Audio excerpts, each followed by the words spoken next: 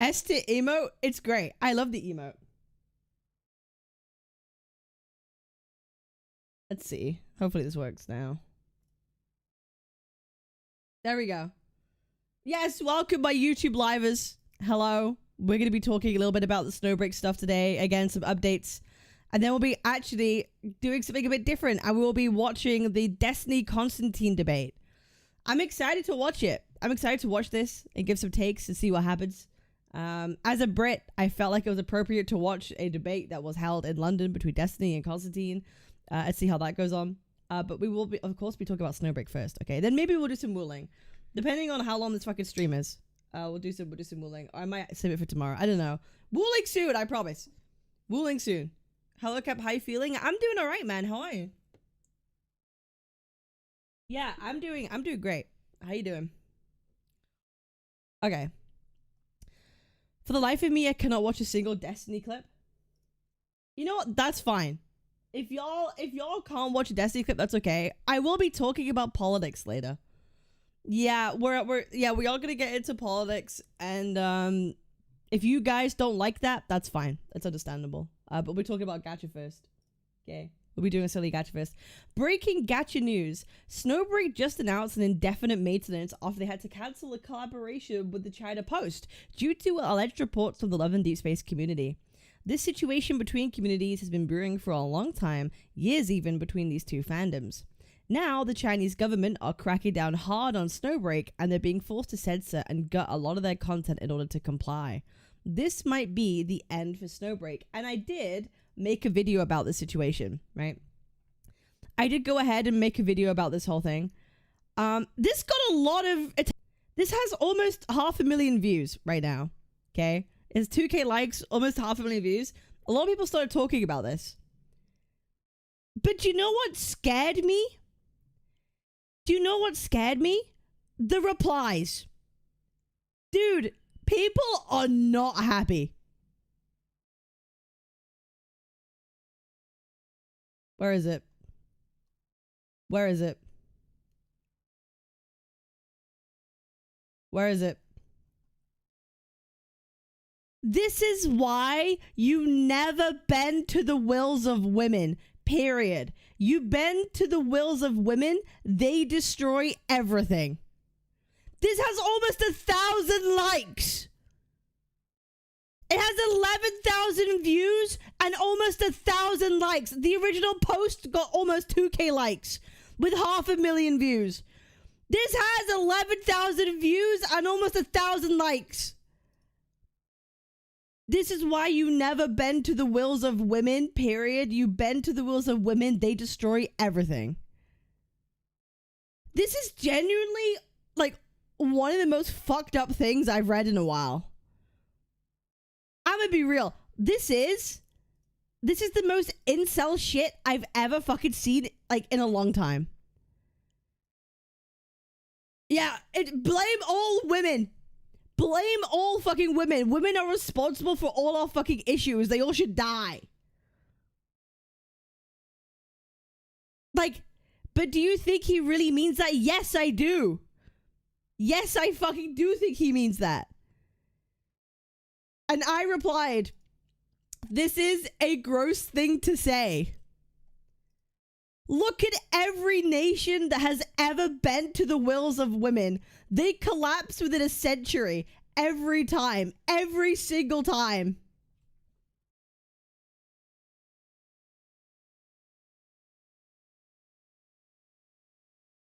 Every world war and mass pollution were caused by men. It's not because they are men, but those things were caused by men with ego trips. Women overwhelmingly vote for liberal policies, which lead to open borders and mass third world immigration into our nations, leading to mass rape and murder of women and children. I'd rather take an ego trip war over that. Go fuck yourself. Brother, who do you think does the rape? Is it women or is it men? Answer me that one, dickhead. Who's the one that does the rape? Women or men? Fucking answer me that.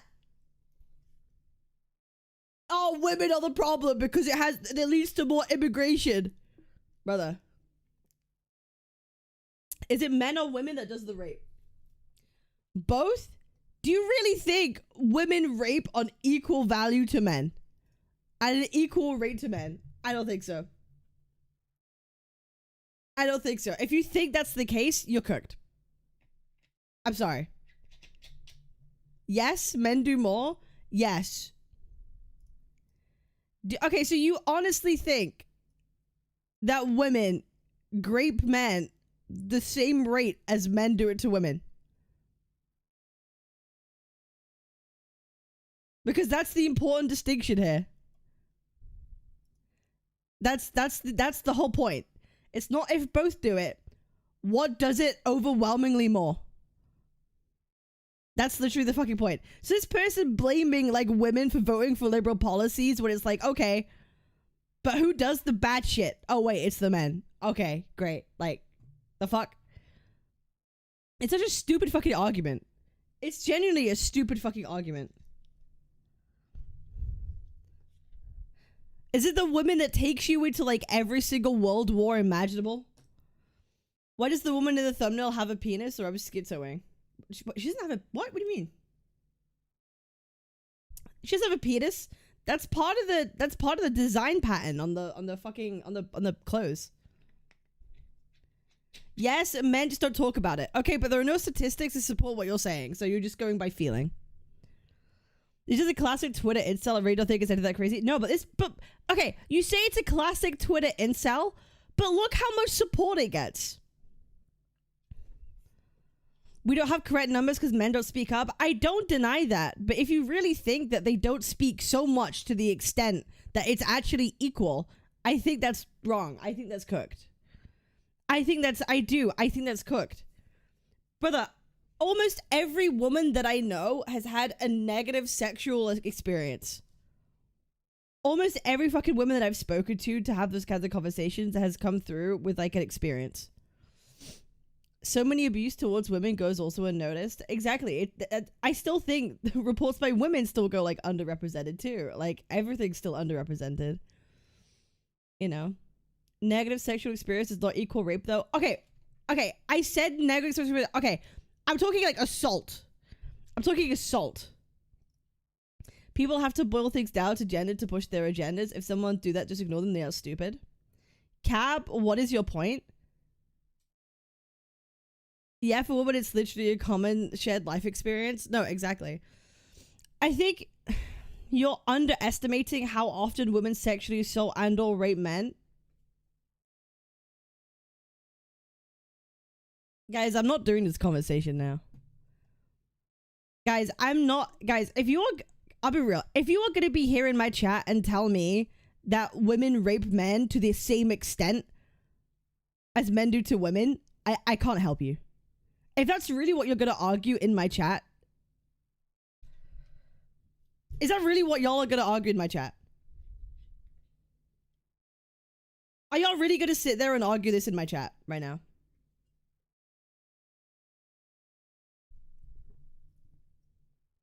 I like you, but man, the fuck is this misandrist take? Hold on. What? What misandrist take have I made? Wait, what misandrist take have I made? Wait, pause. Fucking pause. Hold the fuck on. What misandrist take have I made?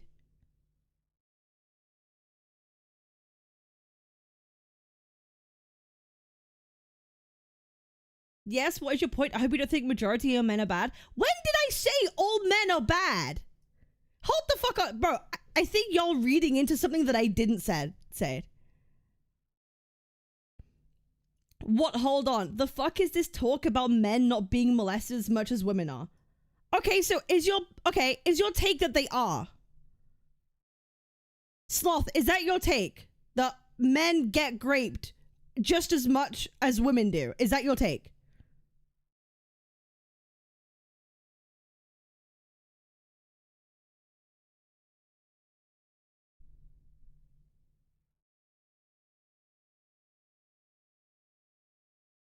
And you're telling me that if I don't believe that, I must be a misandrist. Are you seriously suggesting that I must be a misandrist if I don't say that men and women equally get raped by the opposite gender? Is that what you're telling me right now?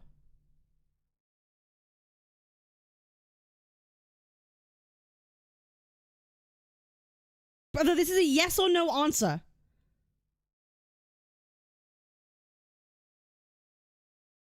This is a yes or no answer. No, I said that your take on this. How? How is it misandrist? Explain to me how I'm being misandrist. You can't. You haven't actually give me a reason.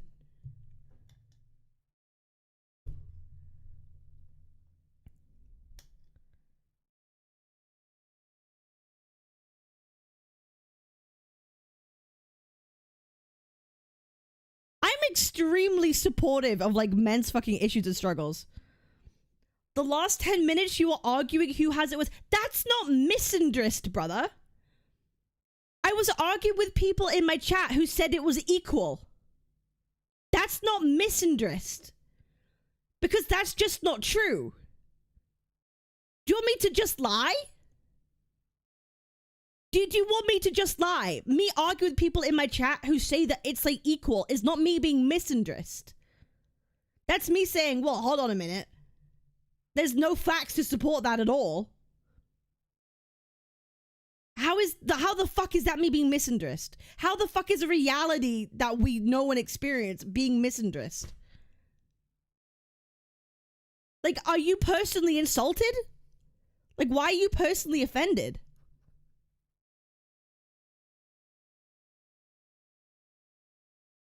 The fuck is this take, bro? What the fuck?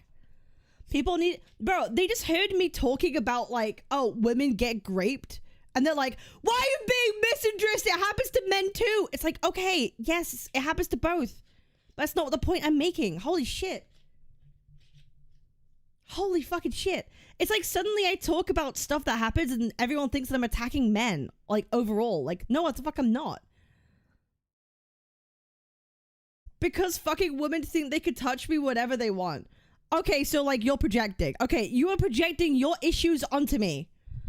All right, thank you. So I'm so sorry that happens to you, but don't come in here and project your issues onto something that I'm not talking about.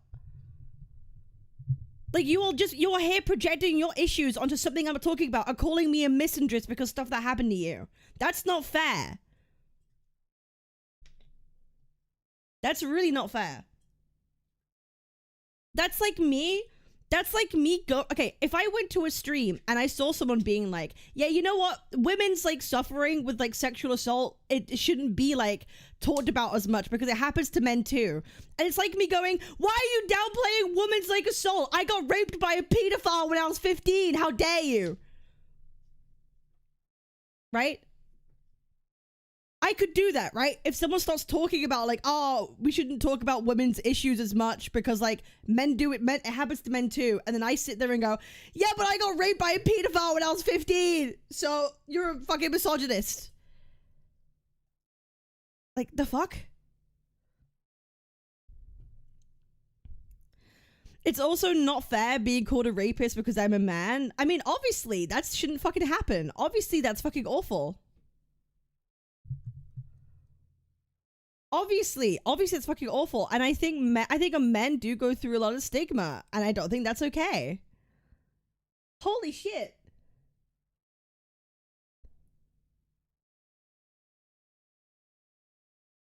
I mean, you said that the majority of girls you spoke to had a bi experience with a guy. Yes, that's true. No, that's true. Most women that I've spoken to have had a really bad experience. That's just the truth of that, but I'm not saying anything from that. I'm just saying that's just what happened.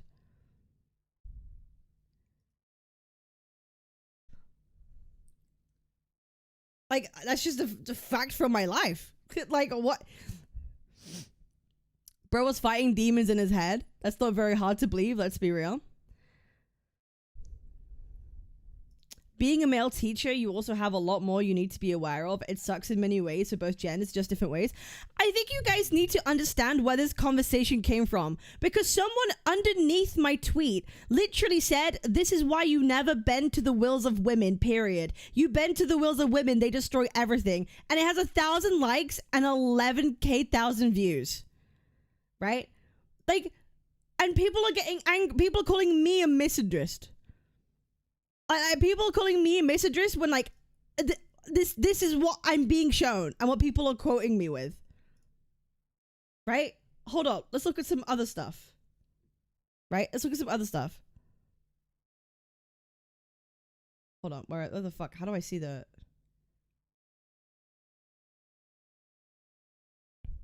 The issue is blaming women when the rest of the point is sort of correct. People could just say they disagree with half the stuff. Should be more liked? Okay, so you are just a misogynist. Okay, so you just hate women.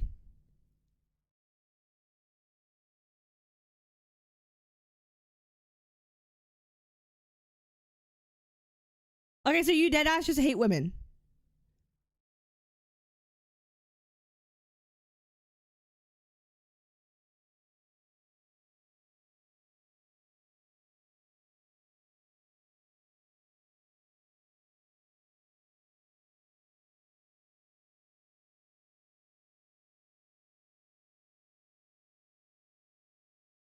Hello?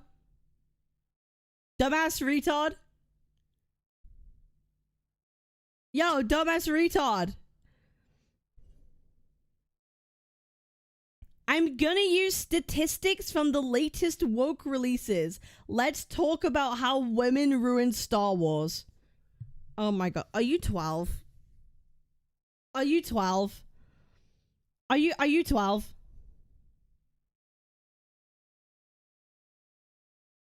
Brother, you said it should be more liked. You just clearly hate fucking women, right? You have woke derangement syndrome. How good are games doing where the majority of devs are female? Go Concord. Are you an Asmongold viewer, perchance? Are you an Asmongold watcher? Why did you say it should be more likes on a tweet that says, you know, women are all the fucking problem?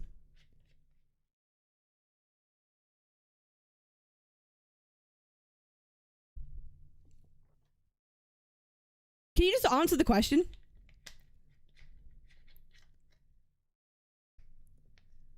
Can you answer the question or not?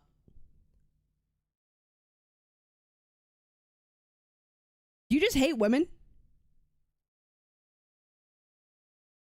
Haha, I'm just pointing out statistics. You've mentioned 0 statistics. Brother, you said 0 numbers.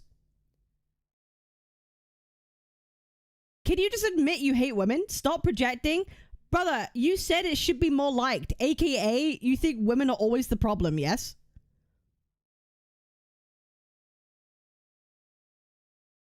Yes? No?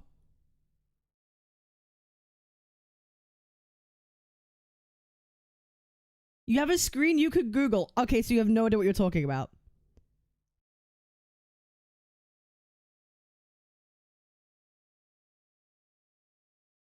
So you can't actually bring any statistics yourself. Now women are not the problem? Okay, retard. Okay, fucking retard. If that's the case, why did you say this need more likes? If women are not the problem, why did you say this tweet needs more likes?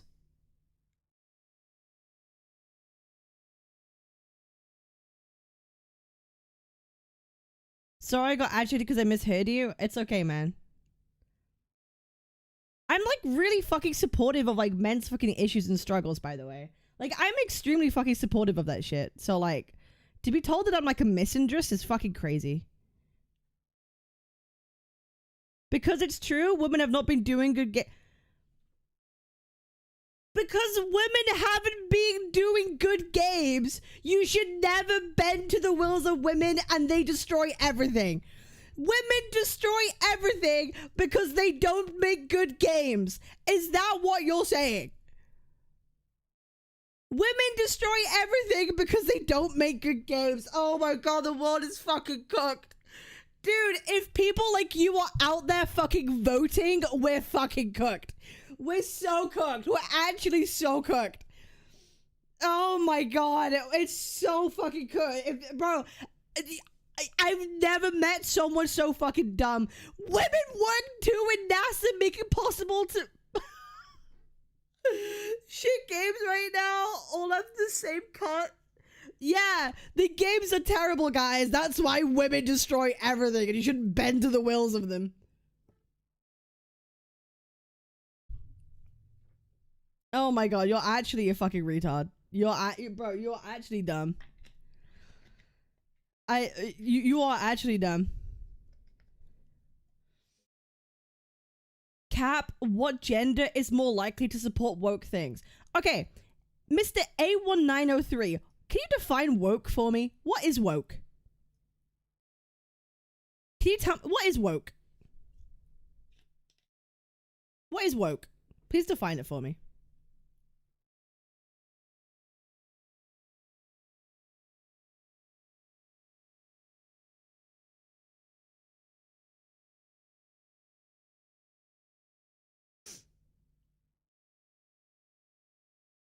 This will be an interesting conversation. What do you define as being woke?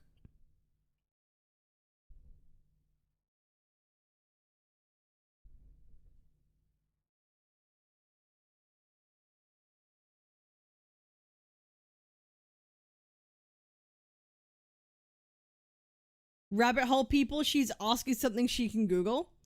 No. I'm asking the person telling me what they define woke as. I want to hear their definition. Cap, don't cook me, please. Okay, I'm not cooking you. I'm just asking, what do you define woke as?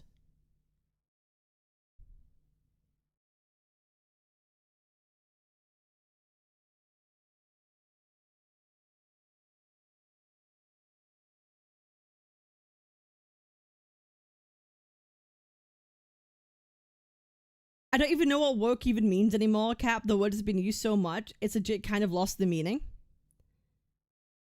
Isn't it so interesting whenever like people use the term woke but they can't define it? When I think about woke, it has to do with forced diversity. Okay, so you think it's things like forced diversity, right? You think it's things like how do we say? It tends to mean like anything that's considered like extremely progressive or extremely left-wing, right? Like anything LGBT, diversity, anything to do with like racism, anti-racism, or like, but like woke also can mean like in this day and age anything that is more liberal or left-leaning, right?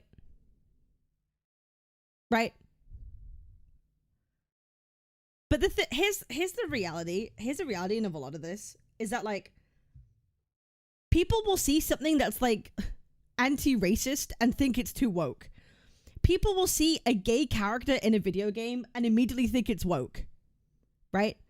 People will see a trans person in media and think, oh, it's woke, it's evil woke because it must be representative of an extremist leftist value. When here's the reality. Black people exist, trans people exist, gay people fucking like exist. Like, you know what I mean? Like all these things actually exist. And them inherently existing in media or in things doesn't mean something is woke. I think like way forced over-representation is not good. I think like extremely like over-forced, like excessive progressivism is like bad because it can frustrate people for sure, right? Like too much, like if you police language too much, or if you push like diversity way too much to over-representative something, that can lead people to be pushed to the other extreme, right? And that's not good. Like that amount of excessive progressivism, I don't personally believe in. But we've gotten to the point now where people will see a black person in a video game and cry woke, or they'll see one gay person and they'll cry woke, when it's not a woke thing at all. Like it's not woke to like, oh, there are gay people that exist in like things. Right? Like, that's not a woke thing. People just, like, use any kind of, like, leftist liberal view and paint this broad, like, stroke of it being woke. So people don't even know what woke means. Because right now, it's at the point where, like, even anything liberal, even the most, like, liberal stance on thing, people will just point out and be like, oh, that's woke slop.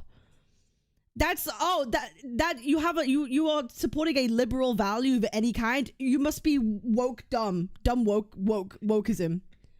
And they have no idea what they're actually saying.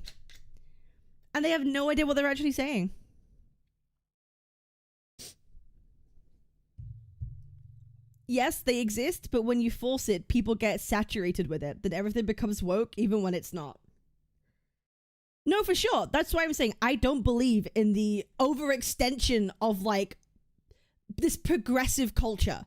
Like, I don't believe if I watch a TV show, I should see 30 black people, 20 trans people, and 500 gays, and, like, 2 white people, straight white people. Like, obviously, I don't fucking believe in that, because I think that's going to push people to be, you know, on the other side of the spectrum, and I don't think that's a good thing to do, right? I don't think forcing anything like that is good. I believe in, like, following a creative vision when it comes to, like, media, right?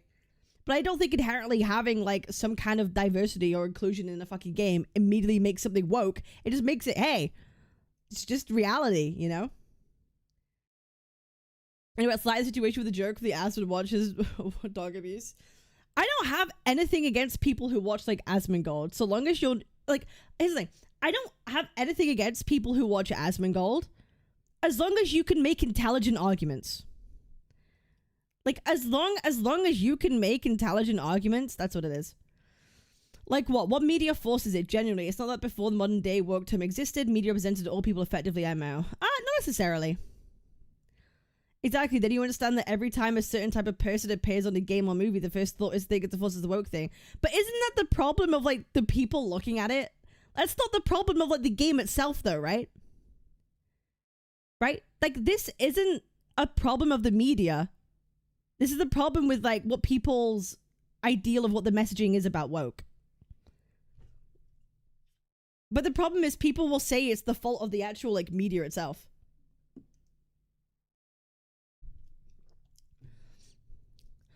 Other cases like firefighters are simply lowering physical requirements to pass the exams. Yeah, how many actual female firefighters are there, man? Tell me this. How many, like, firefighters actually are there?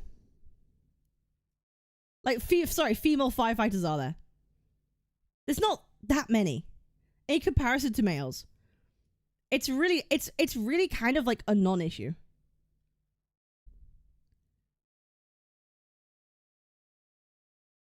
Unfortunately, you have people that are prepared physically to take your ass out of a window. Can you name me any kind of incident where a firefighter wasn't strong enough to counter a situation that resulted in the death of a person? Okay, if you genuinely believe this, can you tell me or cite me a time where there was a firefighter who was too ill-prepared, not strong enough, to counter an emergency situation that resulted in the death of a person? If this is true, you should be able to find that, right? Or if this was actually a problem, you'd be able to name a time that happened, right?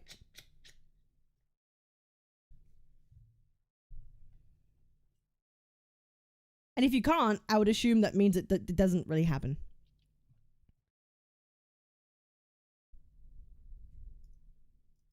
Because the media is done in the way of artificial representation. Take Netflix with their race swaps, for example. Take Disney with their girl boss pushing in movies. Take AAA gaming industry with their gender pusher, for example. I'm not saying it doesn't exist, NFA.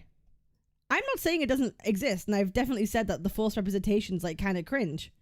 I'm just simply saying we're at the point now in time of, like, anyone sees a black person and they freak the fuck out in media. I'm not saying that, like, forced representation doesn't or hasn't existed.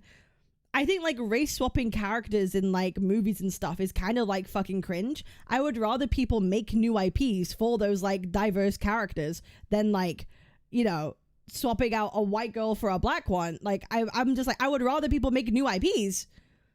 Give them something of their own. Like, that's how I feel about that kind of stuff.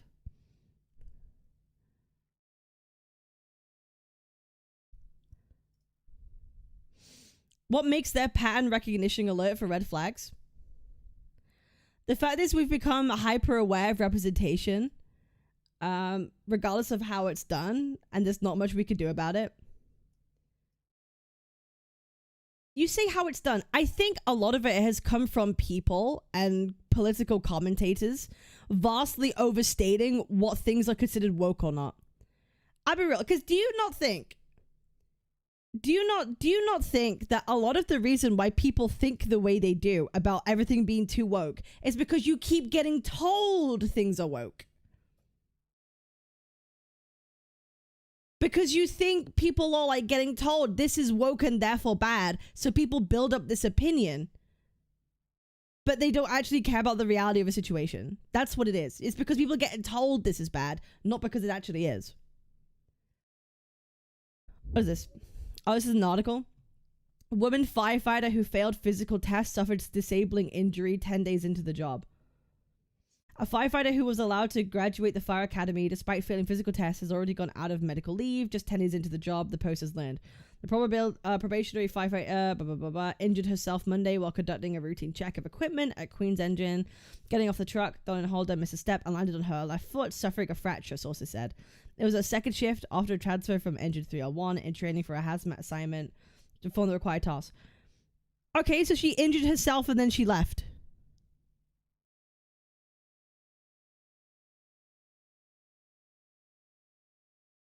Okay, so she injures herself and then she couldn't work. There is nothing in here to say that, like, her involvement led to the deaths of real people because she was ill-equipped.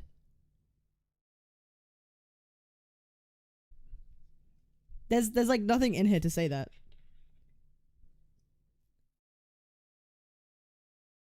They shouldn't have let her pass? Sure, I feel like if you don't pass physical tests, you shouldn't be there. Sure. I agree to that.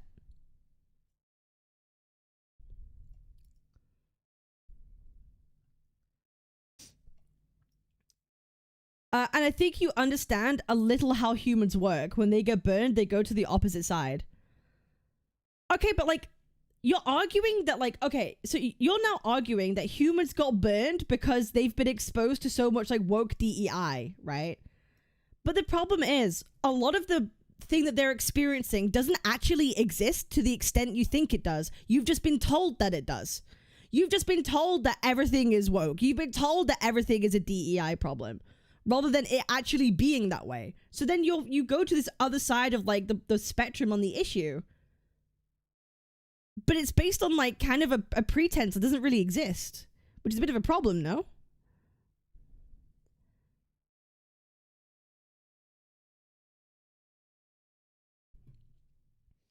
Could you define what woke means to you? I kind of did earlier. Would you rather be saved by men firefighters or women? I'm just curious. I want to be saved whoever is capable of fucking saving me, man. Bro, if I'm burning alive in my building, I'll take fucking anyone who could do the fucking job. That's like saying, do you prefer your pilot to be female or male? Yeah, if you're on a fucking plane, would you want your pilot to be male or female? Yeah, I want whoever could fucking fly the plane. Like, is that crazy? I want whoever could fly the fucking plane. Can we repeat it again? I'm not repeating it again. I'm not repeating it again.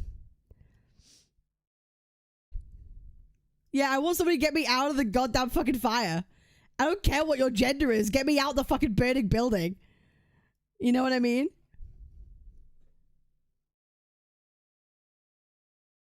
I would like a 6-foot tall muscle mummy to save me.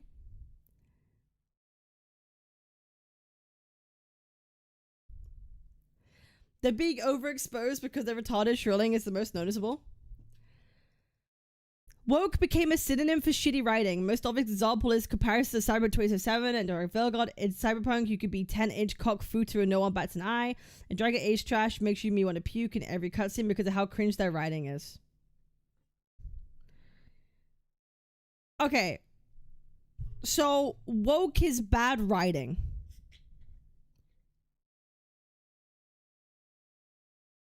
Okay, so let me hear position. So you think woke is just corny writing?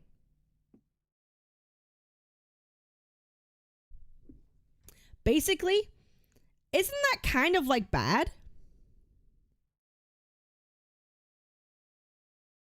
Isn't that bad? If you're defining woke as just being corny writing, doesn't that really, like, paint such a wide brush of what woke is? Isn't that kind of problematic? Because then, like, you can just label anything that has bad writing as being woke. Isn't that kind of, like, bad? Doesn't that, like, really water down the messaging?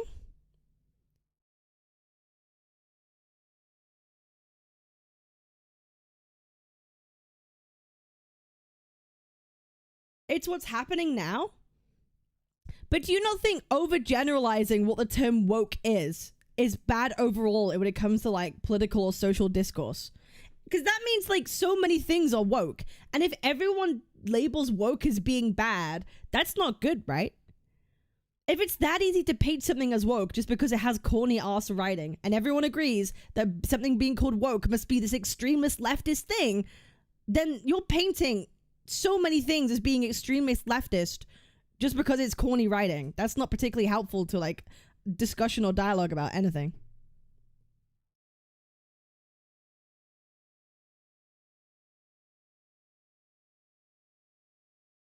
These points are so bad. Whose? Mine?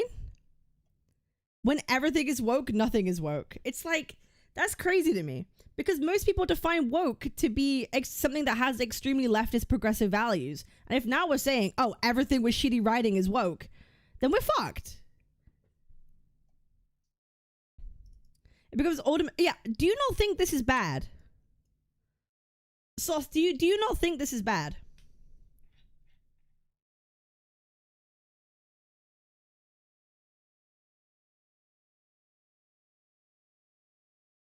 Do you not think that's a problem with how people view this kind of discourse?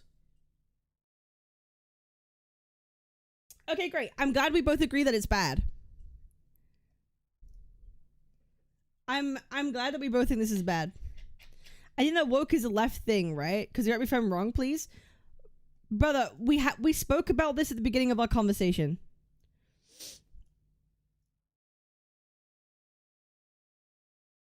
All right. Should we move on? Should we move on? Or, like, by the way, if anyone wants to do an open VC and discuss any of these issues, I'm more than down to.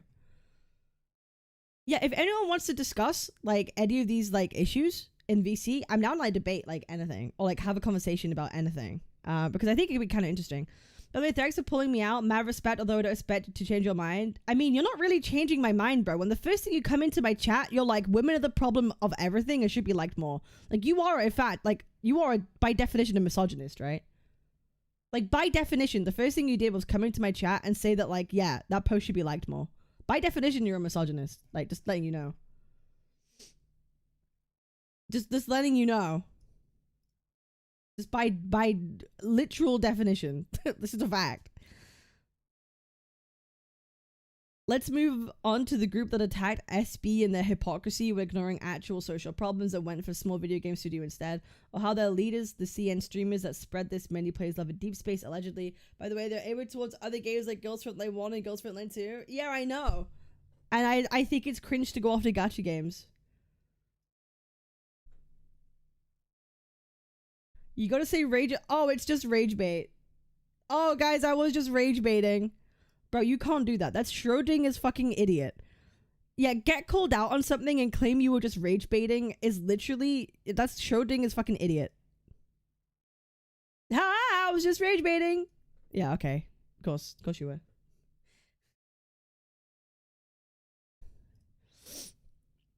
Time him out? No, it's okay. He could stay. Cap, I think it would just be rhetorical. What do you mean? What do you mean rhetorical?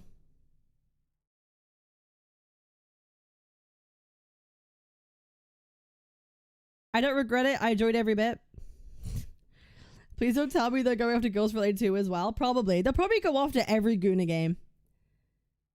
They will. They will probably go after, like, every fucking Guna game.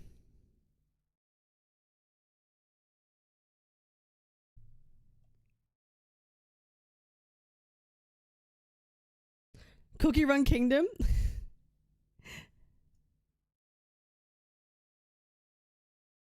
So is it really a Goon and 9/11 happening right now? Yeah, there is a Goon apocalypse. I'm probably gonna make a video off stream about it.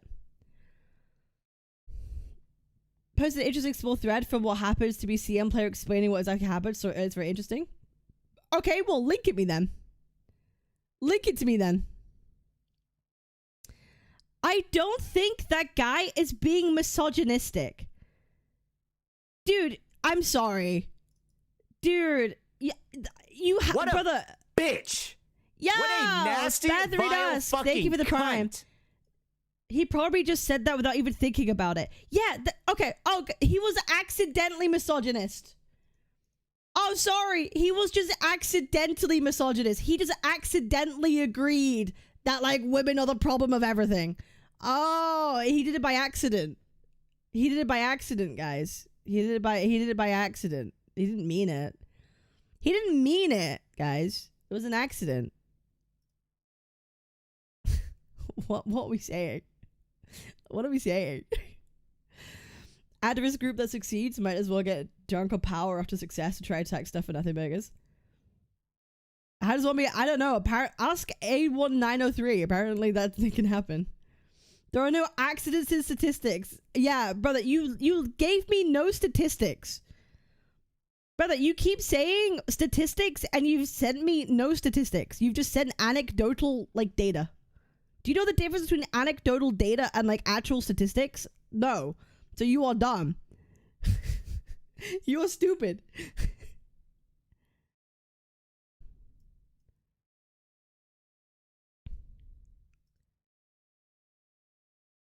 All right.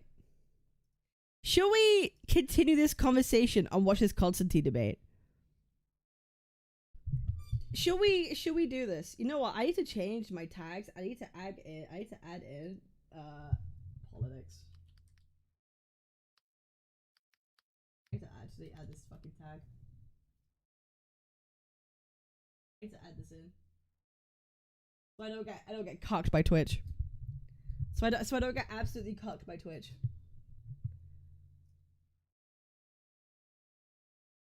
Who the hell is Konstantin? I'll give you some TLDR. 2 hours of politics. This debate is a little rough at the beginning. I've not seen it. I've not seen this yet. So I'm kind of excited to watch it. No spoilers. No spoilers. Let me give you a bit of a TLDR.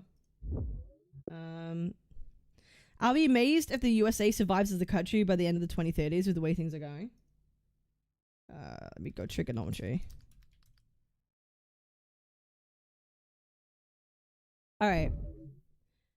So I think everyone knows who, like, Destiny is, right? I feel like y'all are all familiar.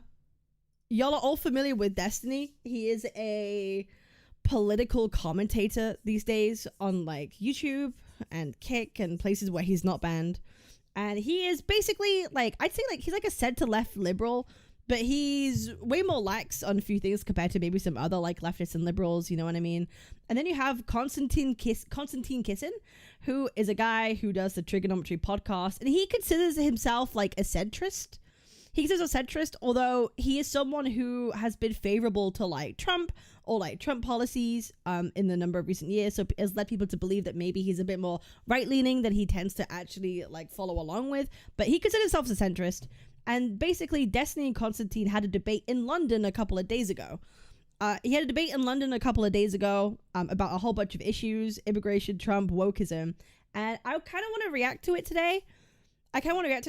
And, like, give my takes on everything and see how this kind of goes. Because, I mean, as someone who is British and lives in the UK, I'm actually curious to see what they end up talking about and if they end up talking about specific UK things or not.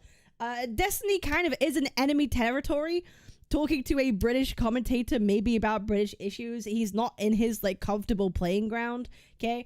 I like to think Destiny performs at his best when he's talking about, like, Trump issues, but everything else when it comes to maybe, like, immigration or comes to British issues, he's probably not as points that I might necessarily agree with as much, but we'll see, right? We'll see how this goes. So holy 2 fucking hours. I'm gonna put this at, like, maybe 1.25 times speed. I mean, I'm gonna post it at 1.25 because it's gonna be a time. So let's give this a little watch and see. He sat down with Tectone before. Yeah, Destiny had a talk with Tectone before, but I think Tectone and Destiny are on very, very different political spectrums these days. Very, very different political spectrums. But let's go take a look by this video from Penguin and Destiny and see how this goes. Trav here, just to remind you that every new active subscriber directly contributes to how quickly we can produce these kinds of conversations for you. So please take a second to subscribe, smash that like button. Should I get my notepad out? Wait, do I get my notepad out? Do we make some notes on this whole thing? Actually, no, we won't. On the video, it would take too long. Make sure you leave us a comment in the comment section. Now, please enjoy Konstantin kissing. Yes, I feel like it just might take too long. Is it gonna be a video? You know what? Yes, I'll make this a video. Are you the same as you were 10 or 15 years ago? What do you mean by that? The same. You're not unchanged, right? Are you pretending to be a moron, or are you actually being one? Your guys' definitions for everything change at all points in time. That's always the issue. That's always the frustrating thing when it comes to fighting. Who's us guys? Conservatives. I'm not a conservative. I know you say you're not, but are you sure you're not running for a political party right now? Because that was the most politician answer I've ever heard in my life of a conservative view on foreign policy. Over the past 5 years, so you do this thing where you're like, well, I have to choose between two things. I'm not going to talk if you keep interrupting me. I'm not interested in this. Whatever this is. You are. I'm literally not. I'm asking you a question. Oh no. Is Destiny going to do the thing where he talks very, very quickly? If I want to hazard a guess, the Destiny's way of like debate is usually to like pin people down on terms very, very quickly and talk kind of fast. Like, I'm wondering if that's the reason why bro got annoyed. Let's find out. You just refuse to answer. This is the game. How did I do it again? I'm asking you a clear question. You can't give me an answer. I am watching on 1.25 speed. I'm going to talk to you unless you listen to what I'm saying as well as me listening to what you're saying. I am listening. Okay, good. Welcome to Pangburn. Are we ready to go? What I hope to see on the Pangburn stage here tonight is what I always want to see, and that's good faith, helpful discourse. The Pangburn maxim, the communication maxim, is that good faith and helpfulness are the minimum requirements for a fruitful dialectic. That's what we want to see. And ultimately, I hope this conversation tonight, when it's shared with the world, will maximize well-being for humanity in one way or another. Okay, calm down, bro. It's the fucking video on a YouTube channel. All right, big boy. It's just a fucking silly YouTube video. We're not writing the fucking Bible here, man, okay? We're not writing the Bible. Let's calm down. So, in saying that, please... I have a feeling we're going to come away from this not actually having a very fulfilling conversation. I'm just going to guess. Every time these debates happen between two political commentators like this, I'm going to be real, I always come away feeling very, like, unsatisfied.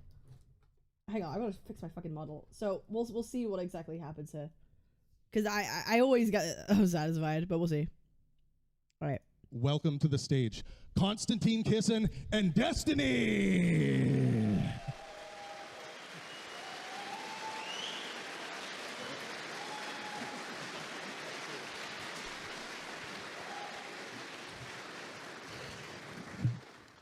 Can national identity survive open immigration? I guess I'll... Can national identity survive open immigration? My first thoughts would be like, okay, if I was asked this question, national identity survive open immigration, the first thing I'd think of would be the rate of immigration and how quickly a place can like assimilate a certain culture, which is something you could measure. Yeah, I'll kind of take the reins on this.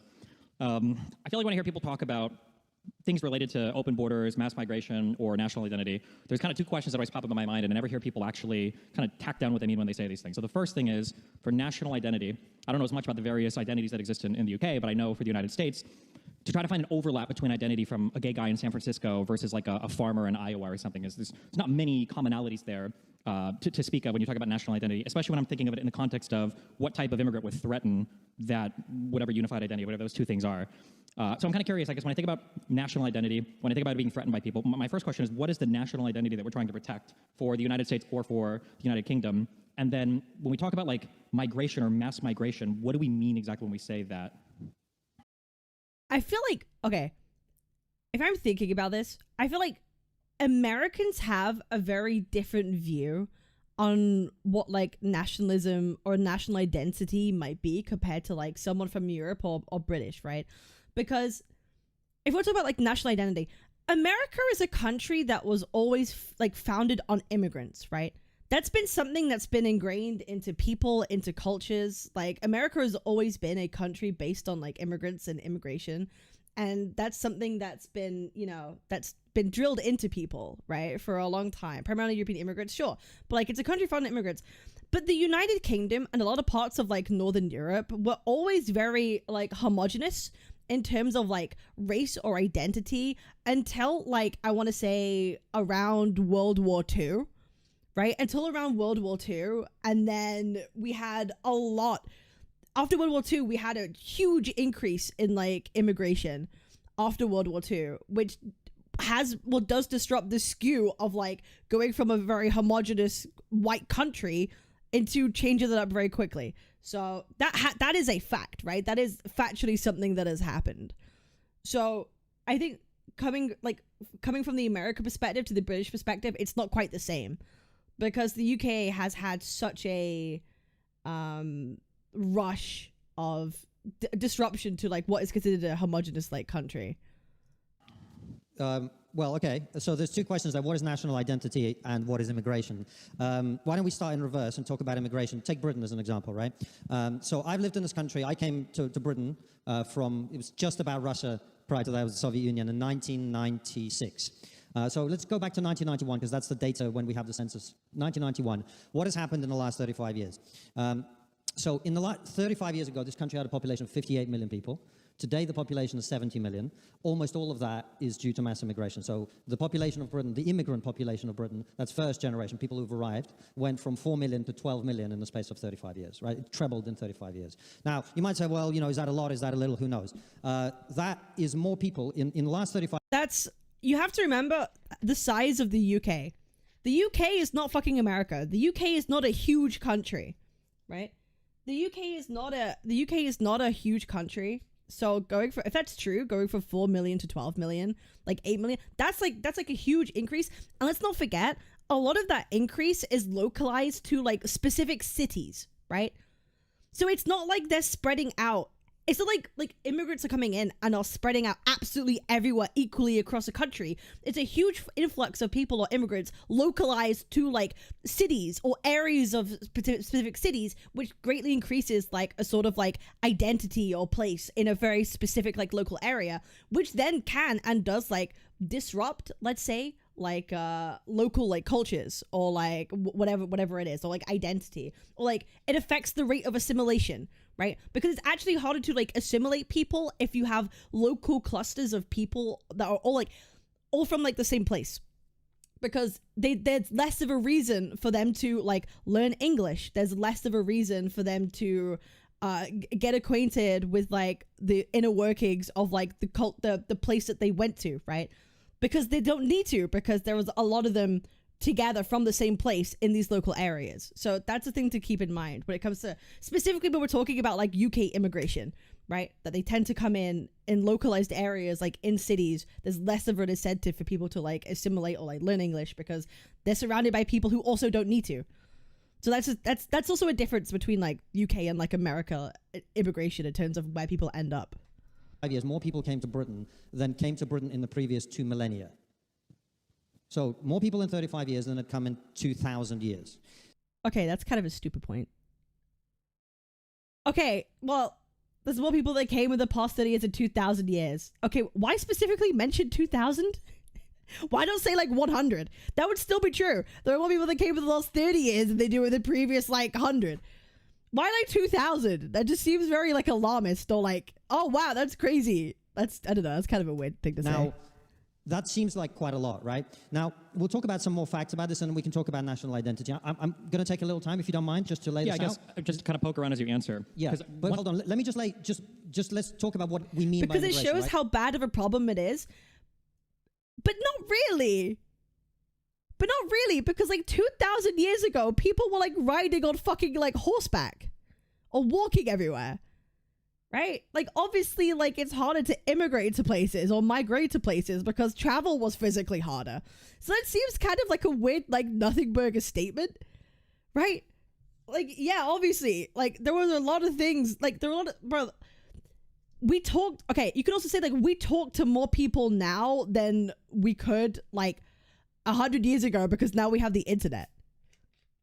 Now we have the internet, so we could do, bro, I could get groceries delivered to my fucking house. You couldn't do that 2,000 years ago. Like, it doesn't really mean anything, right? Okay. Well, then also the math, because I hear a lot of these words will be like, it was a lot of people. Well, hold on. Like, what does that mean? Yeah. I'm explaining it. So more people in 35 years than 2,000 years, that sounds like quite a lot of people. Is not that fair? Necessarily, no. no. Is that fair? No, not really, right? In the No, context... Well, okay, that's not fair. Like, it does sound like a lot, but the pretense of you saying that is kind of like an unfair thing to do. He's kind of wrong on that. Like, it does literally sound like a lot, but the pretense of how you set it up isn't fair. Like, if I were to ask for, like, the total growth of wealth compared to, like, the last, like, 50 years might also dwarf the last 2,000 years, or the total amount of carbon pollution, or the total amount of TV episodes or plays written or songs written. Like, I don't know if I would just arbitrarily say, I'm going to look at immigration, I'm going to measure it past some 1,000-year thing or whatever. You don't think that more people coming into a country in 35 years than had come in the previous 2,000 years is quite a lot? I just think that statement is, like, vacuous and meaningless. When we say quite a lot, what, like, should it have been less? Like, what kind of immigrants shouldn't have come? No. What does that mean? You're making it into a... Yeah, I don't think that's the way he should approach this argument, because like it's obviously a lot different, right? Obviously there is a lot more that happens now than there was 2,000 years ago. That's like an obvious, but you can argue again the pretense of how it's set up, because you can argue, like I said, well, we had to walk everywhere or use horses. Like if you were rich, you had a fucking horse. If you weren't, you had to walk everywhere 2,000 years ago, right? So those things like kind of don't make sense. So like technology's improved like so much that we could do more, physically do more things now than we could like a long time ago. We have planes to travel people. We have boats to travel people. We have fucking cars to travel people now. So the actual movement of people is physically greater like now than it ever has, due to the massive increase in like industry and technology that we've had over the past like fucking 100 years. Think of what we had 100 fucking years ago compared to like now, right? So like he should attack that angle of this argument and not attack, wow, is it a lot? How much is a lot? That's kind of stupid. Moral conversation. I'm talking about purely numbers. You might think it's a great thing, right? Like, well, to be clear, I'm not talking. Just to be clear, I'm not talking moral. You keep interrupting. You said a lot, yeah. You keep interrupting. So, okay. If we're talking about quite a lot, you keep trying to make it a moral thing. I'm not making it a moral thing. If we're going to have a conversation, you're going to have to let me finish a sentence at least. We'll just don't misquote my position. This is a bit of a rough start. I'm not going to lie. I know you've got your Red Bull. Just have some my water Red Bull. to chill I'm out. still super calm. Okay. Yeah, it's a very simple question. Yeah. If more people, if you're making a moral issue, it becomes very clouded and complicated. Let's just talk about what we're talking about in terms of pure numbers, right? If more people have come into a country in 35 years than have come in 2,000 years, that is objectively a lot. Now, you might think it's a good thing. Like, I like ice cream.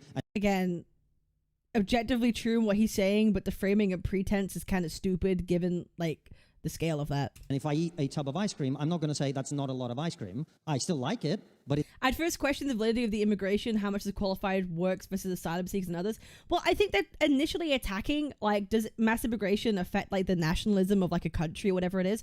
I would also immediately talk about like assimilation, because assimilation is something you can like objectively measure, right? You can objectively measure that by like the rates of like learning English between migrants, or like the rate at which they get employment, right? Those are things you could objectively measure, and that's how you could maybe have a debate, like a good debate around actual numbers and statistics of like, okay, is it actually affecting the culture, or is it just a lot of people like coming to the UK and not doing anything, taking like welfare and fucking not learning English and just having their local communities and not assimilating with the culture? Like, that's what should be discussed, because that's what actually changes like culture, assimilation or not. So that's really what I would immediately take this discussion. Arguing over like numbers of how many people actually arrive is kind of like, well, yeah, it's a lot, but like, is it beneficial or not? That's the real argument of that they should be discussing, right? it's a lot of ice cream, right? We'd accept that. It's more, a scoop is not a lot of ice cream, a tub is a lot of ice cream. So more people coming into a country in 35 years. You could also argue the culture is fluid and changes or evolves over time. No, absolutely. But when you have a vastly different culture that has its own set of traditions or family values or moral coding that come into a country very, very quickly, you have a lot of friction. You have a lot of friction. That's why we talk about like assimilation and how well people get assimilated to like a new culture. And then like things could change over time because culture always does, but it's about the rapidness of that change that induces friction and therefore problems and uprise and uproar like we're currently seeing in the UK, right? than had come in 2,000 years is objectively a lot of people, okay? Just to be clear, when you say a lot, that's a normative value that's with respect to some kind of norm or when you say a lot. Oh, yeah, compared to before. Yeah, compared that's to the objectively, entire span of the that is history of this objectively true. It's just kind of a meaningless statement. Like So everything is a lot you've more accepted than the that past what I'm saying is 2 millennia. objectively true. I'm grateful. Correct, yes. That's a meaningless statement, but yes. Now that we've got there, what does it I don't know why. I don't know why he clued on to that at the beginning. mean? Well, first of all, think about it like this. And again, it's not about whether you like it or not, whether you think it's a good thing or not, or a bad thing. The three biggest cities in this country in the last 30 years have ceased to be majority inhabited by the people who are native to this land. That's just a fact. And I am one of the people who's come here in that time. So I'm not saying it's only a terrible thing, but it's an objective fact. The three biggest cities in the country are now majority minority. London, and this has happened very quickly. London was 80% white British in 1991. It is probably around 30% white British today.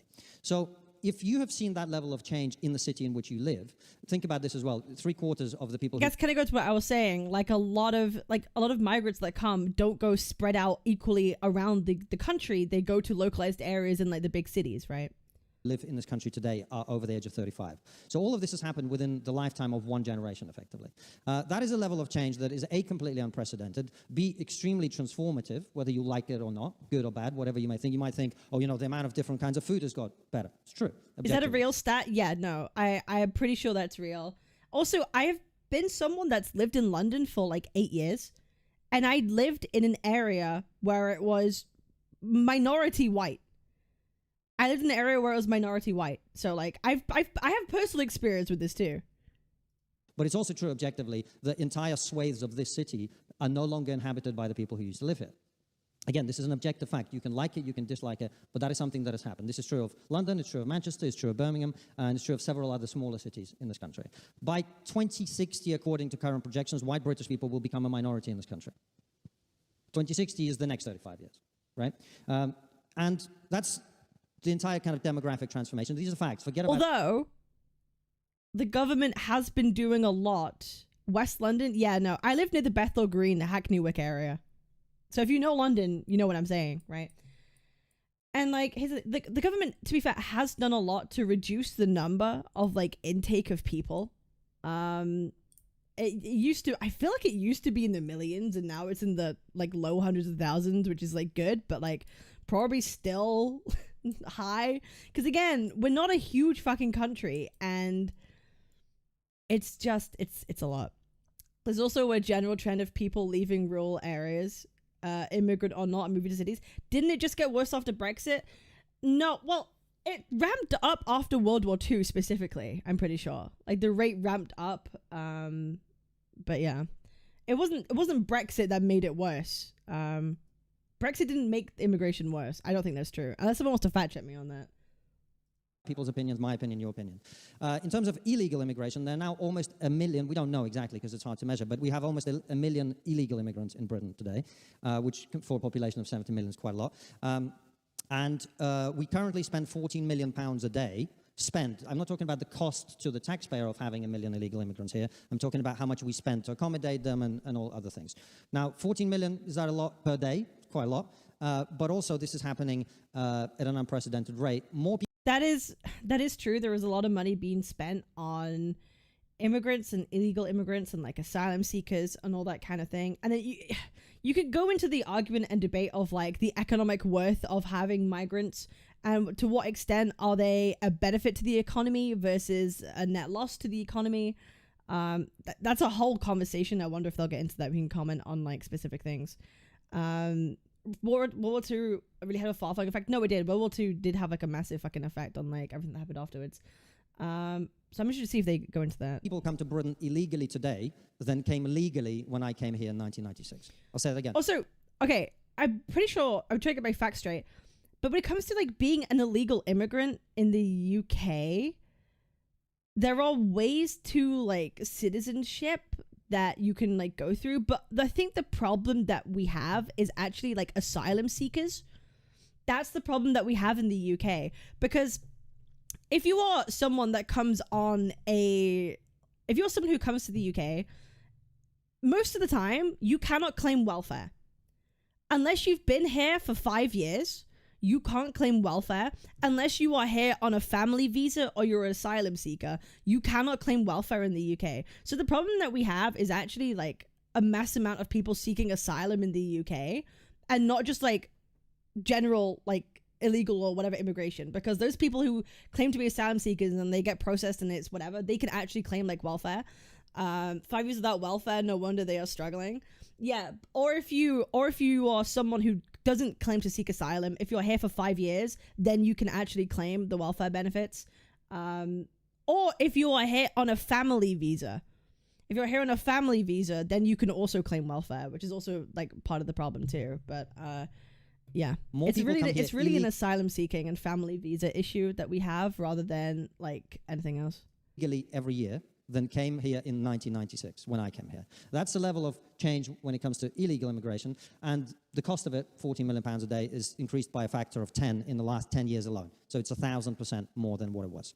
Those are the facts about immigration. So when we talk about immigration and whether it's compatible with national identity, it depends what we mean. If we're talking about 20, 30, 40,000 people a year, highly selective from compatible cultures as it used to be, perfectly compatible, and in fact I think probably quite desirable. If we're talking about what we've seen over the last 30 years, I don't think it's compatible with any sort of national identity at all. Now, I've been talking for a long time, so we can get to national identity after you've addressed that. Sure. So I guess the thing that is a little bit strange to me about the immigration question is that sometimes I'll hear a bunch of descriptions laid out, and I don't know exactly what I'm supposed to do with them. There's oftentimes a lack of a prescriptive statement. It seems like there's a little bit of fear of committing to any particular idea about what an ideal immigrant would look like. And then it feels like we're sometimes also lumping a ton of immigrants together. So for instance, when we say there have been so many more immigrants have come here in the past 30, 35 years, but then we also mention like illegal immigrants or asylum seekers, these are all different groups of people. So I don't know why. I separated them out. I talked about legal immigration and illegal immigration, right? I understand, but so the prompt has to do with basically can a country's culture, whatever, survive mass migration? Illegal immigrants are not mass migrating here. The mass migration. They are. So I just told you. Well, that's okay. Okay. More illegal immigrants come here every year now than legal immigrants came here 30 years ago. I understand that, but if you look at they are mass migrating. So then are the legal ones mass migrating, or what? Is it just... The legal immigrants are also mass migrating. It's possible for them both to be mass migrating. But it's like 10 to 1, right? So yes. So comparing the two, it seems like we're talking about different kinds of... We're probably talking about different kinds of immigrants. When we talk about legal versus illegal... We're talking about both, yeah. Well, no. I'm talking about both. You don't see any difference between a legal immigrant versus an illegal immigrant? I feel the point that Konstantin's making is that there is a lot more mass migration of immigrants, which also means there'll be a lot more illegal immigrants also migrating at the same time. The amount of illegal, all of them have gone up. That's really the point he's just trying to make, right? I don't think we need to deep that too much.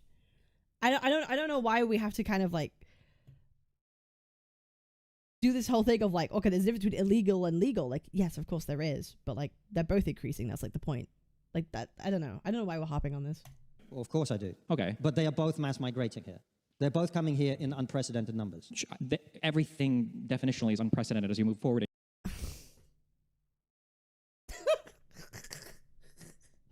It's like the argument of like, I think this is a problem, and someone else goes, there's kids starving in Africa! Everything's... It's like, okay, then we don't care about fucking anything then. Okay, then we care about no problem. I don't know what... This is stupid. This is a bit stupid.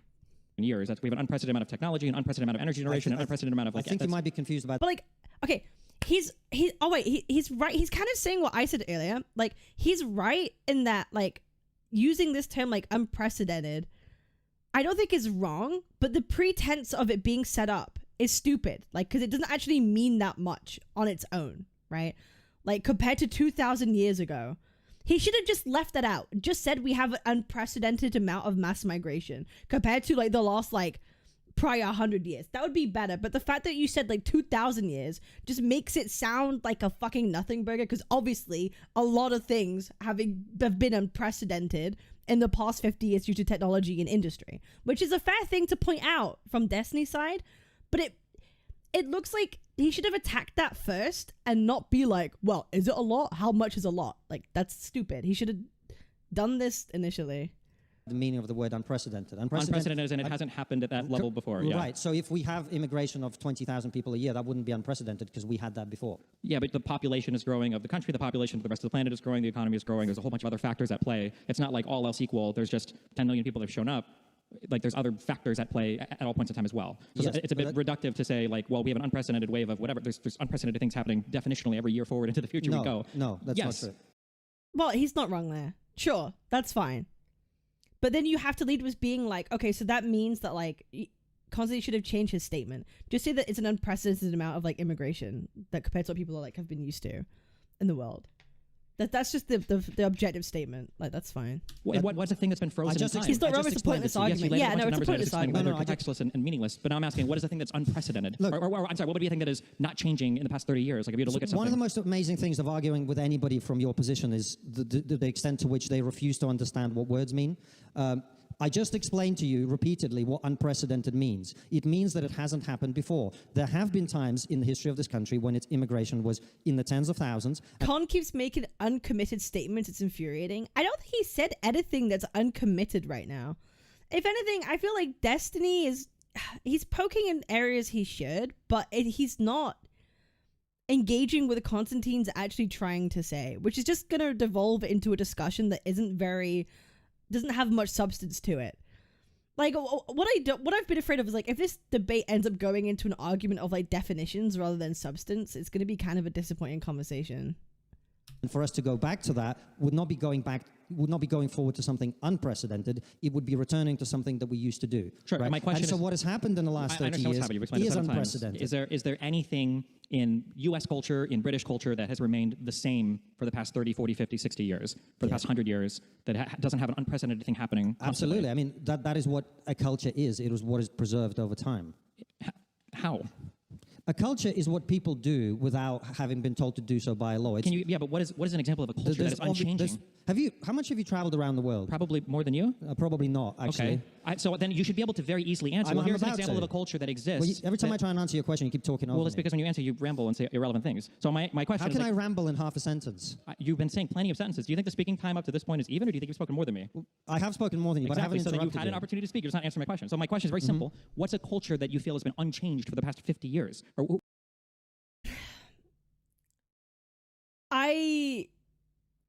Okay. I understand why he's framing this, because if you are making the claim that immigration does affect culture and it's changing it rapidly or whatever it is, that's what he's trying to say is, well, every culture changes, right? Like every culture does change. Nothing really ever stays the same. Like no one keeps traditions from like thousands of years ago, right?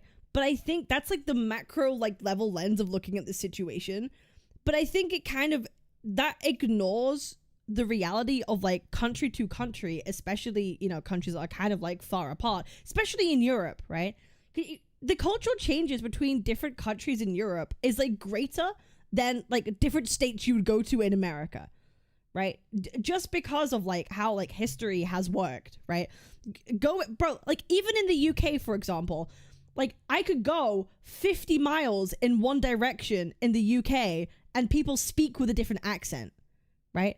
Just fucking 50 miles and people will speak with a different fucking accent in the UK because we have a much longer history of like people in Europe that have their own traditions and cultures in a way more localized area compared to like in America where like you have to travel maybe further to get like actual differences between people or traditions or whatever it is, right?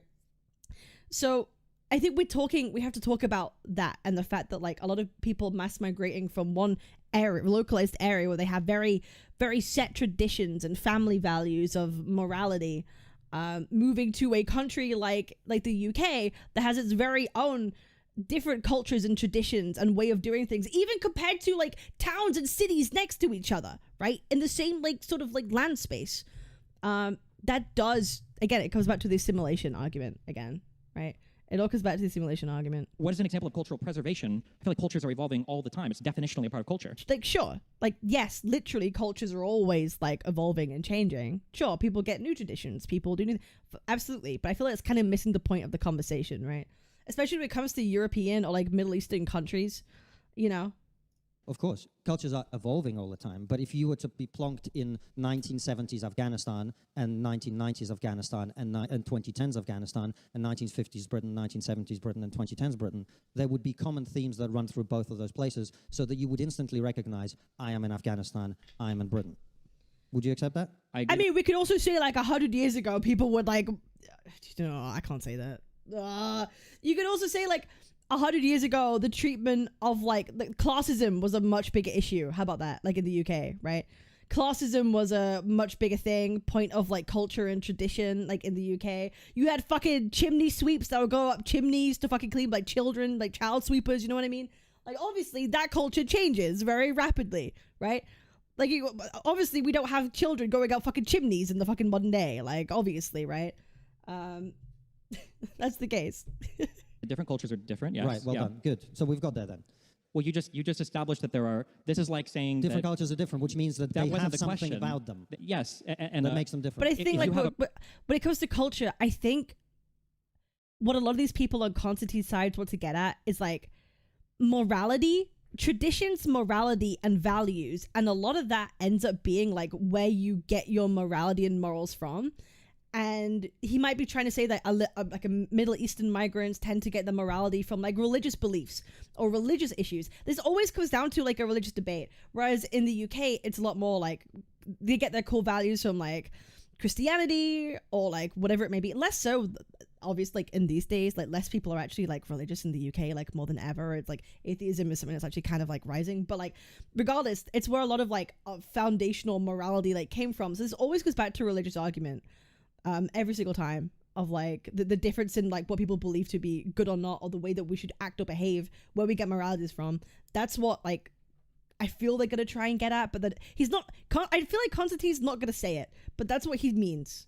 Brother, both of you will be different for your entire lives, but there would be a family culture that you have that's different to other families. But you wouldn't be the same as you were when you were 10 years old. No, you you grow and change, of right? Course. So when you talk about, oh my God, you're still the same hold person, on. right? Wait, hold on, let me go back. What's he saying? Different cultures are different, yes. Right, well done. Good. So we've got there then. Well, you just established that there are. This is like saying different cultures are different, which means that they have the something question. about them. Yes, and that makes them different. If you have a brother, both of you will be different for your entire lives. But there would be a family culture that you have that's different to other families. But you wouldn't be the same as you were when you were 10 years old. No, you you grow wouldn't. and change, Of right? course. So when you talk about but you're still the preserving same culture, person, right? What? You're still the same person. Yeah, but you're dramatically changed. But you're still the same. No. Are you the same as you were 10 Oh, this is a really fucking stupid argument. or 15 years ago? What do you mean by that? The same. You're not unchanged, right? This is a really fucking stupid argument.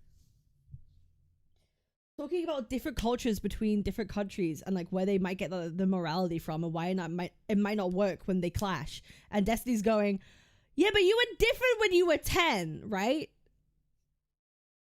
You're not the same person now, so like cultures obviously change. Like yes, cultures change. I feel like he's trying to force Konstantin to be more specific. I feel like that's what he's trying to do. I feel like he's really trying to force Konstantin to like think about what he's saying and like, okay, be more specific. What do you actually mean? Say it. Say it's a religious argument. Say it's a religious thing. Say it's a morality issue. It's a difference in morality. And where do you get moralities from? A lot of people get it from their religious beliefs. I feel like he's trying to pin him to go down that route. But like, I feel like to most people watching, they won't realize that's what he's trying to do. I think they'll just see Destiny as like kind of like waffling a little bit. Maybe filibustering. I think that's what Destiny is trying to do. Pin him to be like, okay, what do you really mean when you mean class of like culture? But to most people, I think it's gonna look like he's filibustering or waffling. But I think he's trying to get him to really... What do you mean by difference in culture? What do you mean it won't work? Are you pretending to be a moron or are you actually being one? So your claim was that we need to preserve He's trying to lead him to that argument. Culture because cultures aren't supposed to change. No, that's not my claim. Okay, then help me understand. So okay, I will. Because if you don't remember, this whole topic the thing is, if you're not being specific, you can get away with vague, meaningless statements for sure. But Destiny's coming off as very combative. I don't think he's asking leading questions, and I also don't think he's steel manning Kissin's arguments. I feel like he's currently taking like the lowest form of Kissin's argument and kind of attacking that rather than actually giving him the most like good faith reasoning and attacking that one. But I think he's doing it again to get him to actually be specific. Okay, why do you think the cultures don't work together? But then he should just ask that. He should ask that question rather than go down this whole like framing of like, okay, but what do you mean by culture? I think he should ask the question instead. It would be a more productive conversation. I'm curious, what is the thing that is precedented? What's the thing that happens continuously through all of history that isn't changing? And then you pointed to the fact that Afghanistan and the United Kingdom are different cultures. Like, that's something that I would reject. No, I didn't. I was just explaining to you what cultures are, which are the cultural differences between groups of people that remain fairly constant over time, despite changing somewhat, as all cultures do. Your definition of culture is the difference between your culture and another culture? No, but I gave you my definition. You just said. You said it was the differences between cultures that change over time that define one culture against another one. Okay, let's reset. Okay. And you talk for a bit, and then I talk for a bit. Oh my God, this is so Well, no, because I silly. noticed that this is how it feels like a lot of these types of people, the centrists, the reformers, the MAGA, whatever, is you paint with such broad brushstrokes that by the end of a sentence, I feel like you haven't really said Wait, hold on. differences between cultures that change over time that define one culture against another one. Okay, let's reset. Okay. And you talk for a bit, and then I talk for a bit, and then you talk for a bit. Well, no, because I noticed that this is how it feels like a lot of these types of people, the centrists, the reformers, the MAGA, whatever, is. Did he just accused Konstantin of painting with broad brushstrokes, which is like fine? But then he just did the same thing by painting him as being MAGA. Did he not? Isn't that a bit hypocritical? You can't say that, like, yeah, he's painting centrists and MAGA and conservatives as being one thing. He's being generalist while also accusing Konstantin of being generalist. Okay. He didn't. No, he just did. Paint with such broad brushstrokes that by the end of a sentence, I feel like you haven't really said much at all. And I'm just kind of curious why, when you guys speak about things like the preservation of culture, I don't really hear you allude to anything concrete. But when you talk about wanting to preserve something, you talk about how something has changed. I don't necessarily hear, like, what are the things that are changing that you don't like. You'll point to things like crimes, but I mean, like, crimes are illegal. Obviously, they shouldn't be happening. We haven't mentioned crimes yet. I just don't really hear anything concrete ever, and it's very unsatisfying to listen to a bunch of people kind of ramble on and on and on without ever having a clear point about what they're talking about. So I guess I'm just trying to figure out, for British or American culture, what. I feel like Destiny's jumping the gun on Konstantin's like viewpoints before he's actually said them. I kind of feel like Destiny may have got into this with like a certain view of how Konstantin is, and he's arguing that person rather than like listening to what he's saying, maybe. What are these things that you feel are common, maybe you go back 30, 40, 50 years, that were common across the whole country that you feel are changing in a way that they never changed in the past? Okay, done?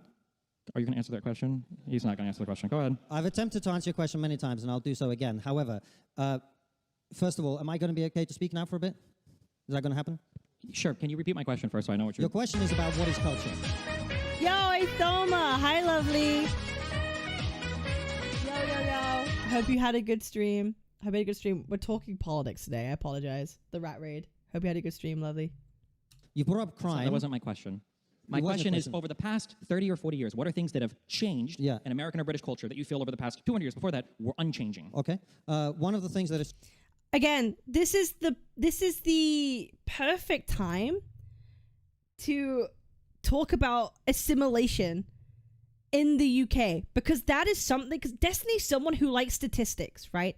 He likes statistics, he likes empirical evidence. This to me would be the perfect time to talk about like the rate of employment in migrants, the rate of learning English in migrants, things like this.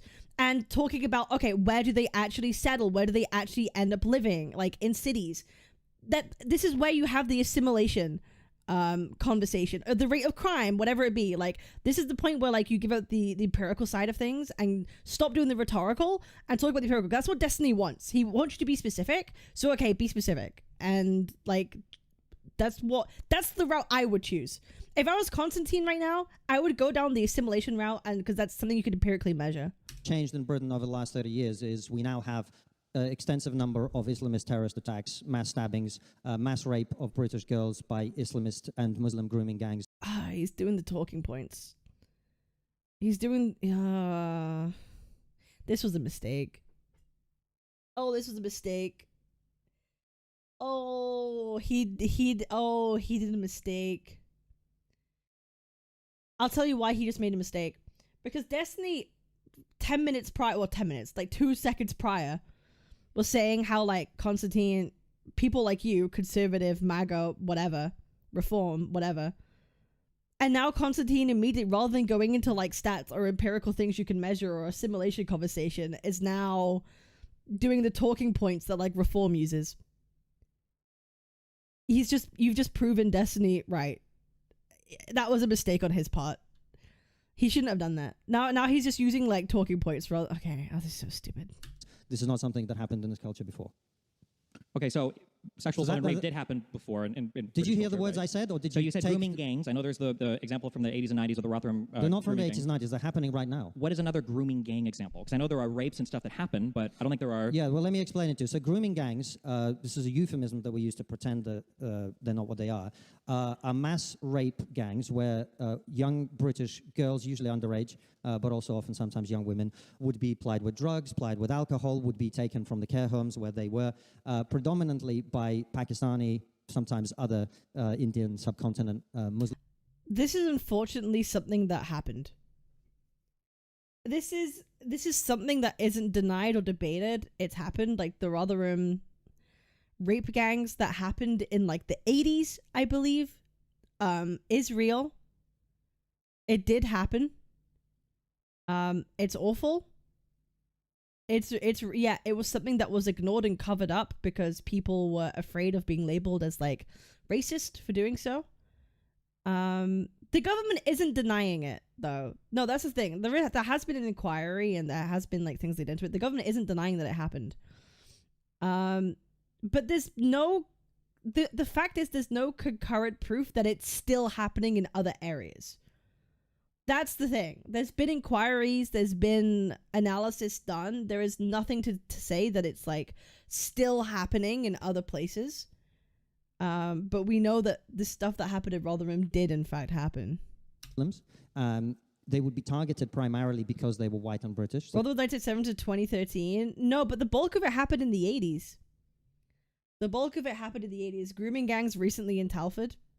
Again, if you're going to tell me information, I would want you to kind of like link me like a stat. Like I'm not going to accept anyone's word on it. Like if you think there is something that I would give me the actual like info. But it's a rough. This is probably the most like controversial and contested like talking point when it comes to migrants right now in the UK, and the biggest talking points. These were racially aggravated hate crimes, and they would be mass raped over periods of years sometimes. That did not used to happen in Britain. So that is a cultural change. Can I finish what I'm saying, okay, please? You're not going to answer my question. Okay. I am answering a question. Well, my question was, what are examples? I don't think this has happened outside of the Rotherham grooming gang, that whole scandal. There have been rapes, there have been gang rapes, but the idea of like a coordinated grooming gang type mass Pakistani targeting British girls rapes, that type of thing is not a thing that I'm aware has been seen in. There hasn't been something to the same scale as the Rotherham thing, or this hasn't been proven to be. Like he's right, there still have been gang rapes and rapes in general, but nothing to the same extent has been found yet, at least yet, to the whole Rotherham thing in Britain outside of the large Rotherham scandal. So, well, I don't know. I think the fact that somewhere between 500,000 and 1 million British girls might have been raped by these gangs is quite a big deal. That's a contested number. That's a contested number. That's not a fact. That's something that's widely debated and contested. And it represents a change in the culture of this country that I think is quite. I never said it wasn't a big deal. I think rape is bad. I just think it's bad when white people do it too. I think it's bad when everybody does it. My understanding is right now for the crime stance in the United Kingdom, it tends to be more white people are even overrepresented in terms of sexual assault and rape. But I'm aware that there are immigrants that rape people as well. I think all rape is bad, but the idea that there is a mass Islamist jihadist rape gang centered thing in the United Kingdom that's functioning, So I think how many girls would have to be raped for you to admit that it's a mass thing? The question isn't if it's a mass Well, thing. The question is if it's organized. There's a huge problem with definitions. I'm sorry, let me try to keep this second. You're not understanding. You're not following the conversation. Stephen, rape is bad, but organized grooming gang You've asked rape me a lot of questions, and every time I answer them, you ignore my answer. But they're arguing different things. Konstantin's trying to pin Destiny, but like, okay, so you don't think this is the problem that's bad, and Destiny's trying to argue, well, no, all rape is bad, but like the extent of it's happening with like extremely organized groups, as in Rotherham, isn't happening. There are still gang rapes, but there aren't massive networks of people, the whole HQ and organization, and like they got lists and they got notebooks and they got like that's what he's arguing, that doesn't exist. Like he's not denying that rapes that happen, but he's denying that like it exists to the organized extent that they're saying that it used to. Now answer my question. Yeah. Answer my question. And Konstantin's trying to paint it as like, whoa, how much does it have to happen for you to think it's bad? But that's not what Destiny's arguing. If 500,000 girls have been mass raped in this way, specifically being targeted because they were not of a particular religion or ethnicity, how many of them would have to be treated in this way for you to admit that it's a mass thing? What's the number that makes a answer my the question? Wasn't I don't know how you would identify Give a us a mass number. thing. Give us a number. The question was organized grooming. Stupid. Because obviously the number should be 0, right? Obviously, no one should be raped. Obviously. But you said 500,001. So you're right. You're right beneath the threshold. Maybe tomorrow. Oh my god. Jesus Christ. It's actually so the question is there actually organized? between it's 500,000. Okay. Name every woman. Name every woman. Okay, I'll ramble for a second and then you can ramble afterwards. So you agree that it's My mass? issue is because you guys, you do this thing over and over again, but you won't accurately identify a problem. Again, he's doing the you guys thing. He's doing the you guys thing. He's attacking a version of Konstantin rather than attacking his argument. Destiny don't do that. Destiny don't do that. Attack the argument, not the person saying it. This is You'll invent these things because rape isn't bad enough. Now it has to be like a mass grooming gang rape thing. And then what happens is you conservatives, you play this game where you you conservatives. I don't like when he does this. falsely identify a problem, you lie to the audience about it, and then you manage to gain power. You go through with some wacky scheme. Go figure, the wacky scheme doesn't fix anything, and then somehow you come back with the same recycled narratives over and over again, asking for another shot at it. It's happening right now with Farage and Reform. It happened with Brexit. He's now pivoting. I don't like this. He shouldn't. This looked weak from him.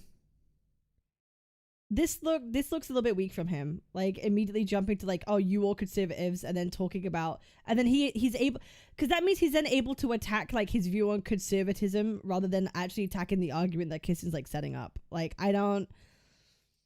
Yeah, it's he got fed up with the conversation and then suddenly went to like attacking, oh, you conservatives, because then he can get like good talking points in.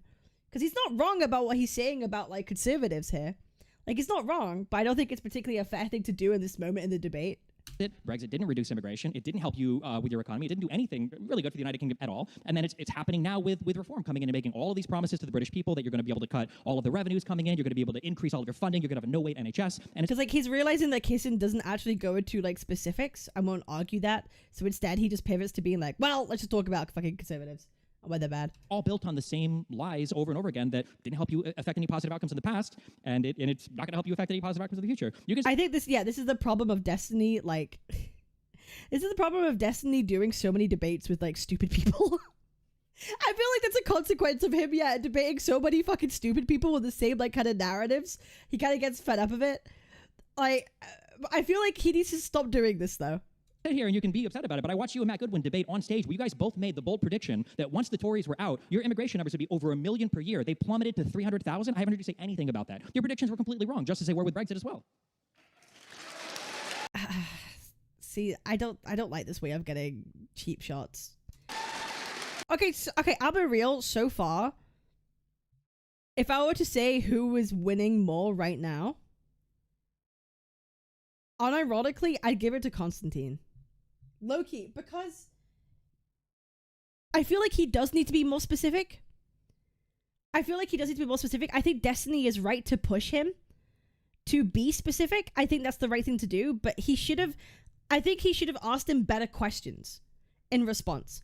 I feel like he should have asked him better questions in response to be like, okay, go down the assimilation route. Go down, what do you mean by culture? And lead him more into what you want him to say. Talk about, okay, you're talking about culture, you're talking about morality, talk about where people get their morals from, religious values, and that's why assimilation could be harder between cultures. Talk about employment rates of migrants, talk about crime rates, talk about the learning of English. Like, that would have been a more better conversation to have, but instead Destiny constantly focusing on like, be specific, the numbers, what does unprecedented mean? I feel kind of dilutes the conversation, and it makes him look more like combative and aggressive in this scenario. And I think Konstantin, to most people watching, would look more like calmed, despite the fact he isn't being specific, and being vague is bad in these scenarios. Because I think that's the problem like a lot of we have in media right now, is being vague leads to misinformation, or being vague leads you to misrepresent the facts, and then you convince people based on a lie or misinformation, which isn't good, and Destiny hates that. So like, they're both doing things that are bad in this like debate, but if I'm looking from an outside perspective, I think a lot of normie people who aren't understanding what Destiny's trying to do will see Konstantin as being the more measured person currently in this debate. That's how I feel. I feel like he could have been a lot stronger if he asked better leading questions for Konstantin. Well, that was a wonderful presentation. The problem for you is I voted Remain in the referendum. Because you hadn't been bullied by the Cambridge students yet. I'm aware of the history, but I know. So, you've come here with a bunch of talking points. That's great. Hold on. We can break down Stephen, anything you want. Stop interrupting. Don't accuse me of having talking points. Stop Deal with my interrupting. arguments. Stop interrupting. Then address what I Stop said. interrupting. Address what I said. Stop. Oh no. Oh, dude. Okay. Interrupting. Address what I've said. Stop interrupting. I believe in you. Stop interrupting. I let you talk, and I let you make your points. Have some respect for me and for my opportunity to express myself as well. That is how a debate is Comply! Address me! conducted. So stop interrupting. We started this with a conversation about mass immigration, and I gave you the facts on it, and I defined what immigration is, right? Mass immigration. Now, you're talking about culture. I also explained to you what culture is, and I explained it to you by explaining that it's a continuity of certain things, which may... He didn't explain it very well. I'll be real, Konstantin, you did not explain culture very well. You did not explain why the differences in culture can be a problem. That's what he was trying to pin you on. You should have done that better. also evolve over time. Now, in terms of your point about mass immigration since Brexit, I was not a supporter of Brexit. I didn't think it was necessarily a good idea.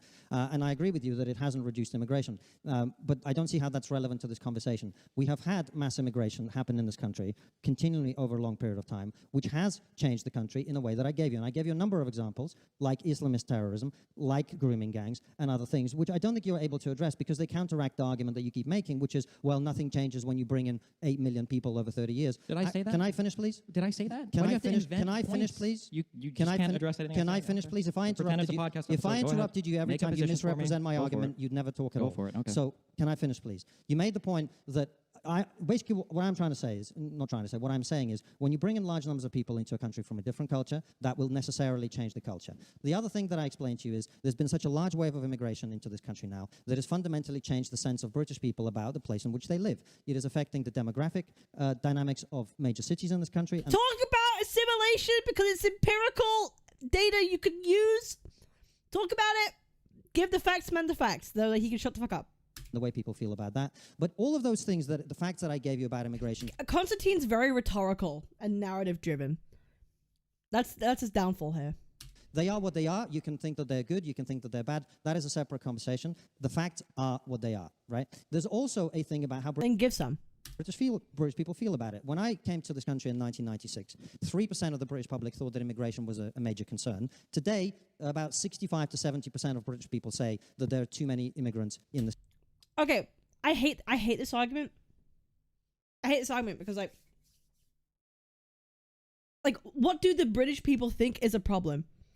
The issue that we have with statements like this is like, yes, a lot of people can have their own like personal experience on like where they live being like changing, their culture changing, being a homogenous place rapidly changing. There's a lot more diversity. People could draw opinions from that, but we can't deny that a lot of people think that immigration's a problem because they get told it's a problem, right?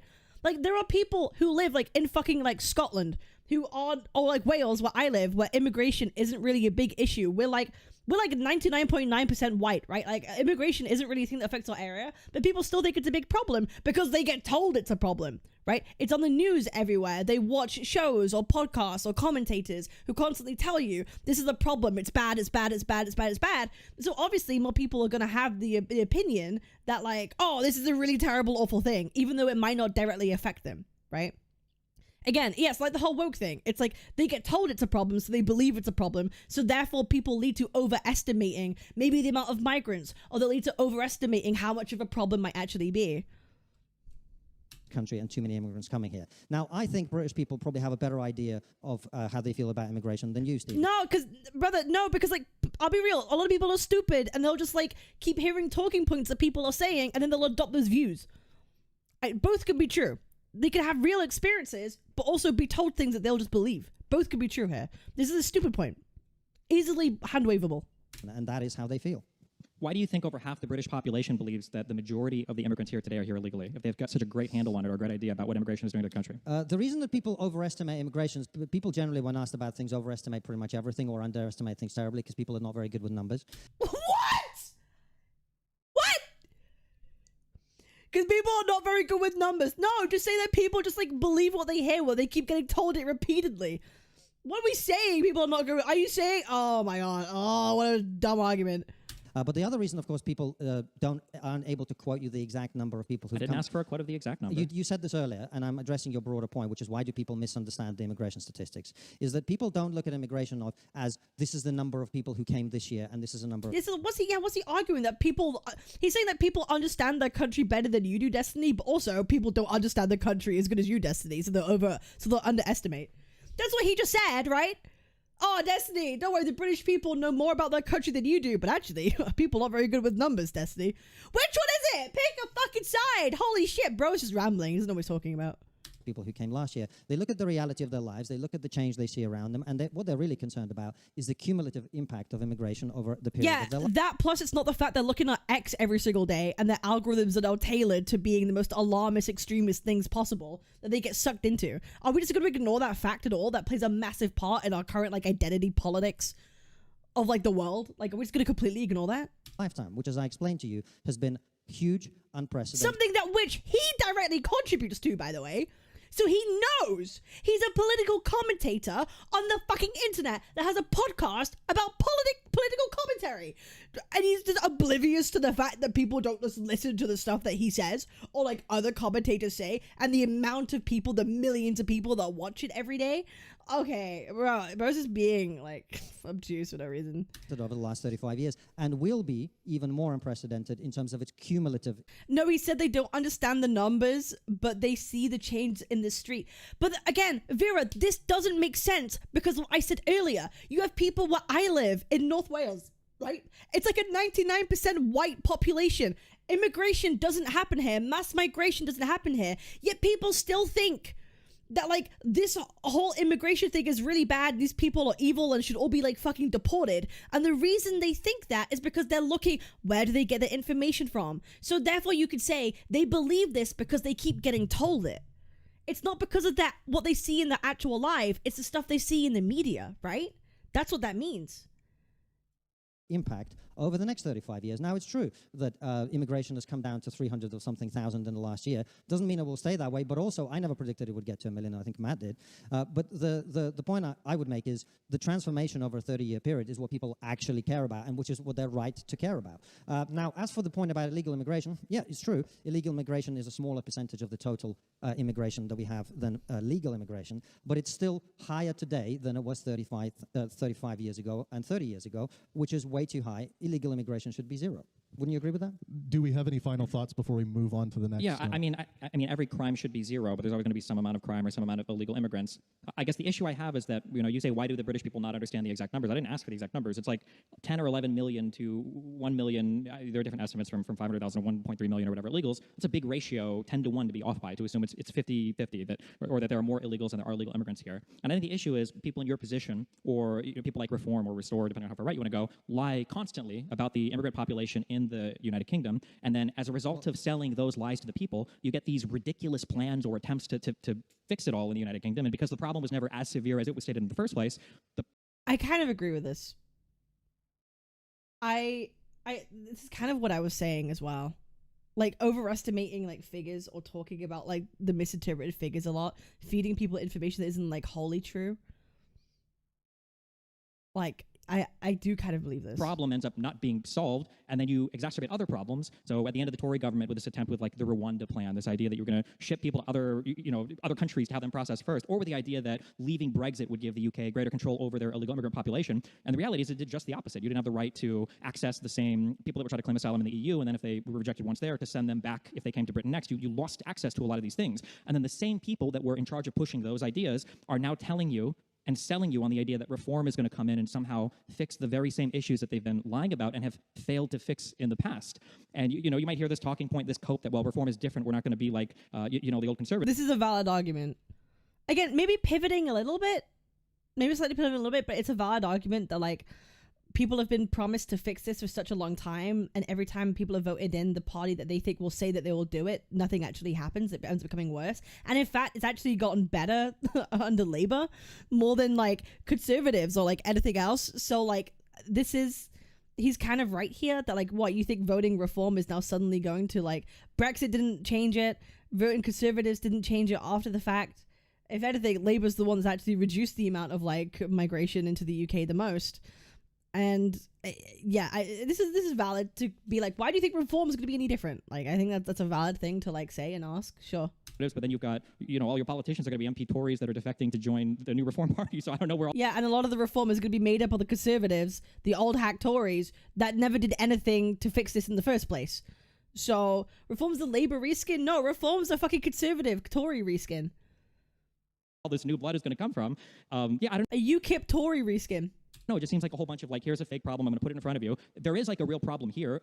Regardless of what you said earlier, I don't think rapes are good, mass rapes or normal rapes. I think there should be some probably cap on what type of immigrants and how many should come to the country. I just never really hear a discussion on any of that. I just hear 500,000 British girls have been gang raped by mass grooming gangs, and it wasn't like that when I came over in '96, despite the fact that those Rotherham grooming gang scandal started in the '80s. So I don't feel like I ever hear anything of substance being spoken about.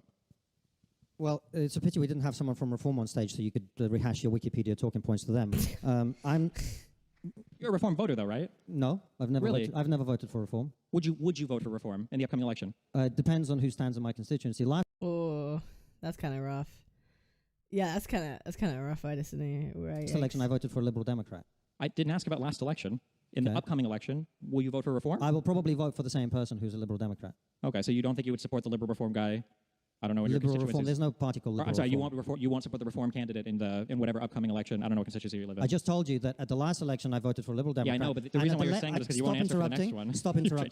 Stop interrupting. Stop interrupting. Yeah, go for it. I just told you that at the last election I voted for a Liberal Democrat, and at the next election I intend to vote for him as well.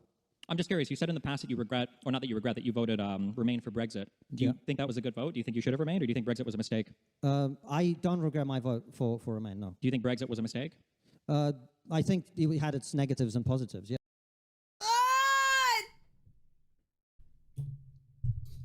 Oh no, that's also a mistake to say.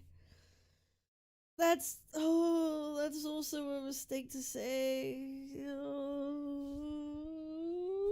That's the most like nothing burger statement ever. Again, not Kissin's problem is that he doesn't get specifics.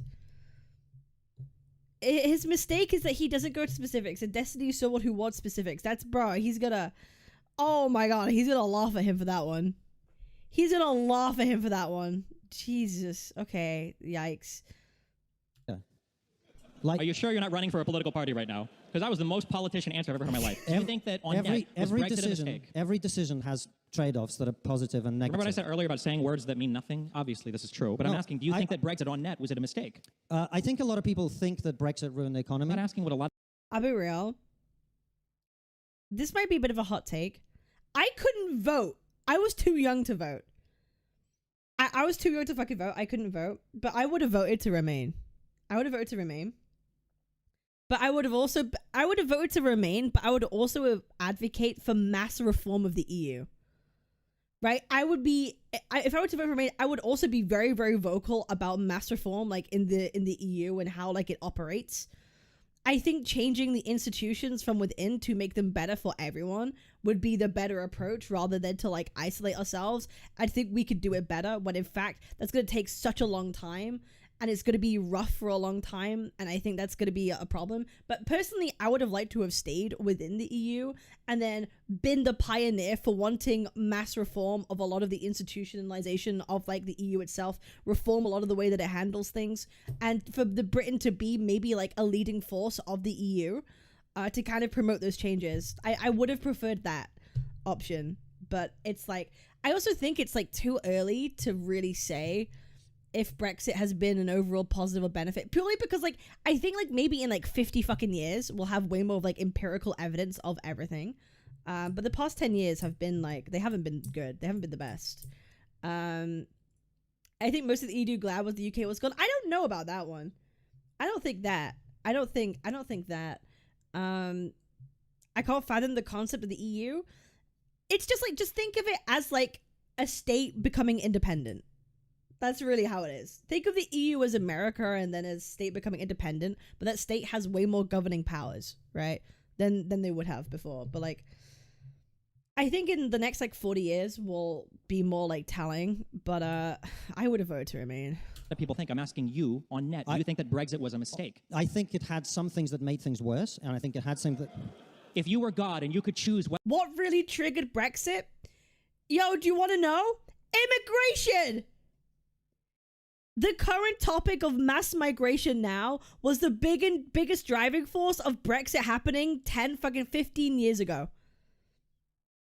We had this exact same mass talking point 15 years ago, and it was immigration, but also Muslim extremism. That was the other part of it. It was a mix of Muslim extremism and just mass like migration that people wanted to. And it was the fault of David Cameron, right? He was like, it was because UKIP was gaining a lot of steam in the UK, the UK Independence Party, they wanted Brexit to happen. That was their whole goal. You vote us in, we'll make Brexit happen. We'll separate ourselves from the European Union. And David Cameron was like kind of scared of this, right? He was the leader of the Tory party, the Conservative Party at the time. And he was like, well, guys, if you vote for me and vote Conservative, we will give you the referendum to vote on Brexit or not. And so then a lot of people who would have voted for UKIP gave their votes to the Conservatives so that they would be able to like have a majority fucking rule. And then we had the fucking vote, and then there was so much misinformation in 2016. There was so much misinfo, so much fear-mongering. It was a 51 to 49% vote for leave, and then we left the fucking EU on a 3% fucking difference. Like, it's bro, don't get me started on fucking Brexit. I fucking hate David Cameron. I fucking hate that man. He fucking the worst prime minister of all time. He ruined the fucking UK democracy. I fucking hate that man with a passion.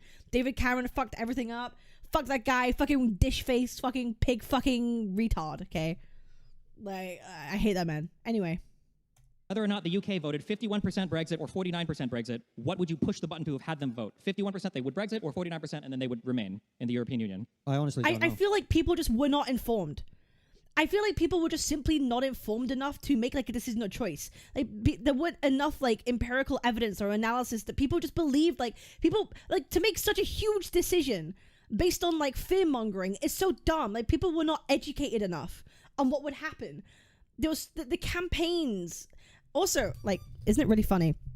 There was a big company. Do you know why Brexit was even more crazy? Are you guys aware of the company or the business like Cambridge Analytica? Are you guys aware of that?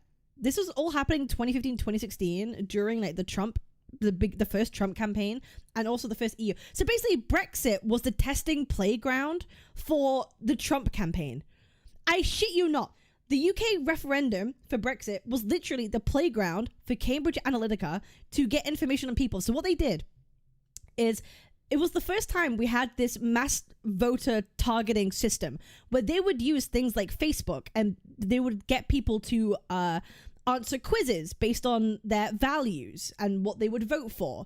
And then they took that information from Facebook, illegally, by the way, to target ads towards those people who were on the fence or like on the other side, to target them specifically of like why staying in the EU be really bad, feeding them like fear-mongering campaigns directly, right? And this happened from Cambridge Analytica. This fucking happened because of like their use of like information from Facebook.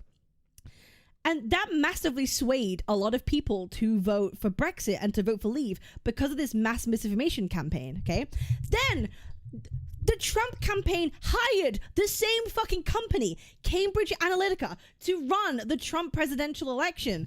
And guess what happened? Facebook had to pay billions in fines.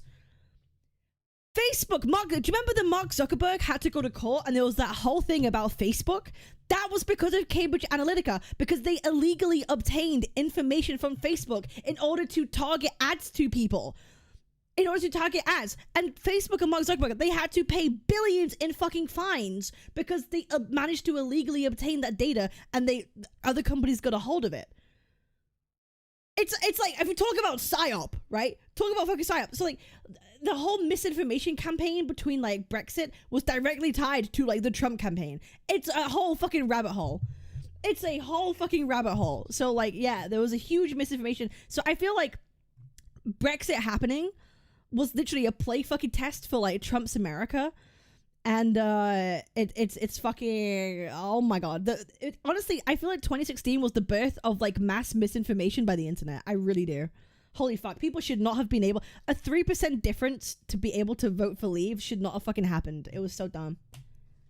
Okay, but this, so the reason why I asked this question is to illustrate, I asked this question to illustrate how frustrating it is when people like you say things like, well, I voted liberal last election, or I voted Remain. Okay, you don't stand by that anymore, though. You constantly do this thing. No, you don't. You constantly do this thing where you come on stage, or you go on your show and you'll say things like, I used to be a liberal, but the liberals have changed so much, or I used to be a left-leaning person. I know you've tweeted the dumb picture. I know you've done it. They've changed so much, and now I have to identify with the center right. I've heard you literally say things like Tommy Robinson makes statements to the left on immigration compared to Hillary Clinton and Barack Obama. He does. Yeah, okay. He does. I've heard you say That's things like right. But then when I ask, but then you guys say that everybody else has changed, and then I ask you about your past political votes, you won't defend them. So it seems like you're the one that's changed, which is fine, but you should just own that. I voted Remain for reasons that were entirely different from the reason that most people voted Remain. The reason I voted Remain is I thought that it would weaken Europe's ability to stand up to Russia. He did tweet something like that. Yo, Link. I think I've been proven right on that. And I think the division within Europe has made Europe... Again, yeah, he's doing the you guys, the whole generalization thing. I don't like when Destiny does that. Like... weaker in terms of its ability to stand up to Russia, and I think we've seen that. So in that respect, I think I was right to vote Remain. What I don't agree with is the narrative that a lot of people like to spin, that Brexit ruined the economy. I don't think that's true at all. If you look at the way other European economies are performing, they're performing even worse than the British economy. Okay, specifics? Specifics? We also have a different currency. Like, So my attempt to give you a nuanced answer is not my refusal to stand by my vote. It's an attempt to use my brain and give you a nuanced answer. Now, in terms of final... Did you want to wrap up and move on? Yeah, just final thoughts on this topic. That would be great, guys. Yeah, so final thoughts on this topic. I would just recap and maybe add one other thing. We have had a level of mass immigration into Britain that has been extremely disruptive over a fairly short period of time, that has created an environment in which... This has been such an unsatisfying conversation so far. I feel like they've not really gotten to the substance of fucking anything. I feel really unsatisfied so far. Oh, he did do the thing. Oh, he did do the thing. Oh, God. Oh, okay. Okay. Which major cities in this country are effectively no longer the domain of the native population of this country, which is very disruptive to the people who've lived here. I'm not one of them. I myself am an immigrant, but I totally recognize that that's happened. I think culturally... These debates never get to anything. It's not for the standings for the points. No, I know. It's just honestly, these debates are just for two people to fucking stroke their debate fucking egos and try to get one-ups on each other. It fucking infuriates me. Like, I hate watching debates sometimes because I want to watch conversations. I want to watch conversations where there's pushback. Like, I really hate shit like this sometimes. Been some terrible things that have happened. I want my guy to win. It's like, I want people to be able to understand each other. You know what I mean? I mean, the example of terrorism and grooming gangs is just one of them. But the failure of integration more broadly has been a big problem, to the point where you now saw in the by-election in Gorton... Talk about the assimilation Green then. candidate campaigning in Urdu in a foreign language, in a language not of our country. You literally debated chatters? Yeah, because I wanted to. Like, that wasn't meant to be conversations. That was meant to be debates. Which I think is a signal of the terrible divisiveness that is we are likely to see in other communities or in other constituencies where some communities haven't integrated at all. And I think what that signals is a democracy works when people vote on the ideas that are being offered to them, not the ethnic and religious background of the candidate or the things that they will tell them. And I think you're increasingly seeing that. So all of these things are big worries to me. And of course, a lot of this would have been much easier. Yeah, I feel like Kissin's treating this more like a podcast than a debate. Like, I feel like that's fair. Manage if we hadn't also at the same time had the doctrine of diversity, inclusion, and multiculturalism, which have, instead of creating a... Although I feel like Destiny should have steelmanned a lot of Kissin's points a bit more. A culture into which people are... It would have been... I think that would have been to his benefit.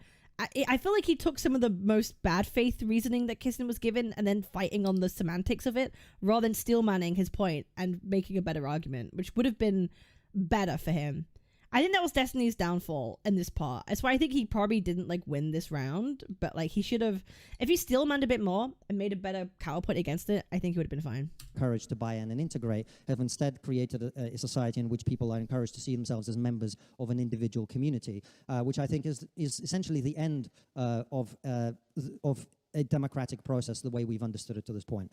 So I think these are all terrible developments, and if this continues, it will only get worse. Thank you. I mean, we introduced new things, so I don't know.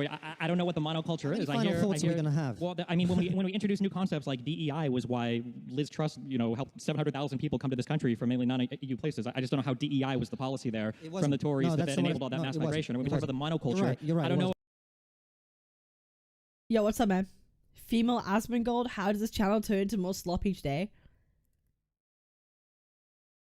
Yo, how you doing, man? You seem very happy. Is talking about current issues like slop? Brother, I'm in the just chatting category. Brother, I'm literally in the just chatting category. What's the problem? I don't understand. Nice? Alright. Do I have to ban you or what? Do I ban you or what?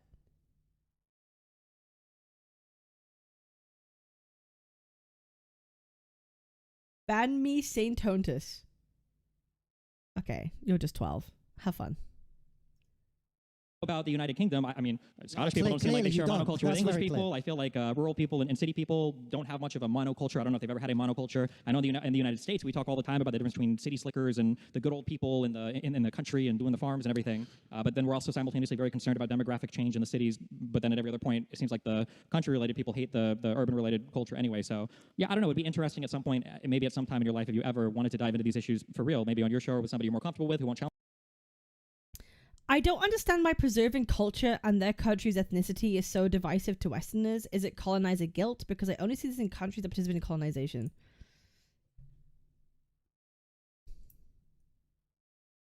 Why preserving culture and their country's ethnicity is so divisive? I don't think that's what people are arguing. I don't think that's what people are arguing. I think people have a problem with nationalism when it gets to the realms of like actual xenophobia. That's the problem. Like I think a lot of people are worried that being nationalist is going to be perceived as being xenophobic. I don't think it's to do with colonizer guilt though. I'm at 1.25 speed. You as much. It'd be interesting to hear a conversation about what do these values look like when you talk about changing culture. What is xenophobia? The fear of foreigners, essentially. Crime. That's not culture. That's like changing culture would require you to identify some fundamental aspect of the culture of a country and then change and then to point out to how that fundamental aspect is changing. When you say immigrants are coming and a lot of them commit crime, it's not really a real answer. It's not very satisfying. It's not really getting to the heart of the issues. And shall we move? Maybe he could lead the conversation better, but yeah, no. On to wokeism. Sure. So the question is, speaking of culture, has wokeism caused harm to the political climate? Oh God. Define woke. That's the first question. Define woke. What is wokeism? What is wokeism? Define woke. Say that it's in today's. Okay, how would I define it? In today's society, I talked about this earlier. In today's society, wokeism is probably anything considered leftist or extremist leftist of value. Anything that's considered very progressive is probably considered woke. It's a very, very generalized thing. Anything progressive or leftist is now woke. That would be my definition. That's how people would see it. That's what the current definition is, apparently, to conservatives. Is anything progressive or leftist is woke. That's what I would say. That's what it feels like, anyway. Anything mildly progressive. There's a black person in a video game, woke! Like, that's how it feels like we live right now. You want to go first again? Yeah, sure. My question is going to be the exact same as the last one. How do we define wokeism? We name... You should, though. You should define it. Like 3 woke policies that we think are destroying Western culture. That's better, though. That's better to frame it as like, okay, what policies... Yeah, what specifically is woke? Yeah, okay. You're a participant in this debate, so why don't you define them? Well, the thing is, I can't because your guys' definitions for everything change at all points in time. That's always the issue. That's always the frustrating thing when it comes to fighting... Who's us guys? Conservatives.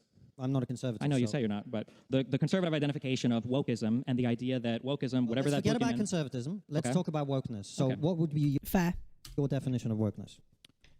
In the broadest sense, usually it's social issues that are very, very far left of the norm, I guess. But these positions in the United States at least tend to be held by... Such as? It might be... Trans issues, gay, LGBT, diversity, that kind of thing.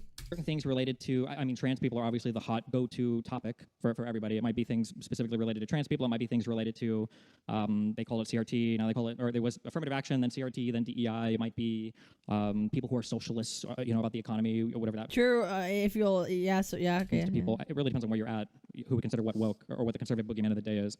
I don't know what the conservative point of view. So your point of view is that wokeness is about trans people and DEI? That seems to be the case when I look at anything leftist considered very leftist or progressive is woke. That's your definition. I don't define things as a wokeism. It seems like a really vapid. I think woke is stupid. I think the term woke shouldn't fucking exist. I don't think people should like use the term woke. I think it means nothing. I do. I genuinely think it means fucking nothing. It's just like a tool. It's just a narrative tool that you can set up for it to be attacked. That's the problem I have. Like, I don't think wokeism should exist. It doesn't exist. Like, it's a thing someone fucking made up to be like, that thing's woke, therefore we could attack it. That's the problem. Like, it shouldn't exist. Woke shouldn't fucking exist. Like, that term shouldn't exist because it waters down the point. It's just a narrative tool that conservatives or right-wing people fucking use to be like, this thing's woke. And then they can do like a million talking points of why leftist reasons are bad. That's the problem of woke. It shouldn't be used as an actual tool in narrative discussion. And anyone who does use it, I don't take fucking seriously. Stupid definition. I would just talk about the issue of the policy itself. I guess your issues with Exactly. Talk about the issues of the policies. Don't just label thing as woke because it doesn't fucking mean anything. the topic of our debate then. Well, no, because I think that you obsessively talk about wokeism, so it's probably a good thing for us to have a discussion I'm asking on. you to define it so that instead of continually asking me questions and then pretending not to understand my answers, we actually address your argument. So If you feel like there's an answer I don't understand, you can feel free to ask me to explain your answer. I can do it with ease. They're very simple. You only need the cognitive power of like a 9-year-old to understand them. So your definition of wokeness is, again, just coming back to it. So we're clear about what we're discussing. I feel like I share a same view here of like wokeism and woke shouldn't exist as a fucking term because it's stupid. But the one that people do adopt is just leftist values. On social beliefs, the things that are to the furthest left are the most progressive, the most college student-y, young things. They tend to be around like gender things or minority issues or LGBTQI, whatever status. These tend to be like things that people identify as woke. So what we're discussing in this section of the debate is whether far left politics and progressivism has ruined society. Is that the discussion? Yeah, sure. What would you mean? The question was on wokeism. Right. The issue is... And I got you to define it as far left progressivism. Yes. So... And so far as I would define it, I don't see it as a major threat, at least in the United States, because I don't think that the people that tend to hold these views have any real political power. It tends to be college kids and people on Twitter. But conservatives are very concerned about this, and they talk about these issues all the time, and then they use them to power their policies that end up being even more regressive than the super woke stuff was progressive, because it wasn't really manifesting in a real way anyway, and now I have a country where half the states don't really have the... I don't...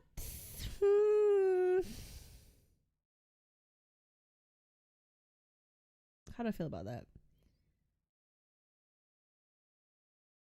Let me say that again.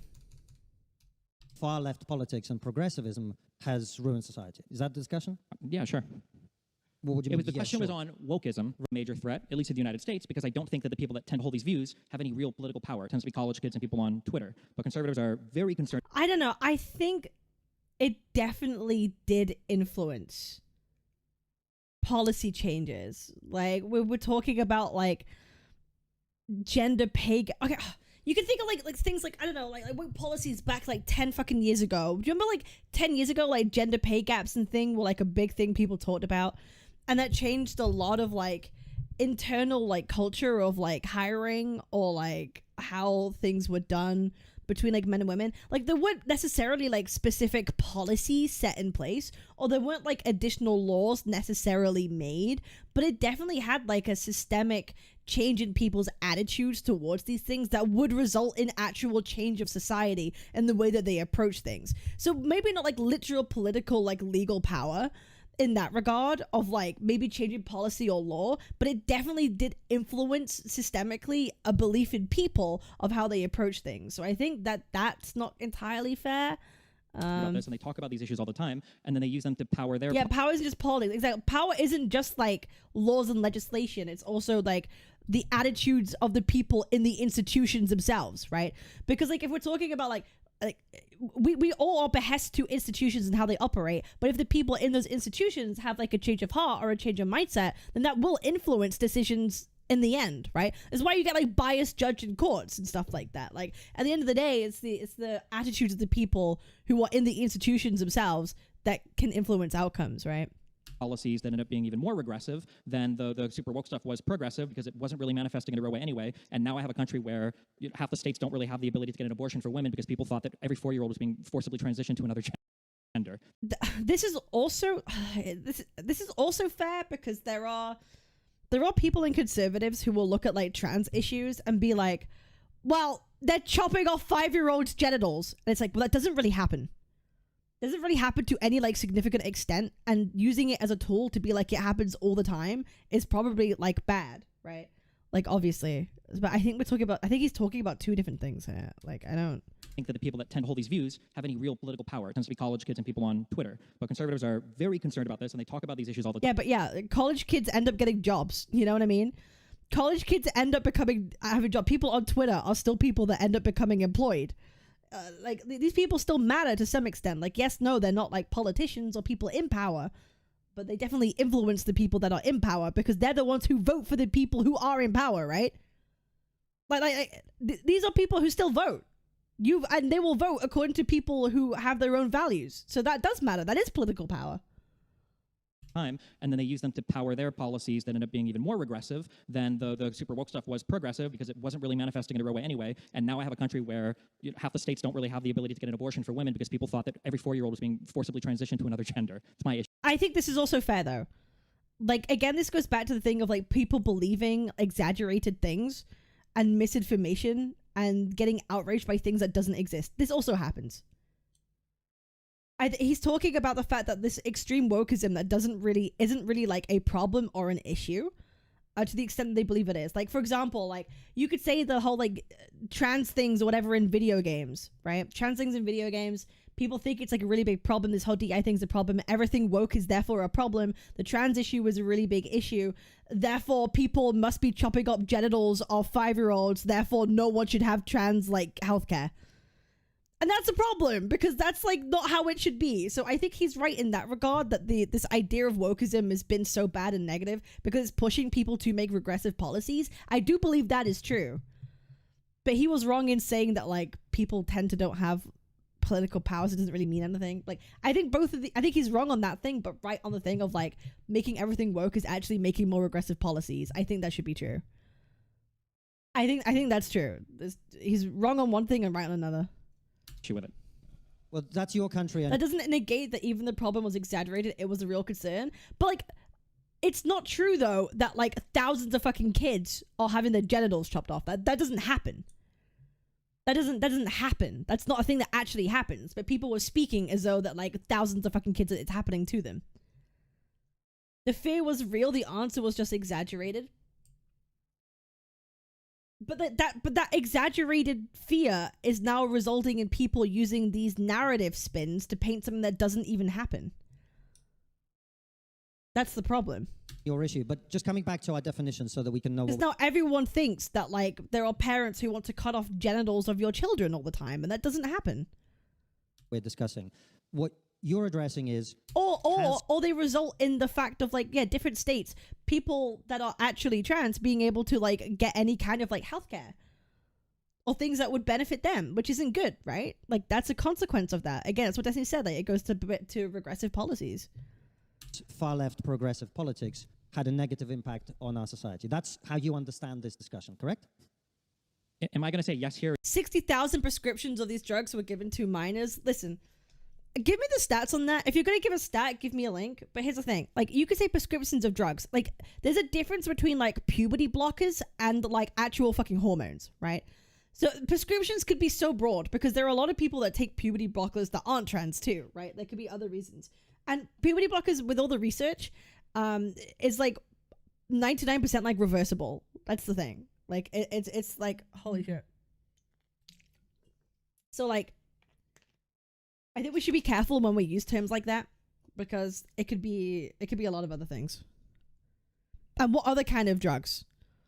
What specific drugs were they? You know, that matters.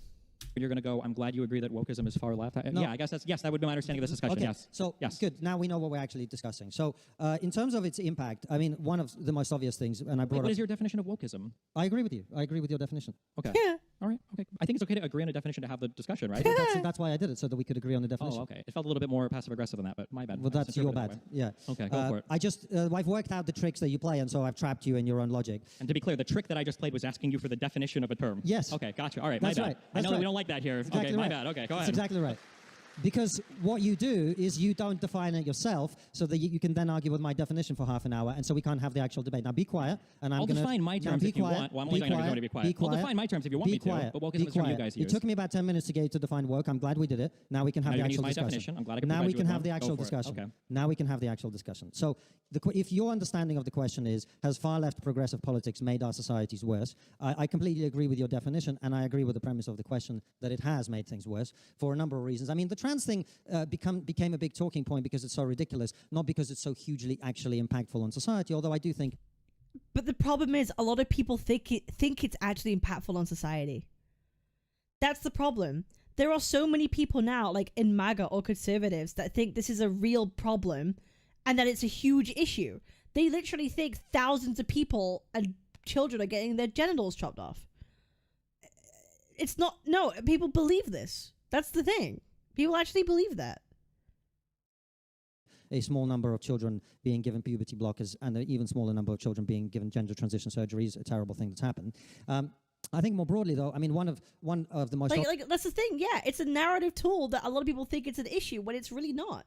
Obvious examples is we now have a society which has... I mean, it's... Do you know what is more of a fucking issue? Like, wages, housing crises, the stuff that actually affects your life has way more of an issue and impact on you. Taxes.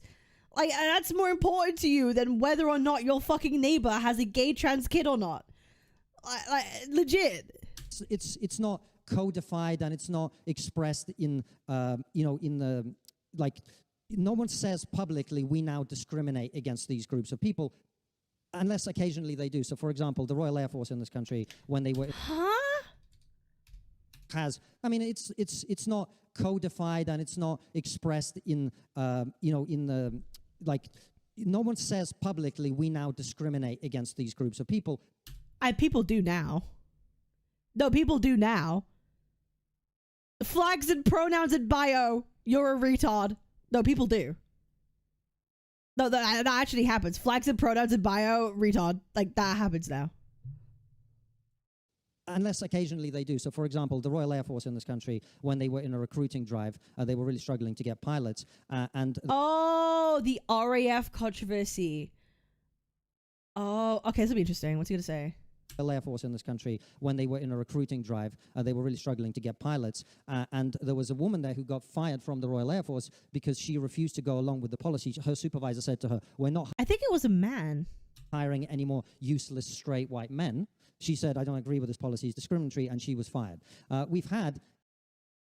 Okay, from what I know from this situation,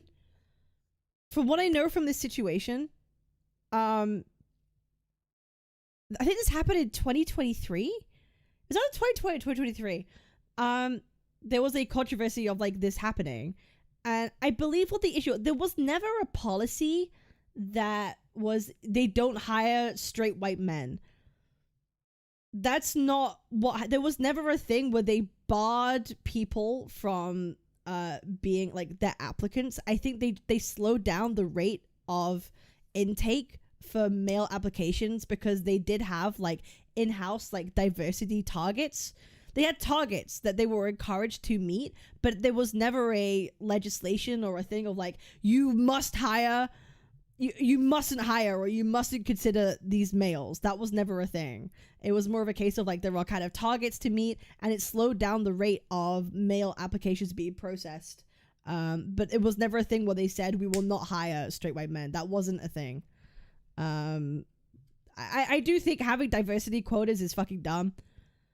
I do. I feel like having diversity quotas is dumb in the first place. I feel like you should always like accept people based on merit. I fully believe that. I think it was kind of like probably a stupid thing to fucking do, but I don't think it was a policy that they disregarded males, but they had quotas to encourage more females. A system of anti-male, anti-white. Can I just ask a quick question? No, I'm not finished yet. The Royal Air Force had a policy of not hiring straight white men. I'm not finished yet. Is that true? I'm not finished yet. Okay. That's not true. No, Destiny's right to question that. It's not true. The RAF didn't have a policy of not bringing in straight white men. They did. That was never a policy that happened. That was never a thing they had in the company. They just had diversity targets and quotas for like, okay, maybe we should be hiring more women, and they slow down the rate of applications for males. There was never a thing of when you cannot hire straight white men. There's nuance here. There's nuance in this conversation. It's not, but okay. So this is something you can look up. It was covered extensively in the news in this country. Probably wasn't covered that well on Wikipedia where you did the research, but no, but on The Sun and all of your favorite publications, I'm sure they talked about it a lot. No, actually, it was covered extensively across the policy of diversity courses. That's the thing. No, having a diversity target that's recommended is very different from having a actual policy in place where you cannot hire these men or process their applications. That's very different. Having a target is very different from saying that we're outright not going to hire these people. That never was a thing. You could definitely say that, like, the targets lower down the rates of people getting seen or viewed, and it would take longer. But they never had a ruling that was, we do not hire men. We won't. That never happened. But I agree that, like, having quotas in the first place, like, are not good. Right? I agree. Like, having quotas in the first place are just kind of dumb. What they covered was that the Royal Air Force was not hiring straight white men. You seem to respond to some things, but others. So that wasn't the policy. I can tell because you're not answering. That was the policy that was pursued by the Royal Air Force. It was revealed by this whistleblower who was fired for revealing it.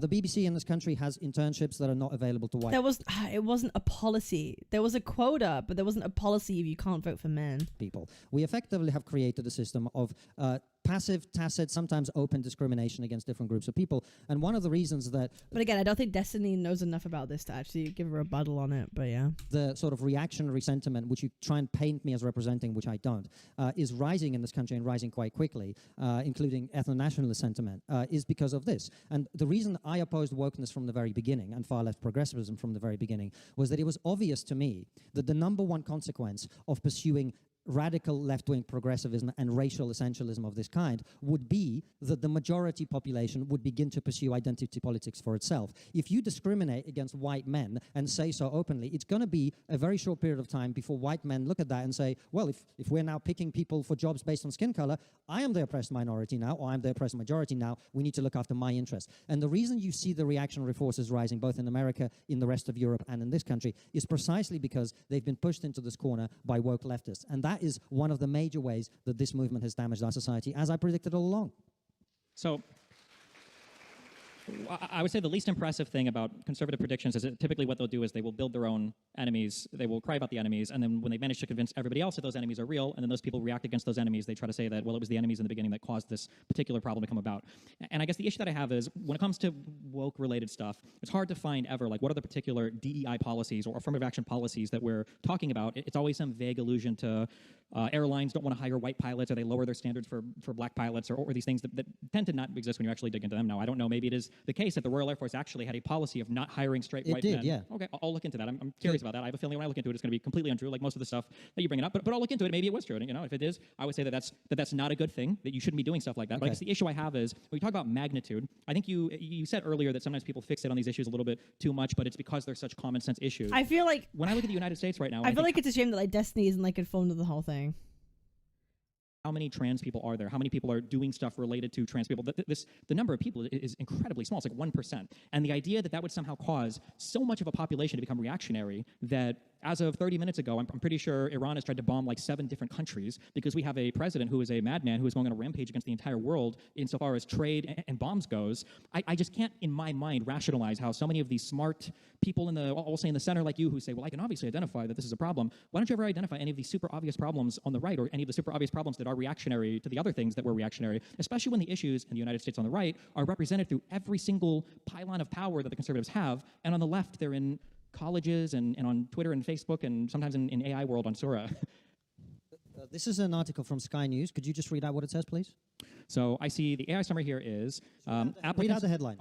Well, I don't know if there's a headline or if this is a... Read out the headline. Okay, so it says, applicants seeking to join RAF described as useless white male pilots in bid to hit impossible diversity targets. Just to be clear, just so I can understand. Thank you. Is this headline the same as no straight white men were hired? Or they had a policy of not hiring straight white... Wait, I'm just so curious. Do you understand the difference between somebody not being hired because they're white? Because I'm not going to say... If you're going to ask me, like, do you think there were ever racist people or even against white people? Of course there are. But you understand there's a difference between the entire Air Force having a policy of not hiring straight white men versus... I guess there was an email where some straight white candidates were skipped over. I don't even know if it was because they... That's kind of what I'm saying. There's a difference between like actually having a policy that says you can't do this versus like quotas. Didn't meet qualifications or not. They used white men to describe them, but they also called them useless. I don't know if it was because they're white or not. You know there's a difference between those two things, right? So you don't know the Do story? you know there's a difference between those two things or no? Yes, I do. Now Okay, be thank you. quiet. Okay, Now- gotcha. Because I was asking for evidence of mine, but you gave me that. So like I said initially, I had a feeling if I looked this up, it wasn't going to be you ever gonna what let you me presented it as. Yeah, no, go for it. Okay. So you just denied the existence of this and you questioned it. I did not deny the Stop existence talking. of that, but go Stop ahead. talking. You seem to have a lot of trouble talking. following what I'm saying. Stop but that's talking. Okay. Look, the only way to have a conversation is when people talk in terms. No, it's not. The only way to have a conversation is when two people are making a good faith effort to understand each other. My question was, Right. did the RAF have a policy of not hiring Yes. straight white men? Yes. You showed me an email that said It wasn't okay.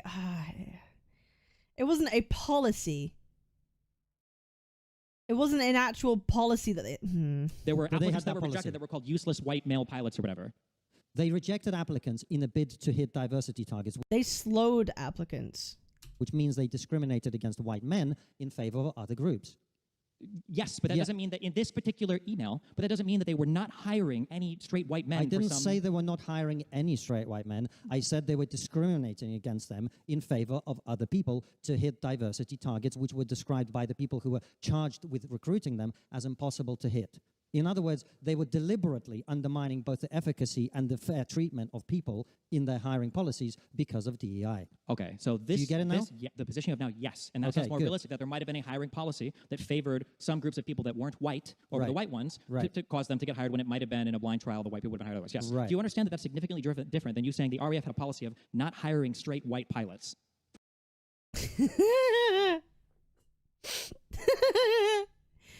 Like, yes, it's different. It's different because it matters. Like, that does matter. But I kind of wish they argued the point. Like, yes, it matters. And it's definitely different. And Konstantin shouldn't have said that there was a policy of, like, not hiring men. Like, that was bad. He shouldn't have done that because he left the door open for Destiny to get, like, a win on that point of, like, well, that's not really what that means. There's two different things. Like, fine. I wish they actually debated about the actual substance of this. Like, Destiny's right here. But, like, I wish then they actually debated what is being talked about. Do you know what I mean? Like, I wish they then actually discussed the issue or debated the issue. This whole semantic thing is silly. First of all, I don't know what straight had to do with. Are you bi? Do you get like a special application on the? Well, I'm sure you'd want to know the answer to that question. But I wouldn't because I would never become British. Jesus Christ. He got a definition misspeak win. I don't know, because I feel like stuff like that is actually really important to not misspeak on. I don't think it's just a simple misspeak because it makes it sound as if that there are like companies or bodies that like force these targets by all means necessary. That it's an actual company policy that doesn't exist. Like that's a poor framing because that doesn't actually like happen.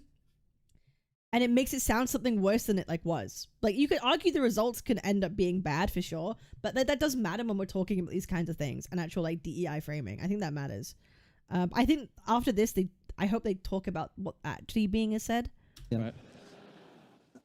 Right. So I think look, this is why I brought it up, because the idea of a conversation is good faith, but if you question anything that I bring up that you don't know anything about, and then say, well, I don't believe that this happened, and I present you evidence that it did happen, and then you still continue to deny it, I don't see how we can have an actual debate. Now, I never said the RAF hires 0 white pilots. What I said is the policy of discriminating against white men. They didn't have a policy. They didn't have an official policy. Again, he's doing this, and it's like, don't do this. They didn't have an official policy. I don't know. Which has been rife in the rest of society, has created the situation where... Because again, that's why this is why you can't just say that like there was a policy. There wasn't a policy. There wasn't a rule that said they had to do this. There were targets and quotas that were recommended. It was not a policy. But because now he can use this to be like, well, this policy happens in other places. But it didn't exist in this example. So now you're using this thing to generalize more DEI happening when that isn't the case. There isn't policies everywhere that are doing the same thing because this one wasn't a fucking policy. This is why he shouldn't have this framing. And Destiny is kind of right to be like, well, it matters. It matters what you say if this is an actual thing that happened or not. It's a policy or not. If this is like a target or a recommendation. Like that does actually matter because now Konstantin can use this and be like, well, you agree with me. So therefore there are these other policies that happen like elsewhere. Like that's why it's important to like distinguish between the two. You could talk about the outcomes being maybe similar, but the distinction matters because he's using this now as an argument. Listen, we can have an actual debate. Listen. Now, I never said the RAF hires 0 white pilots. What I said is the policy of discriminating against white men, which is... that wasn't a thing. There wasn't a policy. Been rife in the rest of society. And now he's using it to be like, this has been rife in the rest of society. I hope Destiny catches him on this because, like, you can't do that. You can't do that. Created the situation where a lot of people rightly, understandably at least, feel antagonistic about it. That was one of the biggest threats with wokeness, and that is one of the biggest challenges where we are. Your point about Trump and all the rest of it, I don't see how it's relevant, and I think we're going to have a section on Trump coming up. I made the point... Oh, that'll be fun. When I think about trans, that I think the insanity of some of the things we've been asked to believe, which is like, if you say you're a woman, you automatically become a woman. I think people rightly balk against that because it's ridiculous. Doesn't mean it's the number one issue. I've never said it's the number one issue. In fact, I pointed out it's quite a minor issue in terms of the number of people affected by it. But I'm just curious, in terms of your shows, of all the social issues you talk about, do you think that the trans stuff is at the top 3? Well, I don't think we've talked about trans for like a year and a half, maybe 1 or 2 episodes in a year and a half. Okay, do you feel like for conservatives in general in the United States, do you think that trans is one of the top issues that they talk about? On all the reform stuff that I looked at, trans was listed on a ton of it. It was in the manifesto. I'm not a Republican conservative in America, so I don't know what they talk about. It's up to them. Oh, come on. Oh, come on. Stop. Stop. You're a political commentator. Of course you know exactly what the fuck the main talking points are. Oh, come on. I don't know. I'm not an American. I don't fucking know. Of course you fucking know. Of course you know. You're a political commentator. Well, who would you voted for in the last American election? Who would I have voted for? Donald Trump, for sure. Okay. Oh, dear God.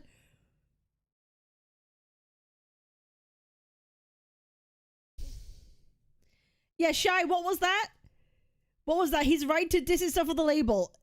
Brother, you should have waited 10 seconds before you typed this. I'm real. You should have waited 10 seconds before you typed that. Like, you should have just waited like 10 fucking seconds before you sent that message. I don't know. Okay. Doesn't mean that you're a conservative Republican. Of course it does. Definitionally so. You're voting for the conservative Republican candidate. So if you present me with a small pile of shit and a big pile of shit, and I picked a small pile of shit, you go, oh, you love shit. No. If the vote is between a guy who resembles the furthest right you can be...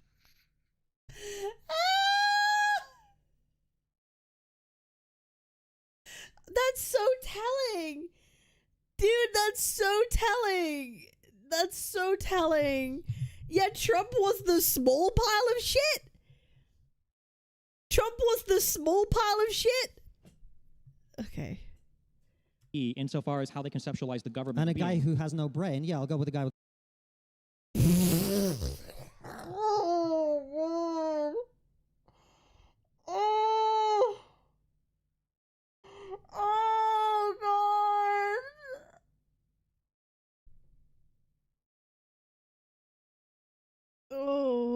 This is where it devolves.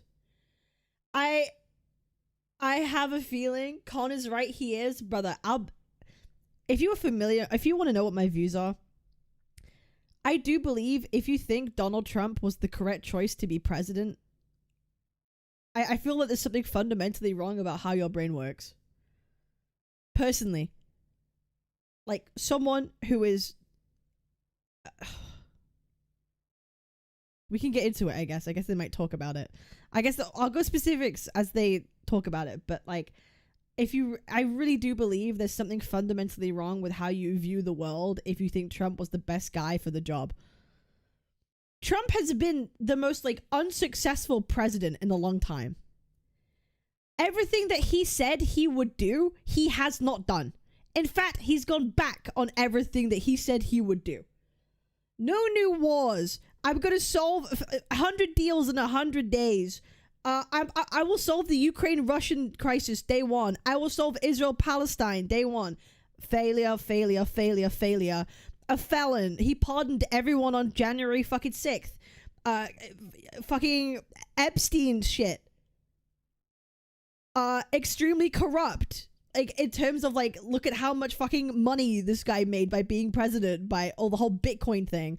Like, it just goes on by lies constantly. Like, it's peace in the Middle East. He's gone back. He's failed. The tariff situation. He has failed on every immigration as well. He hasn't succeeded in immigration either. He has failed on every single promise he said that he would do. He is the most failure president in a while because he has failed on every single thing that he said he would do.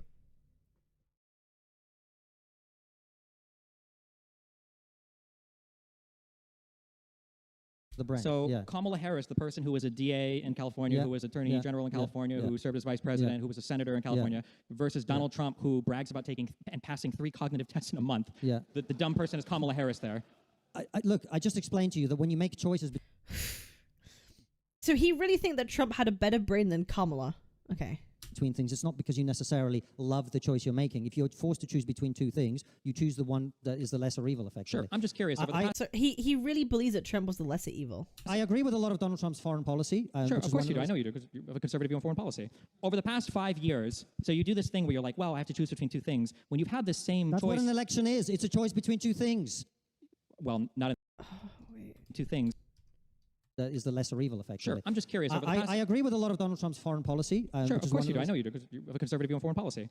Over the past 5 years, so you do this thing where you're like, well, I have to choose between two things. When you've had the same That's choice... what an election is. It's a choice between two things. Well, not in the UK. You can vote between a lot of things. We have two parties in the Yes, Senate. but That's okay. I can always educate you on your political system. It's fine. Oh no!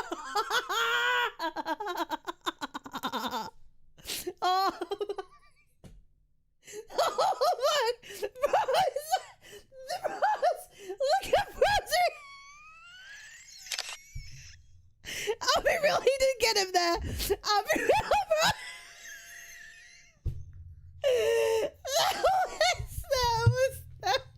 That one was good. Okay, that one was good. Yeah, that one, bro. If I was called, I'd fucking leave. I'll be real. I'd fucking bro did bro did the cooked emote. I think I'd ask for a timeout. I would ask for a timeout after that one. Oh shit. Oh god. Oh god. Oh god. Cap, are you pro Destiny? I'm not pro anyone. I don't know if you know, I have my own values on things. I have my own values and beliefs on things. I'm not pro any individual person. I have things that I agree with him on politically, but I'm not like pro blind faith any person. I'm pro myself and my own beliefs, and sometimes they overlap with other people. I'm not pro any fucking particular person.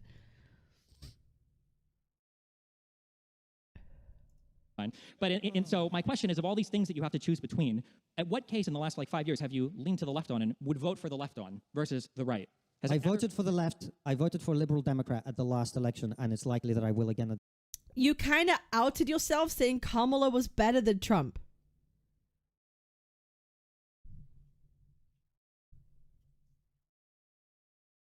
Okay, me saying that Trump is a bad president, and if I was American, I'd vote Kamala, is somehow me being completely blind faith pro Destiny? That's a completely ignorant opinion. Brother, do you realize the irony in this statement? Brother, do you realize you're the one being ignorant to my opinion? Are you not? There's irony in what you just said. Opinions can be wrong. Okay, so you think it is definitionally a fact that Trump is the better president? By every possible metric.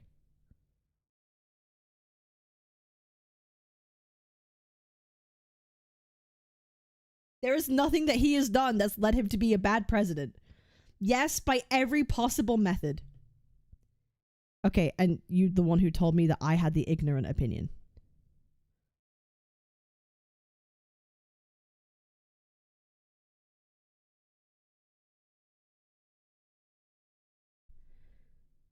Okay, listen, I don't have a personal problem with you, right? I don't have a personal problem with you. I'm very accepting of people's views and beliefs, right? I'm very accepting of people's views and beliefs. So if you would like to tell me why he's such a great president, I'd love to know. Or if you want to debate me in a VC,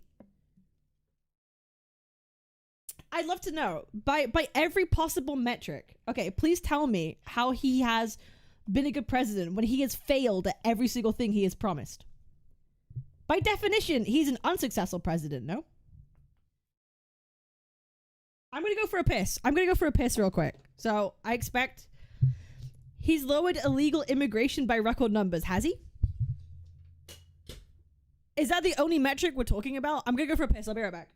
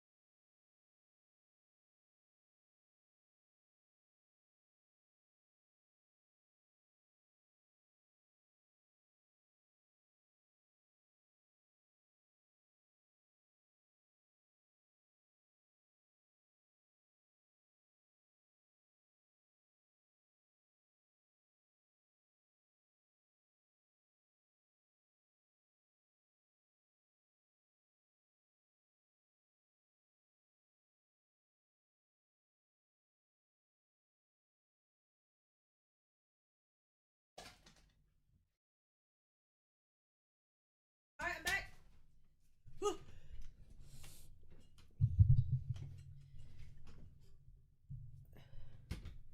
All right, I'm back.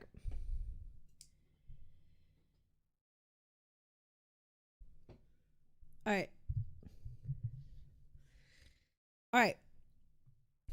Yes, by every possible method. He's lowered illegal immigration by record numbers. He's taken out numerous corrupt spending of taxpayer money. Which ones? Yeah, which ones? What corrupt spending?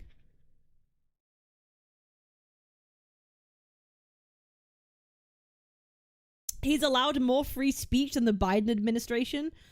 Specifics? Specifics? Because wasn't there a thing where like fucking, was it Jimmy Kimmel? Like got his show fucking axed because he dared to criticize fucking Trump? Like, didn't that happen? What do you mean allowed more free speech? Yeah, free speech if you're not talking against him. Fucking kind of dictatorial, is it not?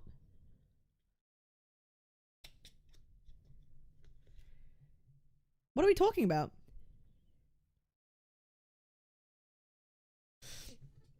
All the ones that send millions to trans Middle Easterners and Somalian daycares. Brother, you realize there is still, like, no proof of this, right? Brother, do you realize that this is still, like, not proven, right? There is no facts about this. Yes, there is. No, there is... this whole Somalian daycare, there is still no, like, actual, like, evidence. There is still no, like, factual, like, claims. There's still just, like, speculation and theory. There is still actually no, like, document that says this is how much it was for a 100% fact guarantee inquiry. You are only watching CNN. Brother, I don't watch CNN. Brother, I don't watch CNN. Where is the proof? Where is the proof that they found the fraud? Can you show me a link? Can you show me anything? Can you show me the actual factual proof that they found the corruption and millions go to Somalian daycares? Can you show it to me? Like, if it's true, you must be able to show it to me, right? Where is it? Where is it? Can you give me a link?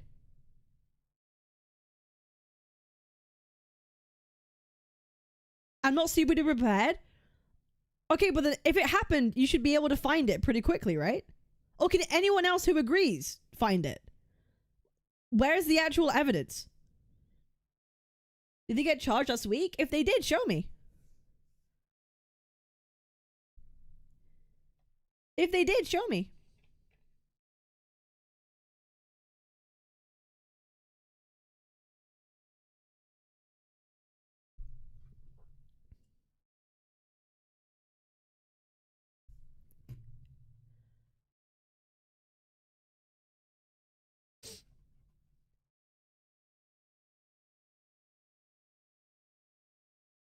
Because do you know what I think is really bad in a president? Do you know what I think is really bad? A president that is so fine with constantly pushing the boundaries of like the actual democratic institutions in place in like the American government, constantly overstepping the boundaries of what is considered actually like legal, is like some of the most like red warning flags that you could see like in a president. Someone that is finding every way possible to go against the own like inbuilt institution laws and regulations, to find loopholes, to push their own like agendas or to push their own policies outside of like the proper channels, is not a good like habit for a president to be doing. Like that is like, to me, like why would you vote for a president who is inherently like unconstitutional? Why would you vote for a president that actually doesn't like the democracy that your own country is built upon? Says the UK resident under Starmer. What's that got to do with what I'm saying? That's a whataboutism. Am I wrong? Like, you are supporting a president that inherently goes against the democratic values that your whole country set up on. He goes against your own constitutional rules. He tries to push the boundary on it constantly. Is that not like a bad trait for a president to have? Is that not like a concerning thing? Is that not concerning to you to have a president that constantly goes against like the own constitution of the how's it? And we voted for him. Not everyone. Like, he is the president, sure, but like you have a president that constantly goes against the actual institutions and how this, he passes laws, he passes like regulations and shit from the fucking Oval Office rather than going through Congress.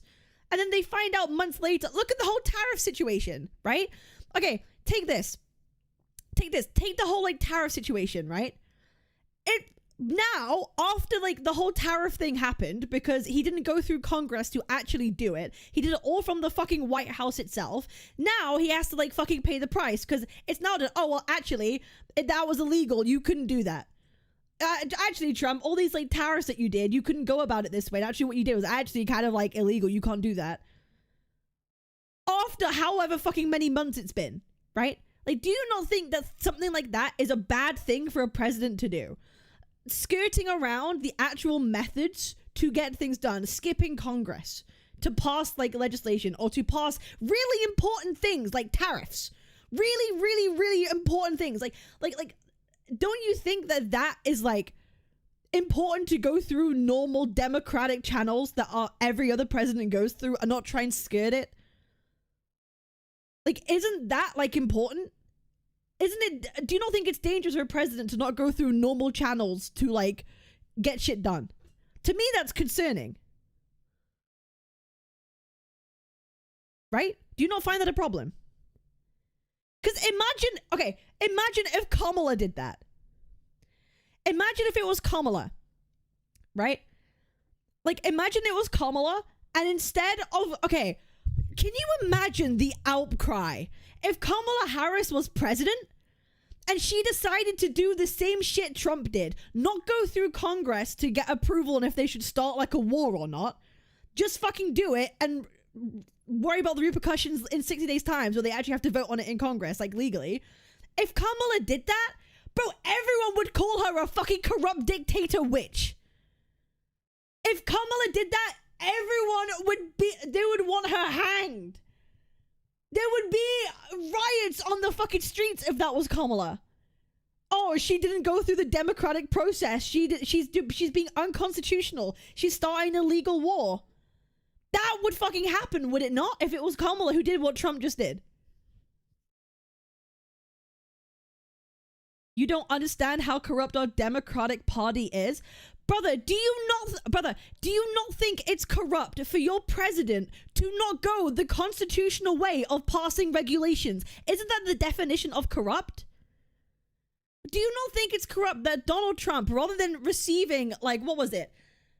He had his fucking whole Trump coin situation, right?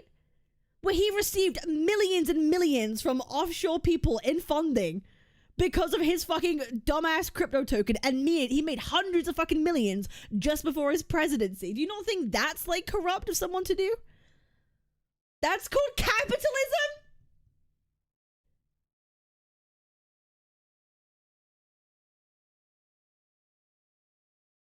Are you hearing yourself?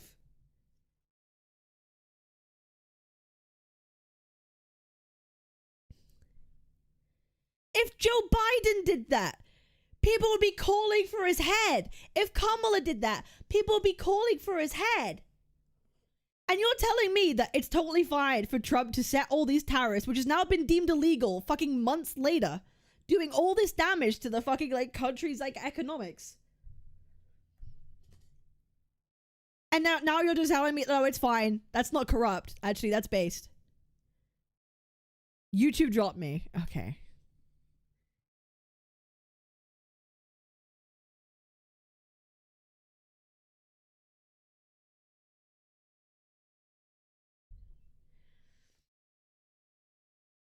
Okay, you know what? Okay.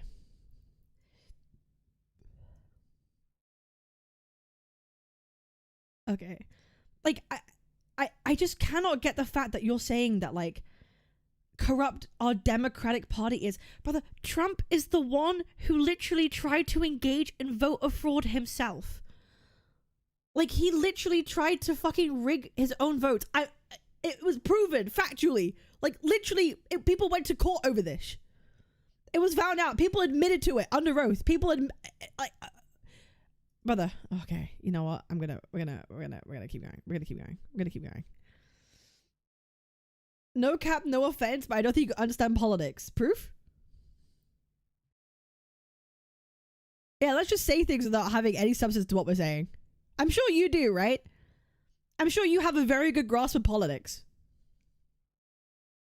Yeah, I'm sure you have a very good grasp of politics. The next one. I just told you this. What about in terms of like supporting major issues? How many like lib-left candidates, I guess, do you guys have on your show, or do you talk to or support? As many as will come on. Does that mean 0? Or No. how many? Okay, because I know. Hang on, let me go back and see what they're talking about. Holy shit, we're not even halfway in. Yeah, I can always educate you on your political system. It's fine. But and so my question is, of all these things that you have to choose between, at what case in the last like 5 years have you? You have your ignorant side, and I got mine. But that you realize this is inherently ignorant, right? You realize this is inherently ignorant because you are so close-minded because you believe you are right on everything and nothing else could be heard. You don't believe there could be bad things on both sides. You think what is firmly in the right always never could do anything bad. You realize you're the ignorant one, right? Because I think Democrats do things that are fucking bad, and I think the MAGA side does things that are fucking bad. But you seem to think the MAGA side is like totally fine. Like, isn't that ignorant? Do you think they're perfect? They've never done anything wrong ever? Do you think they've never done anything wrong? Because isn't that by definition you being ignorant? Like, hey man, if that's how you feel, good for you, bro. But and so my question is, of all these things that you have to choose between, at what case in the last like 5 years have you leaned to the left on? And I'm sorry you believe in bullshit. You never like properly answered any of my questions. You never properly answered like any of my questions. Yeah, I believe in bullshit. Okay. You guys are funny. Vote for the left on versus the right. I voted for the left. I voted for a Liberal Democrat at the last election, and it's likely that I will again at the next one. I just told you this. What about in terms of like supporting major issues? How many like lib-left candidates, I guess, do you guys have on your show, or do you talk to or support? As many as will come on.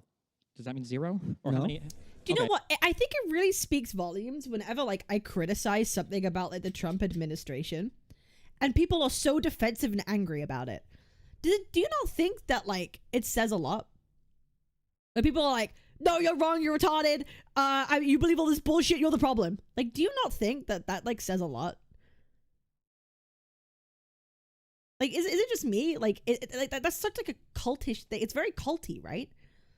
Like, as soon as like I give any amount of like criticism or belief, the first thing is like, you're wrong. No, it's perfect. You're the one that's retarded. You're the one who believes all the bullshit. Yeah, I bet you watch CNN.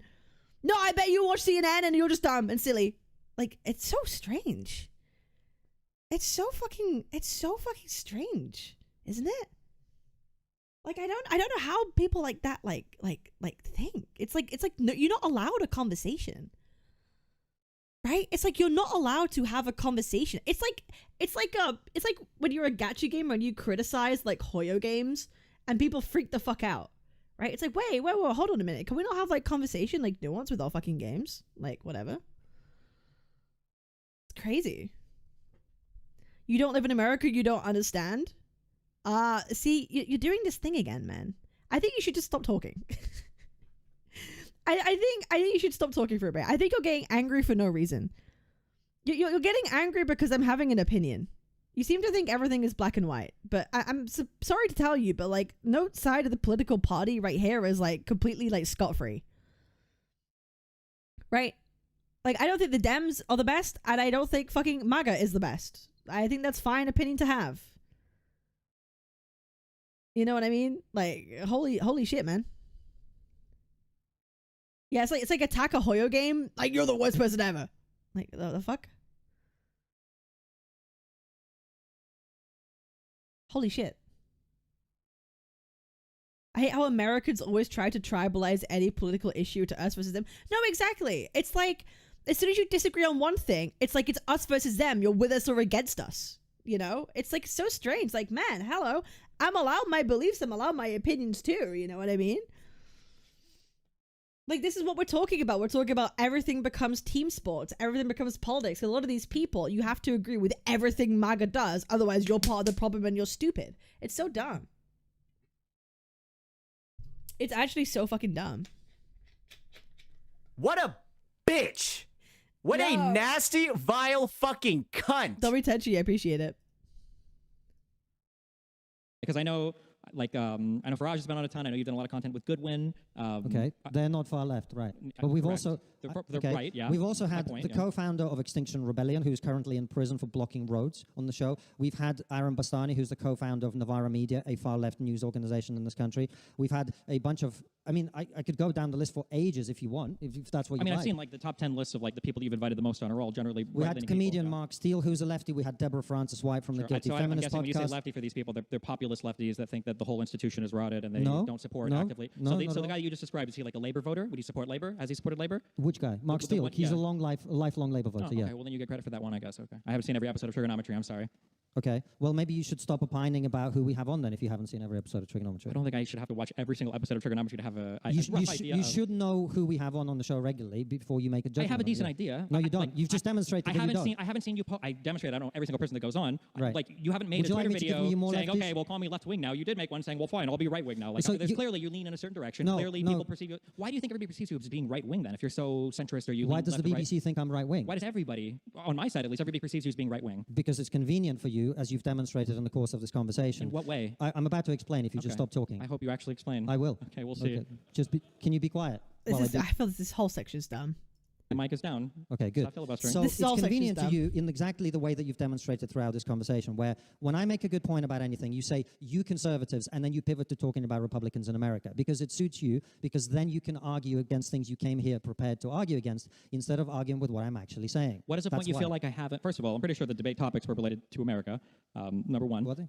They were. Number one. That's okay. Number two, what is a question that you feel like you've said that I accused you of being a conservative and then I pivoted and I didn't respond to your point? Every single thing we've discussed. Name one of them then. Every single thing we've So discussed. you can't think of a Immigration, single one. What did I not respond to? Oh For my immigration? God. You didn't bring up a National- point. You said a bunch of descriptions. You're like, well, this is true, and then that was You it. keep talking over me, which means we're not actually having a Oh, discussion. this is so I'm asking you for an pointless. example. And You're trying to giving you filibuster. one. I'm about to give you one if you just Okay, stop interrupting. one point that I didn't respond Can to. you just stop interrupting? Go ahead. give me Oh a my point. god, Can you this is so fucking pointless. This is so dumb.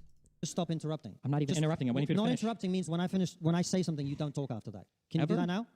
Okay. Can I figure out? Okay, go There you ahead. go. On every single thing that we've discussed, immigration, national identity. Just one thing. You're not having. You're not having a conversation. I guess I didn't expect you to check out this early, but Bro, this is so fucking stupid. I'm asking: is there a single point you feel like I haven't responded to with substance, and you're saying everything because you realize See, you don't have if an you want answer to have for this that? conversation by yourself, you're welcome to. I But feel like I am. you are, yeah. I know You I are, am. Yes, you I are. know I am. I feel that way. Yes. Yeah. I'm speaking to the 'Cause copy-pasted you're- talking points, you're and I not- can't get an actual answer out of you for anything. I mean, that's fair. That's fair. I do think Konstantin is being way too vague. I do think he doesn't go into specifics when he should, and Destiny's really pressing him on that. Of like, well, actually give like positions on things. But I also think Destiny's being way too, like, he's kind of noticed that he's being way too, like, aggro. Like, he's being way too, I don't think it makes him look good, is what I'm saying. Maybe it make him look good to his, like, super fans, but, like, I don't think this is a good look to, like, the general, like, I don't think this is good to the general, like, normie people watching this. I can give you better answers if you're looking for them. Yeah. It's crazy to me that you guys cry about wokeism and snowflakes and all this stuff so much, but like you guys do it all the time. You made the claim that I'm avoiding answering any of your arguments because I'm calling you a conservative. I think you are a conservative and I label you as such, but I'm not dodging your arguments. There's not a point you brought up that I refused to address. That's why I asked you for an example of one, and you weren't able to give one. And that's fine if you're not able to give one, but then don't continue to filibuster and make the claim. Just say, okay, well, I guess maybe that was an unfair thing I said, and here's a point that I'm going to make that I would like you to address. That would be the time where you would say, here's a thing that I brought up. You pivoted and you didn't address that particular thing. That would be a thing you could do if I was actually dodging and pivoting from all your points. Okay, I think giving him the silent treatment is not a fucking good look. I don't know. I feel this is kind of weak sauce move. I don't know. I feel like the thing you don't do is then go silent and not even look at the guy. That doesn't make you, optics wise, that doesn't make you look fucking good. That doesn't make you, bro, this would be like a Pearl moment. Like, this does not make you look good. Like, I know what he's trying to do. I don't think it's good. Like, yeah, don't do this. Don't, just rebuttal, give a respond. Like, it's not, like, don't do this.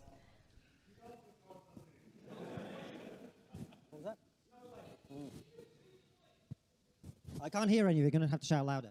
Why are they, okay. Okay, the whole debate's not evolved. Great. Russian agent. What does that mean? So you're saying that because I'm from Russia and I have opinions you don't like, I'm a Russian agent. Why are we debating the crowd right now? I'm still here. Is that what Can you're you not saying? have can you really not answer my questions That's that just much? not very clear. Is that what you're saying? Let's not yell out questions from the audience. Let's not get into that. Let's try to let the dialectic get back on track here. Simple question. What do you feel like I haven't addressed? Every single thing that we've discussed. Oh, don't keep doing that. Oh, this is so dumb. Move on. Yo, we need the guy to give a different fucking question. Give them a different question at this point. Move on from this. This is so dumb. This is going nowhere. Okay, let's run it down. So you said I didn't address immigration, right? My point on immigration is that you guys have fear-mongered about immigration, and every single policy that you've tried to enact has failed. Every time you say you guys, you've already lost the argument because you're not arguing with me. Okay, well, I asked you for a clear stance on whether or not you thought Brexit was good on net. You literally said you would not answer the Brexit question. When I asked if you were God, you could push a button. You literally said, "Well, I don't know. I couldn't do that." I said immigration. Immigration, not Brexit. Immigration. Sure. Well, Brexit was a part of the immigration argument, right? Not for me. For the majority of the. Okay. Oh my God. I'm sorry. It's okay. What question did you even pose to me with regards to immigration that you feel like I didn't answer? I don't think you even posed a question to me. What you failed to do, we started this bit of the just listen, okay? Just put the microphone down and listen. I'm listening. Put the microphone down for a moment and listen. I'm gonna hold it right here. Now you carry on. I'm not going to talk if you keep interrupting me. We're watching on 1.25. You are. I'm literally not. I'm asking you a question. You just refuse to answer. This is the game. How did I do it again? I'm asking you a clear question. You can't give me an answer. I'm not going to talk to you unless you listen to what I'm saying as well as me listening to what you're saying. I am listening. Okay, good. So we started this bit of the conversation, right? Talking about the exchange that we just had. That's what we were talking about, right? And you made your points, and I tried to make my points, and you keep interrupting and talking over me, right? I've addressed immigration, and I've addressed every single other thing that you brought up. And the moment I do, what you do is you say, well, you conservatives say this, you conservatives say that, in order that you can then argue with things that I haven't said. And that is exactly what you've done throughout this whole thing. So when you ask me, why do people say that you're a conservative? It's because it's much more convenient for them than addressing the arguments that I'm actually making. And you've demonstrated that throughout this entire discussion. That answers your question. Okay, what is the argument that you're making with specificity to immigration? What does Konstantin's ideal immigration policy for Great Britain look like? And who in the past... He should have said that at the beginning. Destiny should have asked him that at the beginning, but rather than try and like paint him with a label. I'll be real. He should have just been very specific. He should have asked that earlier. Have you supported their vision for immigration to the United Kingdom? Sorry, because I jumped in, which I shouldn't have done. Second part. Okay. Second part. Yeah. No, who have you supported historically over the past 10 years? Whose idea for immigration, I guess, have you supported policy-wise, politician-wise? Who would you support right now? What is your ideal vision for immigration to the United Kingdom? Yeah, it's a very good question. So my ideal vision for immigration in this country would be something like probably 40 to 50,000 people a year, highly selective, which means that you really have to qualify in terms of your skill set, ticking all sorts of other cultural compatibility, age, and so all sorts of other things that basically mean you're likely to be a very positive net contribution to the country. You're probably going to have the ability to earn and pay more tax than you receive in benefits over your lifetime. You're unlikely to commit crime. You're unlikely to become a terrorist. You're unlikely to do things that we wouldn't want you to do. You would be highly selective. I think I would definitely prioritize immigration from people, from countries, not from countries really, but from people who already speak the language, who maybe have a cultural familiarity. So Hong Kongers are a good example of this, right? These are people who are formerly part of the British Empire, speak the language. They're able to come over, integrate very easily, and make a good contribution. So something like 40 to 50,000 people a year. But again, you know, it's a democratic thing. So if the British... Good response. Actually giving numbers, specificity. You know what? Good response. Good response. Fair play. People vote to have zero immigration, that's their right. If the British people want to have 300,000 people come a year, that's their right. Part of the problem we've had with immigration in this country... Wait, can I ask just... No, just let me just finish this bit and then you can ask whatever you want. A part of the problem we've had with immigration in the last 30 years is, despite the fact that people keep voting against mass immigration of the kind that we've had, they keep voting for parties that promise to reduce it in 2010, in 2015, in 2016, in 2017, in 2019, and in 2024. In all of those elections, immigration was a major issue, and the British people overwhelmingly voted against what we have today. Despite that fact, we've actually had the opposite of what they voted for. So I want managed, highly selective, low numbers, high compatibility, and I want it to be in line with the democratic wishes of the British people. Okay, so then a statement and then a question. So I would argue that the reason why people have voted for lower immigration and they haven't gotten the lower immigration is because I don't think people tend to vote for higher or lower immigration. I think that people vote for where they feel problems are, and I feel like people sometimes scapegoat immigrants as a class of people for why these problems exist. So if housing is high, you vote for less immigrants. True. This is true. People do use immigrants as a scapegoat for basically a lot of problems, especially people of lower income. they tend to blame immigration and immigrants for being the reason why they can't get work or jobs or can't get housing. It does. This is true. This has to be the scapegoat. Okay, maybe we could actually get to some substance now of the conversation. Yeah, now we can actually have a conversation.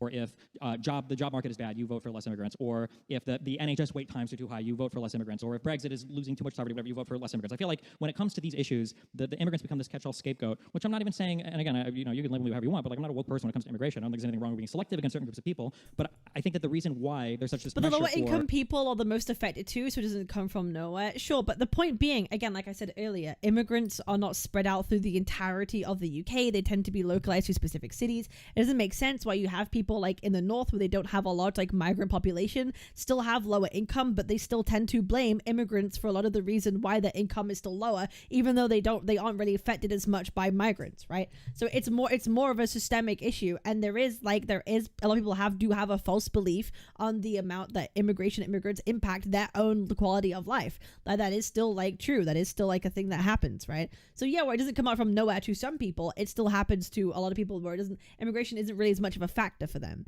right? He's not wrong where a lot of immigrants do become like a scapegoat, right? The majority government to have more immigrants come in is because they know that as much as people might feel a certain type of way about certain types of immigrants, that the collapse of the NHS or the collapse of the education system or the collapse of the local economy is going to be worse than allowing more people to come in and work those jobs. So I guess my question is, and I'm pushing with a degree of specificity because you speak about these issues a lot, when you say selecting for certain values, like what is it? What would that test even look like? When you say selecting for certain values, what are the values that you're selecting for? Number one, and then number two, you mentioned like they have to speak the language and it should be like highly skilled people that can contribute net tax positives to the economy. Let's assume that you met the threshold for all of these things. Why cap it at 30 or 40,000? If they can integrate perfectly, if they speak the language, why not have like 100 or 200 or 300,000 of these people? They keep putting words in our mouths. They can't utter the word illegal. Wait, what are we talking about here? I thought they blamed illegal immigrants, not immigrants in general. No, in the UK, people are blaming both illegal and legal immigrants. I don't think you realize. Like, they're not just blaming illegal immigrants, they're blaming all immigrants. No, but that's actually happening in the UK. People don't want the rate of immigration, full stop, legal and illegal. That's the big talking point in the UK. It's all immigration that people finding a problem. It's not like in America where people are talking about illegal immigrants. No, people are talking about all the rate of mass immigration overall coming to the UK. That's not putting words in anyone's mouths. That's actually what's happening in the UK. Again. It's a very good question. For me, I am less attached to the numbers. I just think where culturally Britain is at the moment is that's what the British people would want. For me, it's the numbers are. Joseph Stalin said quantity has a quality all of its own. Okay, well, maybe they shouldn't have rape gangs. Oh my god. Oh my god. How do you go from what I said? How do you go from what I said to, okay, maybe they should have rape gangs? What's that got to do with what I just said? Bro, that doesn't connect. That doesn't... Brother, what? What? That doesn't follow... Okay, you know what? All right. And I think there's a truth to that, which is once you have very large numbers of people coming over a short period of time, it is disruptive for the reasons we've already discussed. And it also can put pressure on infrastructure. The reason, by the way, we haven't had I'm the just policy making of a mass immigration statement. Brother, you just brought up a talking point that doesn't connect at all to what I was just saying. I was having a talk about the rate of immigration into the UK, and you just went, okay, maybe we should have rape gangs. Like, all you do is spew a talking point. You just talk like a talking point that they use and said it that had no actual correlation to what I was just saying. It's like you have the talking points on lockdown. The British people voted for isn't that. I mean, I agree with you. Of course, there are some people who scapegoat immigrants to explain the problems that society has, and I don't agree with scapegoating immigrants. That doesn't mean mass immigration is necessarily good. One of the problems with mass immigration is it's effectively been used in Europe to cover up the fact that our economies are not growing. Our economies are shrinking on a per capita basis. We are poorer per capita in this country today than we were before the financial crisis. And the reason we haven't had the policy of controlled immigration that people keep voting for is that bringing in more bodies is the only way politicians can pretend our economy is still growing. That's actually the main reason that this has been happening. Okay, so I guess my question is, what are the values or what are the things that you would select for when you talk about like a values-based I have to listen to that again. I was distracted. to explain the problems that society has. And I don't agree with scapegoating immigrants. That doesn't mean mass immigration is necessarily good. One of the problems with mass immigration is it's effectively been used in Europe to cover up the fact that our economies are not growing. Our economies are shrinking on a per capita basis. We are poorer per capita in this country today than we were before the financial crisis. And the reason we haven't had the policy of controlled immigration that people keep voting for is that bringing in more bodies is the only way politicians can pretend our economy is still growing. That's actually the main reason that this is going. I feel this is assumption. This is just again, we're not bringing any facts into this or figures. We're going by rhetoric rather than like reality. Happening. Okay, so yeah, he's going on for a rhetorical win here rather than like saying like anything with fact or specificity again. Like it's easy proven with numbers. It's not rhetoric. No, but the point is he is making a rhetorical argument. He is making a rhetorical argument by definition, literally. And so I guess my question is, what are the values or what are the things that you would select for when you talk about like a values-based test for people coming to the country?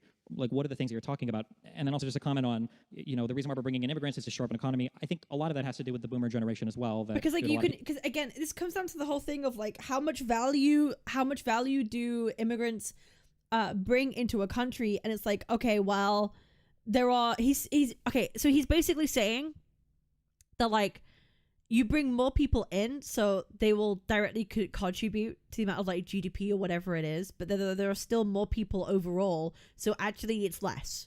That's what he's saying, right? Right. So that's what Konstantin is saying. Like, yes, they bring in more, like they increase the overall GDP, but because there are more people overall, it actually makes people poorer. Because there's more people, it's spread out between, everything gets spread out between more people. I think that's what he's trying to say, right? But then you have to, I don't think it's that simple, because then you have to argue with the facts of like most, again, I don't want to say a fact that they're saying they're padding the numbers. But no, they're saying they're padding the numbers, but it doesn't work that way. It makes people poorer because it's still split between more people. So like, but it's kind of ignoring the fact that a lot of migrants actually do get employment. They do earn money, but they're also still undertaking and doing work that often people don't want to go and undertake. They still have value. They still add value outside of like direct GDP increases and stuff like that. Like it's, and also, I'm pretty sure this is a fact that like second generation migrants, so if they have kids, second generation migrants actually tend to contribute more than like native people on average, which is something. I'm pretty sure that's like a statistic that second generation migrants actually on average tend to be more employed than natives in the UK. People come back from wars, or stay for wars, I guess, for your guys' case, but in the United States we say come back. And then you had this aging population that had a ton of kids, and now these people have all hit a certain age, so you're kind of this weird demographic age thing, which is why they're bringing in a bunch of younger workers now to kind of fix that issue, because you get a lot of benefits and your triple lock pension, whatever else, all these things, Social Security in the United States, yeah. Well, that's part of it, but the problem is if you're bringing people who are net consumers of tax revenue, then you're not solving that problem, you're making it worse. Right, and that's what's been happening in the UK. So when you have mass unskilled or very low-skilled immigration and plus lots of dependents, you're actually bringing in people who are then going on benefits in this country, which I have no idea why it is in this country that we allow foreign citizens to receive benefits. It doesn't make any sense. Okay, let me clear up some misinformation about this. So you cannot receive welfare as an immigrant unless you are an asylum seeker or unless you are on like a family visa. You cannot just receive benefits if you're just an immigrant or you've been in the UK for 5 years. So this is a bit of a misinfo. Like the only way you receive welfare is if by asylum seeking or if you're on family visa. But there has been an increase in the amount of asylum seekers coming to the UK. That is true. That's 100% true, which is why it's taking a long time to process them, which is why there's been the whole controversies of having to spend lots of money to house them in like hotels and stuff. That's bad, obviously. But it's not a fact that everyone that comes here gets welfare. That's just not true. but it only applies to asylum seekers, but the rate of asylum seekers has gone up. That is true. That is true. That is true. Yeah. Anyway. Me. But what happens is you then effectively are bringing net consumers of tax revenues, and you're making that problem worse, which is why I say it isn't that. It's the fact that politicians are able to pretend that we are growing. I mean, the British economy is growing by like 1.1% or whatever it is. It's still not even growing even on that basis. But the reason they bring in lots and lots of people is so that they can add to the total tax base without having consideration of what happens when you divide that by the number of people, which is you're getting poorer. Okay, so then... But see, that's what I mean. Like, he's saying that like, immigration boosts GDP, but not the GDP per capita, right? But like even if it's a small increase, that still builds up over time, right? He's also ignoring the fact that you are increasing the workforce of an actual country or place, right? You're bringing in actual like working migrants, you're increasing the workforce, and that means that a country will have a higher total output of like stuff that they do. That also contributes, right? The actual productivity of a country increases as well. And more output, there is more things to be taxed, right? There are more things to be taxed. So it's like, I don't know why he's... Like, I get what he's saying, but I don't think it's... I don't think it's nuanced enough. Let's say that everything you just say is true, and I would agree that bringing in people to consume welfare, now I can't speak to the exact immigration schema that you have in the United Kingdom, but let's assume that is happening. And then you could, okay, you can then also, this argument makes no sense because that's just what GDP is. But, all right, let me,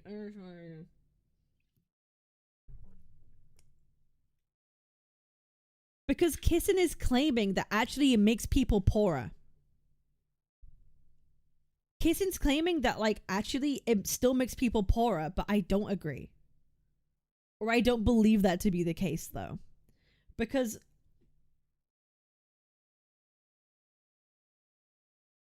I don't think we've seen, like, proof of that necessarily, that it makes people poorer.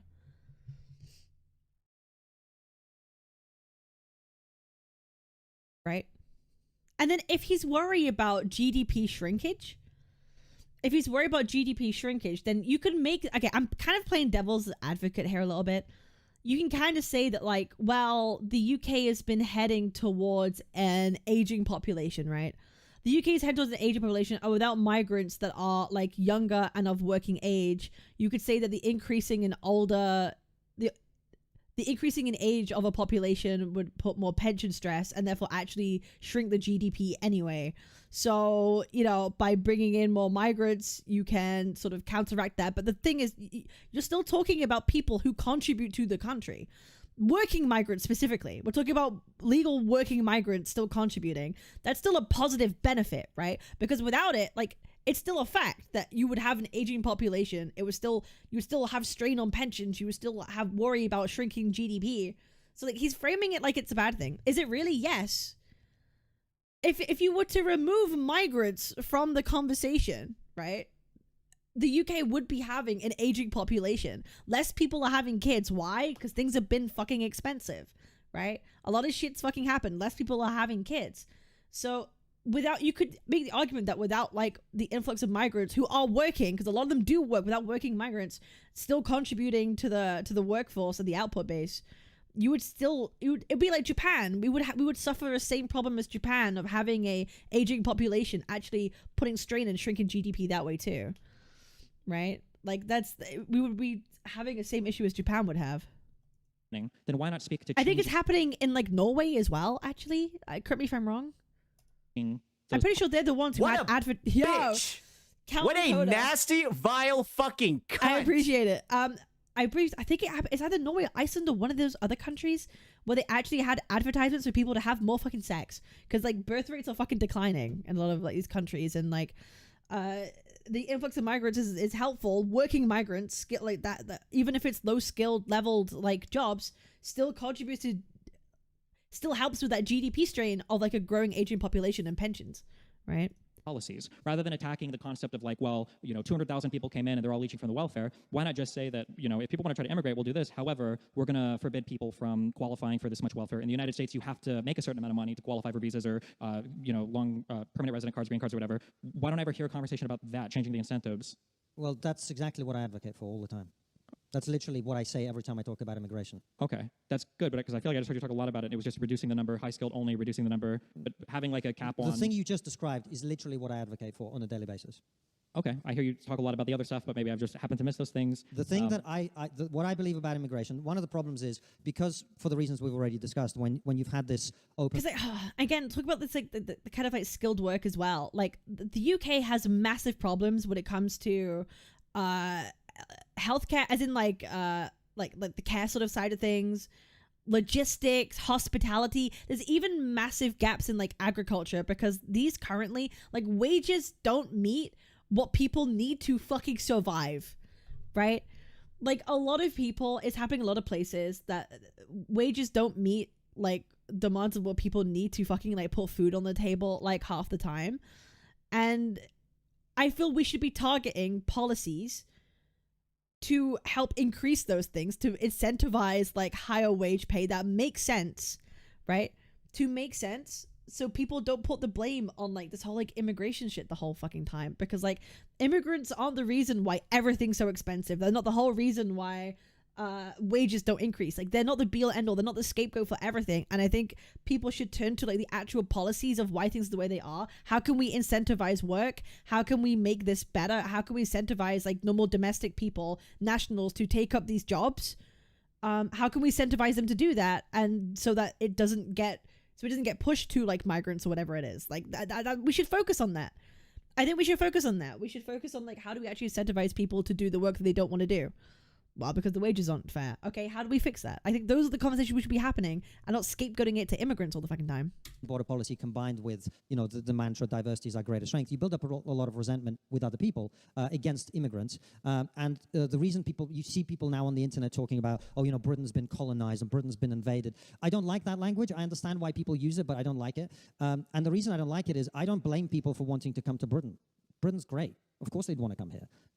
I believe that what we need to do is change policy so that the British government is doing things that are in the interest of the British people. Sure. And it's not in the interest of the British people for us to be spending £14 million a day on illegal immigrants. It's not in the interest of British people to be housing, clothing, and feeding people who've come here from other countries who are not British citizens and who are not paying tax here. We shouldn't. Because again, the whole what's the more fiscally negative? Again, I would still argue that like an aging population is still more detrimental to like a migrant workforce.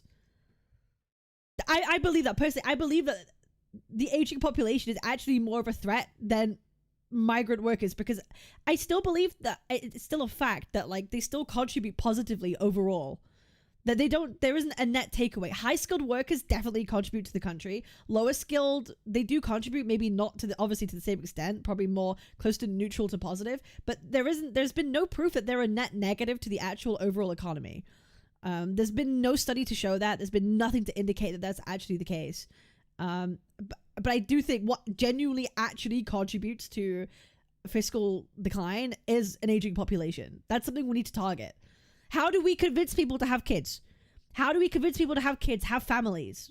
Because it's too fucking expensive. How do we solve these problems to stop people having families and spending money and having money to spend? Like, this is something that's the real issue we got to fucking find.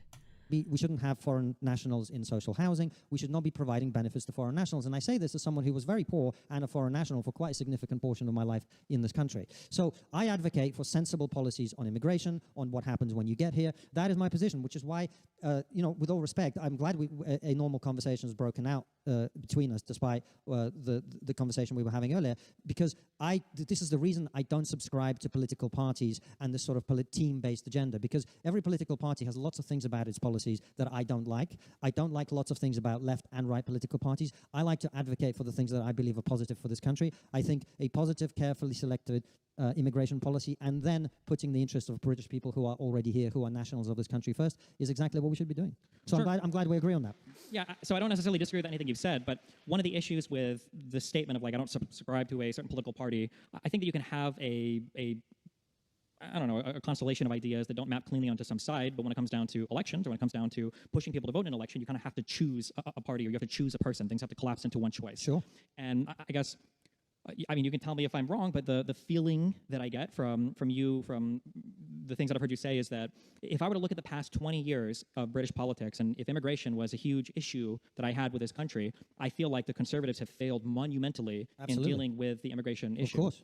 I feel Just like Labour before them. Yeah. Sure, but I feel like the prediction was that Labour was going to continue to fail massively on it, and it seems like Labour hasn't failed. It seems like Starmer, for all of his faults, I know you guys all hate him, but it seems like his government has done a good job at cutting heavily into the amount of immigrants coming over, cutting heavily through the backlog of asylum seekers that you had that the Tories refused to deal with. But now, on the eve of all these Tories beginning to look like they're going to flip to reform, I feel like all of the people who are opposed to the mass migration or mass immigration narrative are going to try to support reform when all of these people have seemed to fail to deliver on these reduction of immigration promises over and over and over again. I kind of said this earlier. Like, all these people going to reform are conservatives that didn't do fucking anything about this issue properly. And Labour actually is. It's kind of weird. And that's just very confusing to me. I don't understand that. Yeah, well, let me explain it to you. I mean, it's a fair critique. So, first of all, the Labour, your point about, Labour Party is reduce the numbers, it's not quite. He's going to say it would have gone down. He's going to say it's not Labour's policy. It would have happened anyway. He's going to completely dismiss it. I bet you. I put money on it. He's going to be like, it would have always gone down. I'm going to put money on it. How it works, but yeah, the numbers are lower. They're still very high. I mean, this is why I kept bringing up the point about what was happening. He's not going to give Labour flowers. He's going to say it's always happened. Country 30 years ago when I first it would have came always here. happened. The numbers of people coming then were about 40 to 50,000 a year, 55,000 I think in 1996. It's still like 300 something thousand now, which is way too high, particularly given the cumulative impact of mass immigration that we've had. So both Labour and the not both Labour, the Labour, the Lib Dems and the Conservatives have all failed on this. All the mainstream politicians have failed on this for the reasons that I gave you. Sure. And let me address the point about reform. Like the Labour or the Conservative Party, the Tories failed far, far, far more. No, it started with the Blair government. So more people came under the Blair government. Let me just No, I understand. We're going Boris wave after. It seems like the Tories failed hardcore. They both failed in exactly the same way. Okay, so you would say as of right now, if you could flip a coin and have the Tories continue, okay, versus the Labour government, that they would both perform the same on immigration? I think probably very likely similar, yeah, absolutely. How would we feel that way? What's the evidence of that? Sorry? Why would we feel that way? What would we look to in reality that would inform that? I think the numbers were going to come down, whoever was in charge.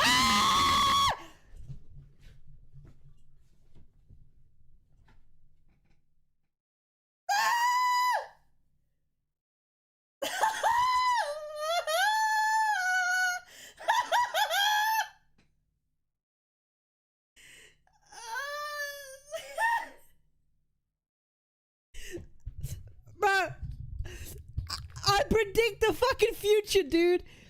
Dude, I actually predict the future. Dude, I said it. I said it and it came true. I said it and it fucking came true. I don't think the numbers this year have come down because the Labour government has come in. I think they were likely to come down anyway. My point is something else. Immigration. Holy fuck! Holy fuck! Holy shit, dude!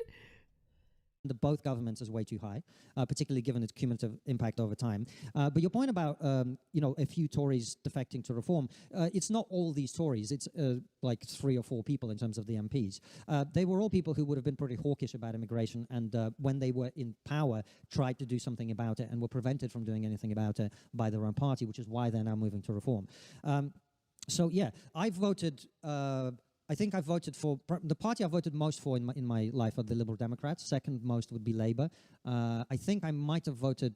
Yeah, I think I voted Conservative once, and yeah, I've never voted Reform. So, okay, I guess when I look at, so here's a question, I guess, when it comes to the immigration thing. Let's say that for the next 5 years, we could float this idea of capping immigration at 30 or 40,000 per year to the UK, but it would mean I won't say severe, but somewhat of a degradation or continued degradation of the services that the NHS provides, and then an increase in the cost of education, that the costs are going to continue to go up, but we can cut the amount of immigrants coming in as a result of that. Do you think that's a trade? Is it a trade that you would support, and do you think it's a trade that most British people would support? I definitely think it's a trade that most British people would support, but I also don't think that that is actually what would happen. I mean, first of all, given the decline in birth rates that we are now seeing, schools are shutting anyway, so you don't need foreign teachers to teach British. Yes, decline in birth rates, which means what? You have an aging population, which what? Puts strain on pensions, which what?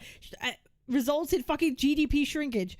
Yeah, so how was the best way of combating that? Either get people to have more sex, or fucking what? You increase your workforce by bringing in migrants. Hey, listen, man, it is what it is.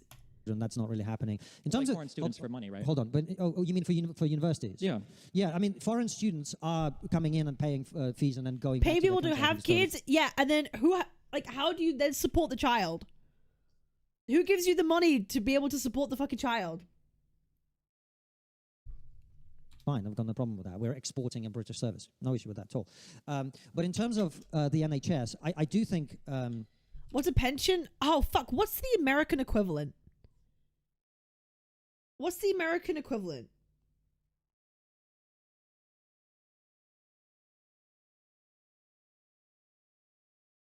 Social Security? No, it's not Social Security. It's 401k. Yeah, 401k.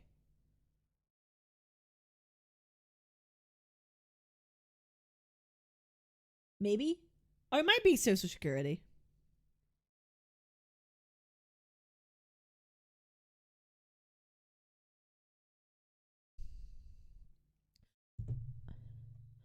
All the money they give to immigrants, that's where.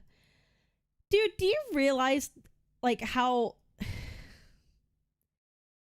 Do you realize, like, every time we talk about, like, a topic, your talking point is immediately to be like, yeah, they give all the money to the immigrants. Do you realize it makes you look, like, really biased? Do you understand why people would paint you in a certain way? Like, that's always your first thing on your mind. Because we're literally talking about pensions. We're talking about pensions, which has got nothing to do with, like, immigrants. And you immediately are like, oh, all that money they give to the immigrants. Like, it's on your mind constantly.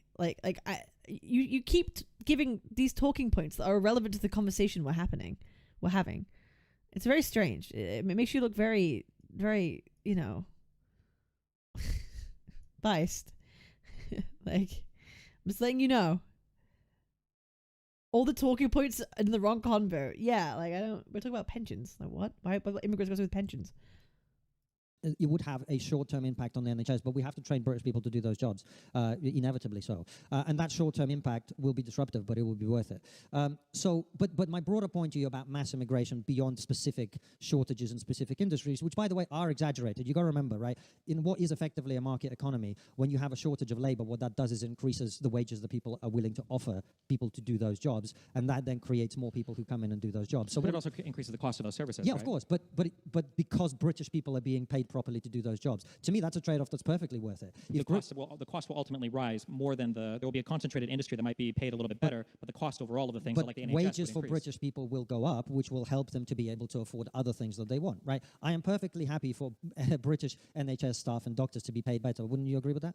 Well, I think the question would be, is it worth the trade-off of a degradation of NHS services, which is what would happen. I don't know that it would lead to long-term. I think short-term, of course, it would be disruptive. I don't think long-term it would lead to a degradation of NHS services at all. You would have a highly paid workforce of British people who are trained in this country to be doctors and nurses. I think that would be incredible, and that's what we should be aiming for. But the broader point I'm making to you is take the NHS and other shortages that you might create in this way out of it.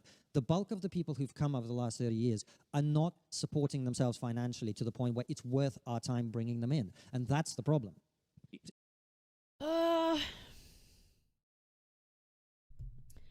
Again, I feel like he should go down the argument of actually talking about the rate of people that are coming on, like, family visas. I think that's what he should do, because he's talking about the influx of migrants or, like, immigrants that are lower contributing, not being worth it. But the thing is, there's still nothing to show that they are a net takeaway from the economy. I think that's the thing he's gonna have to, like, try and prove, that, like, actually it is, like, a detriment overall, but there's still, like, no conclusive proof of it overall. But I think he should probably, if he wants to go down this route, he should talk about asylum seeking and family visas, and how the fact that, like, both of those are able to use the actual welfare system. Maybe in this conversation that might be useful for him. Even the bulk of the legal immigrants, you don't think are worth it financially or economically? The bulk. It's okay, we're just Brother, did I ever call you a racist or a bigot? Brother, At what point did I ever call you? But why are you projecting? I never called you a racist or a bigot. You're the one who came here and said that I'm being ignorant. You're saying the one that I'm being... Brother, hello? So, I never uttered the words racist or bigot. I'm not talking to you just chat, but no one said this to you. No one has called you a racist or a bigot. Like, chill. Chill. Chill out. Of mass, the wave of low-skilled and no-skilled immigration and dependence that we have had is... Twitch chat did? Okay, if one person did, okay. That's not everyone. Like, let's chill out. Not economically beneficial to us. We should be welcoming people in who are economically beneficial. And as part of the wave that we've had over the last 30 years, some of those people have been economically beneficial. Great, let's bring those people in, but let's not bring in hundreds of thousands, if not millions of people who are net takers of tax revenue and also are more likely to be doing other things that we don't want. So let's do final thoughts. Just a quick question. What do you think then is the incentive of a conservative government to bring in more immigrants, if not to desperately fill jobs that they feel the economy is going to be lacking? We talked about it earlier, didn't we? Yeah, but when I checked, pretend the economy is growing when it's not. That's the incentive. But if they're net takers of everything, But they still need to fill the jobs. The jobs still need filling. Wouldn't this would increase your debt and your deficits? No, it would what hurt happens? Well, no, what happens? The way to think about it is like this. Let's say that you're a family, you've got a wife, 2 kids, right? And you have a total household income of £100,000. Okay. And your wife says, we need to grow our household income. Let's bring my parents in. Let's bring the in-laws in. They earn 20,000 a year collectively together.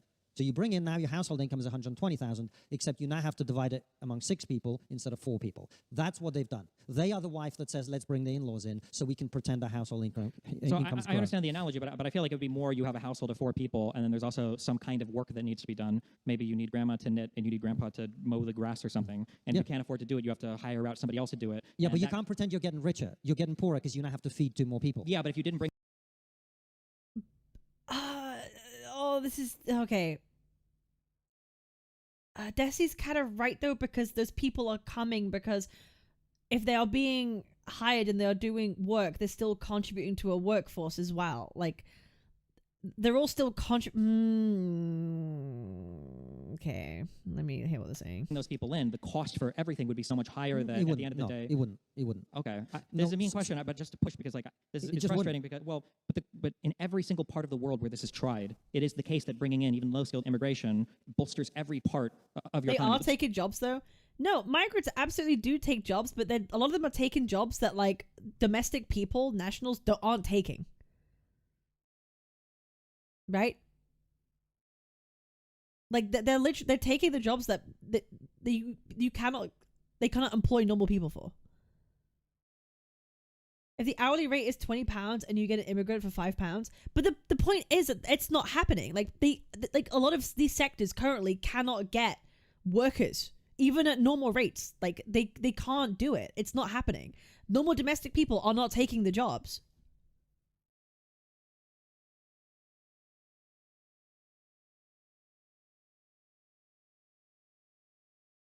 And I feel like we need to find a way to incentivize that. That's the problem. Like we need to incentivize. If you don't want migrants to take those jobs, you need to incentivize people to actually take them and work.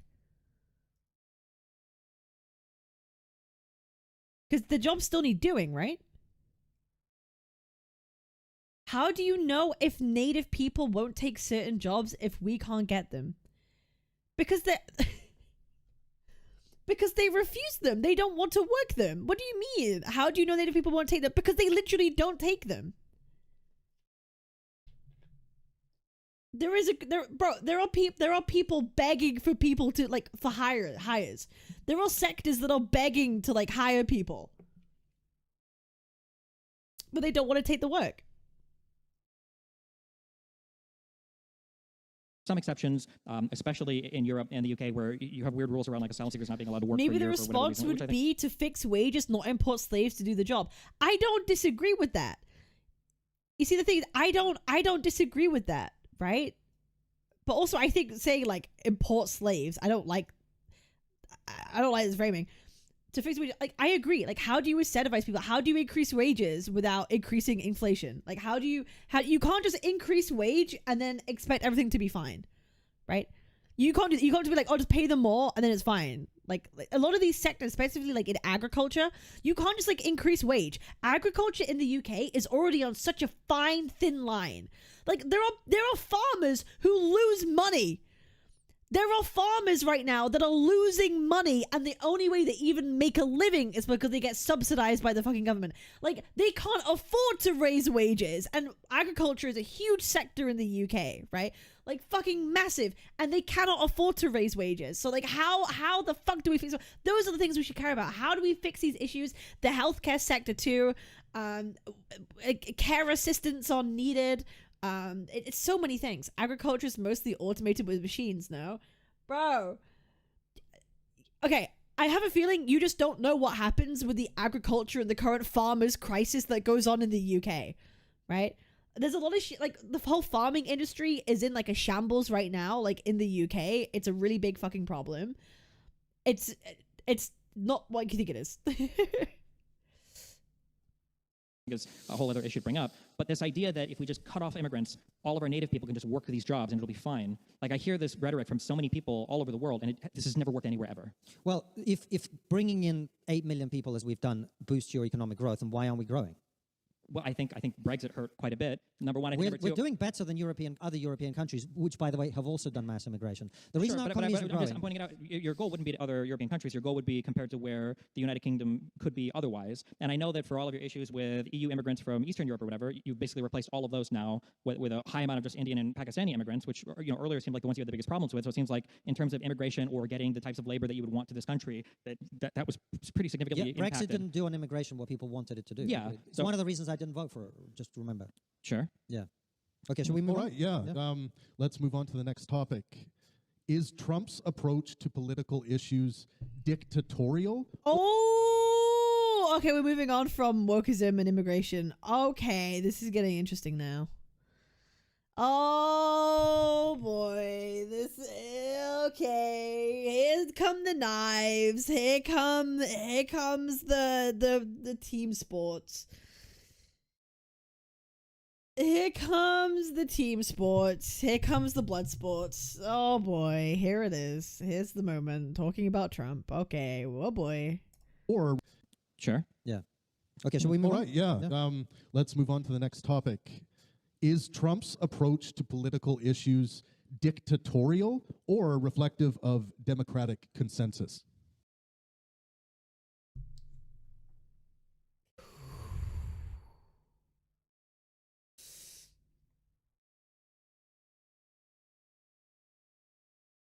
Guys, what do you think? What's your opinion so far? I want to hear what you guys think. What do you guys think? If you want to speak about it.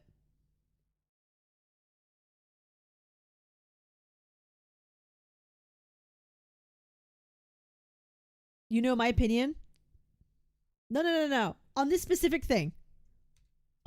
Let's move on to the next topic. Is Trump's approach to political issues dictatorial or reflective of democratic consensus?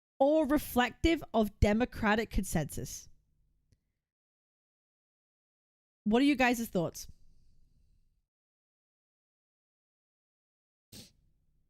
I mean, bro, literally declared war without approval of Congress, so yes, it is dictatorial. Take on Trump saying he does a lot of wrong and a lot of right. Seems dictatorial from my perspective, but I'm not into politics. Dictatorial, he completely ignores the democratic consensus. It's borderline dictatorial. Well, you could see their approval ratings. If it goes up because of his actions, that would mean it's more of a consensus. Dictatorial. He won the election so massively he feels like he has a mandate. Reflective of the people. He's a dick. Because here's my thing. If you want my opinion, okay? If you truly want my opinion on this matter, right?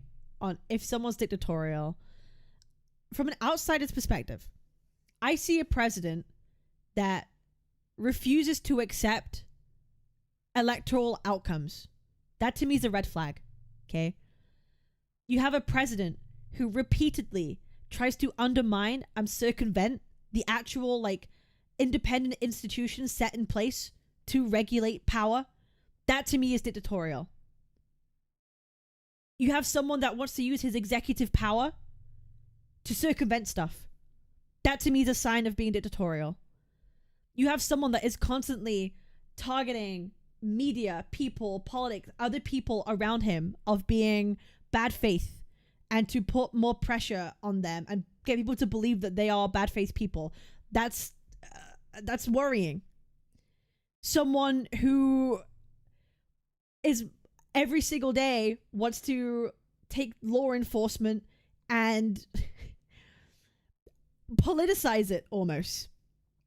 It's kind of reminiscent of other dictatorial things. He does so many things to remove checks on America to keep everything in line. That to me is dictatorial. That's you, boo. But everything I said, that's what I believe. I feel a president who does all those things is by definition dictatorial. Right? If you want my opinion, a president who does that, that's a dictatorial way of doing things. Yeah, starting a war without Congress's approval. It feels a little bit dictatorial to me. That's not going through the actual, like, institutions set in place. You're circumventing him by using your own executive power to go beyond traditions to do stuff. That to me is dictatorial. Is it not?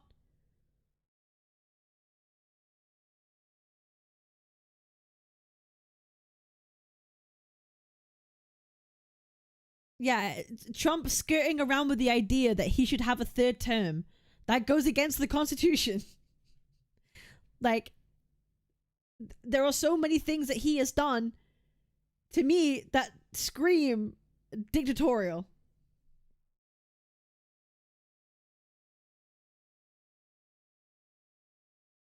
All right, let's see what happens. That's my initial opinion. Yeah, I think, I mean, almost definitionally, Donald Trump views himself as a guy who should be able to operate the entire executive branch just through the White House. True, we've seen how many executive orders he's tried to pass without taking them through Congress. That's true, right? That's just a fact. He's tried to pass so many executive orders through the Oval Office without going through Congress. That's just a fact, right? Right? We all agree that happened, right? I think we all have to say yes, because this is a fact, right? This happens. Executive orders on their very nature skip. Exactly. So he finds ways to circumvent going through Congress to pass legislation, right? True.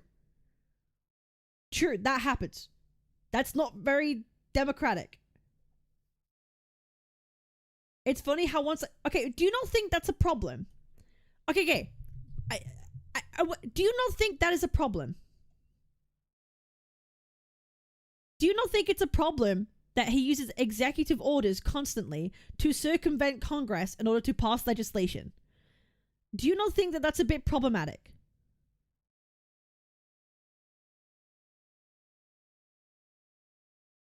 Isn't that by definition dictatorial? Because you're working with a utilitarian mindset, right? Like, you don't need a mandate from anything. You don't need to go through a more of a refined democratic process to get things done. Do you not think that's a bit problematic?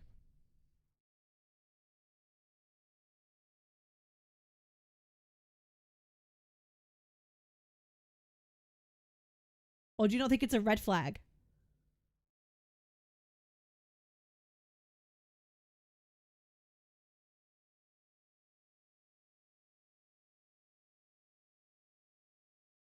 I typed it out, it's not showing up. Okay. Hi, Shadow. Trump also pulls numbers out of his ass about how the US economy is booming. But the due process is now a suggestion when it comes to immigration enforcement. Okay. Wait. Okay. So, okay, let's carry on. Let's carry on and see what happens. There's a number of examples of this. I mean, we can run through any of these. I'm not entirely sure what your position would be on this. I'd be surprised if it was anything different, but yeah, you can tell me, or I can define more things or whatever if that would make you comfortable first, I guess. Well, yeah, maybe you can define dictatorial for us, actually. Sure. So when I think of dictator, I think of single man type rule, where there's a single person who feels like they have more legitimacy. Well, I would say than the other branches of government, but he would be the government essentially. So I would say examples of this are the way that Donald Trump treats his Supreme Court. I would say that the way that he's Stephen, I'm sorry to interrupt. Just define. I just couldn't quite hear it. So Sure. it's a single person who feels he has more legitimacy. more can enact power through his will alone, basically. His will alone. Yeah. So he doesn't have to follow the law. He feels like he's above the law. He's Yeah. above the law. He feels or he's acting like, somebody in the audience might feel like they're above the law. Dictatorial is very different from like someone being a dictator. Right? Like no one's claiming that Trump is a actual dictator. We're claiming is he taking actions that are dictatorial in nature, right? Because no one goes from being a nobody to dictator. That doesn't happen with... Okay, look at fucking Hitler. Hitler didn't become a dictator overnight. It was a constant, there's a lot of things that happened during the time, a lot of things that happened that led up to it being the case, right? But, a lot of circumstances that aligned. You don't just suddenly go, I'm a dictator now. It's constantly pushing the boundaries, finding loopholes in regulations, certain circular that happens that can let you controlling more power over time. How much can you get away with, right? It happens over time. You don't just immediately become a fucking dictator, right? So you can't be okay, Trump is not by definition a dictator, but is he acting in a dictatorial way? That's a different question entirely, right? That doesn't make them a dictator, right? No, but it would make them dictatorial.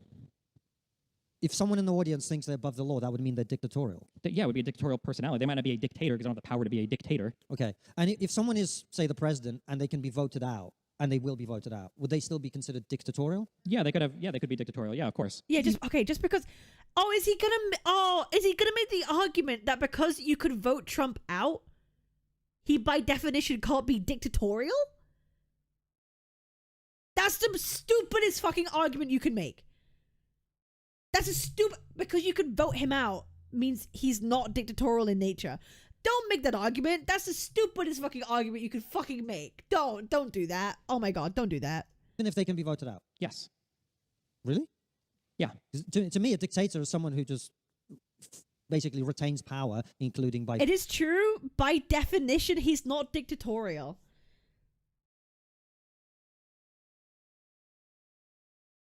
Okay, there's a difference between someone being a dictator and someone who shows traits of being dictatorial. They could, if the circumstances aligned, they could end up being a dictator if circumstances allowed it for. But because there are checks in places in the actual constitution, in the legalities of things, in regulations of things, they physically can't. But if it's somehow something happened that allowed it to be, they probably could and would. There's a difference between actually, that is a true statement. It's a difference between dictatorial and dictator. This is so different. Force. If you can be voted out, how can you be a dictator? I'd say that Putin is a dictator. You can't vote him out, right? You know what I mean? Trump literally said that because we are at war, we shouldn't have any more elections. Wait, did he actually say that? Okay. Well, I mean, you have some people who will change their voting systems in order to be elected over and over again. Like Vladimir Putin, fair. Sure. Or so Evo Putin Morales. is a dictator. Yeah. Sure, yeah. But if you can be voted out in a free and fair election, then can you still be a dictator? You could. I mean, you could nominate the next person in line to be the next king or president. I think that Donald Trump... That's why I said free and fair election, right? Sure, which, I mean, they're also trying to actively impede right now. But do you think that if Donald Trump was 20 years younger, he keeps making these references to running for a third term, do you think he'd try to run for a third term? Yeah, I think the fact that he keeps referencing a third term is a disaster, and I think he should definitely stop doing that. Yeah, I think it's dictatorial. Yeah, I agree. Okay.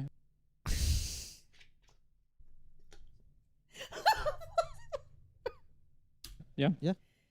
So I say he's a pretty dictatorial guy, yeah? I think that...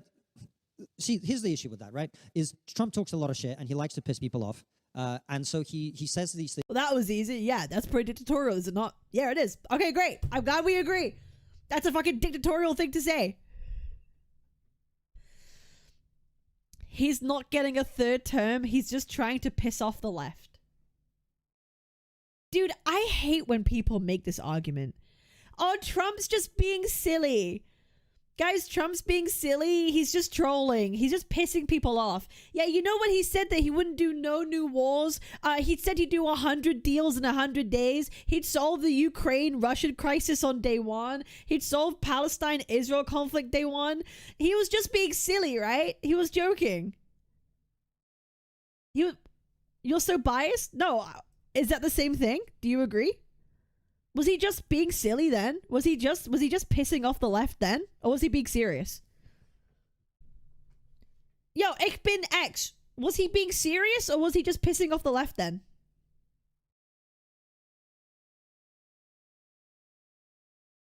Tell me. Was he just joking then? Was he being hyperbolic then? Was he just being was he over exaggerating? It was obvious. I bet no, answer my question, man. Bro, answer my question. I think he was joking, yes.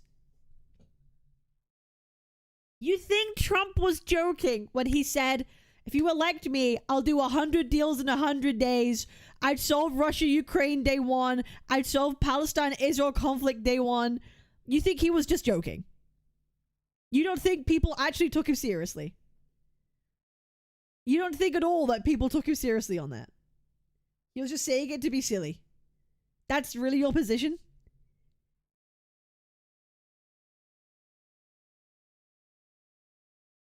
Yeah, I think Trump says a lot of things. You're saying nothing. This isn't a statement. This isn't a position of anything. Do you not think that people believe that? Do you think everyone thought he was joking, or do you think people actually believed he would do those things? Because a lot of people voted for him because they thought he would do those things. Right? You can't be serious. People voted for him because they thought he would do those things and keep to his promises. Right? I think the other side took it seriously. Oh, I'm so sorry. When someone runs for a fucking election and they make promises, yes, I'm going to think that maybe they would do them. Okay, so basically what you're saying, Trump has normalized, so ich bin X. In the next fucking election, I hope every candidate just lies. Just lies, because they're just being silly. They're just there to piss off the other side, right? I hope every single person that runs for elections can just lie. They should all just lie. Do you know what? The fucking next Democratic representative will be like, we'll deport everyone. We'll deport everyone. We'll do all of this. We'll do all of that. Everyone should just lie. That's what you're saying, right? Everyone should just lie. Right? That's what you're approving. That's what you think it's a fine thing for him to do, right? So, therefore, you cannot complain if Democrats do it, right? Can't they always lie? Okay, so no one should ever complain about it, right? If you're allowing Trump to do it and you think he was hyperbolic and that was fine, okay, then none of you can ever complain if Democrats do it. You can't complain if anyone does it. If you've allowed Trump to do this and you think it's fine, then you can't complain when others do it. You can never use that excuse again. None of y'all can ever use the excuse of like, well, they said they'd do this before they got elected and they didn't do it. That's bad. You can't use that excuse anymore. If you want to hold your own president to account for the things that he said and then what he didn't do and turn back on it later, you cannot give that same energy to other people in the future. I hope none of y'all complain about it. If you agree that he was just being hyperbolic and it's fine, I hope none of y'all ever complain about the other side doing it again.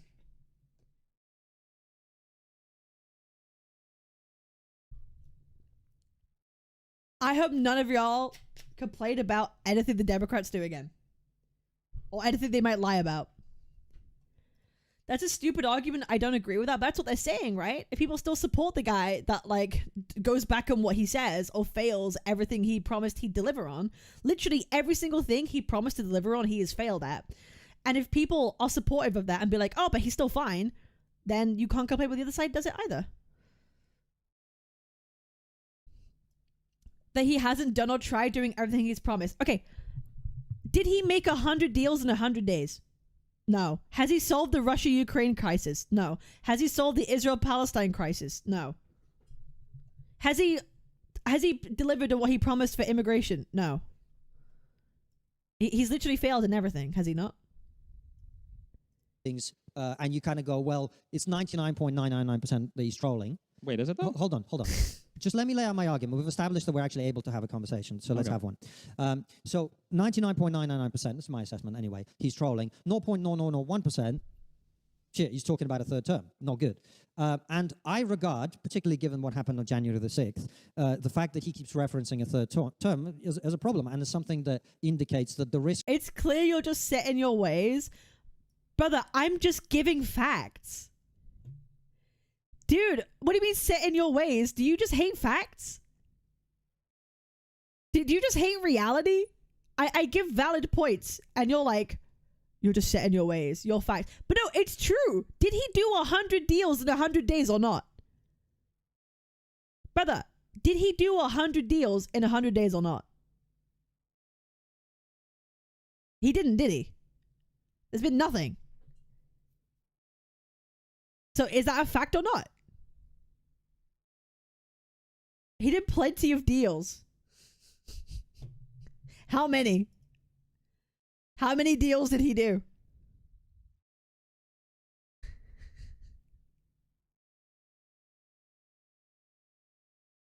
Oh my God. A president shouldn't joke at all in his capacity as a president. He has a responsibility. No, I agree. But for some reason, a lot of these MAGA people think it's perfectly okay to be hyperbolic. It's perfectly okay to lie because vibes, I guess? I guess? He did broker peace in the Middle East.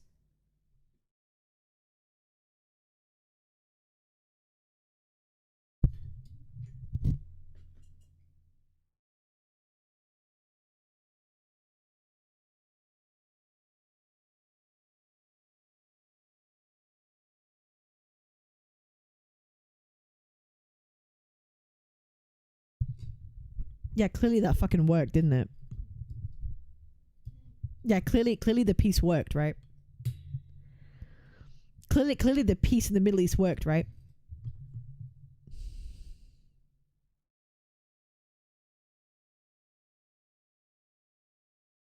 Brother, what are you saying? Ich bin X. I think you should stop talking unless you don't want people to call you a moron. It's okay for you to hate him, but he's still doing work. Brother, you just said he brokered peace in the Middle East. Do you know what's happening right now? Do you know what's happening the past like 3 days? And you're telling me he brokered peace in the Middle East. Do you know what just happened the past 3 days?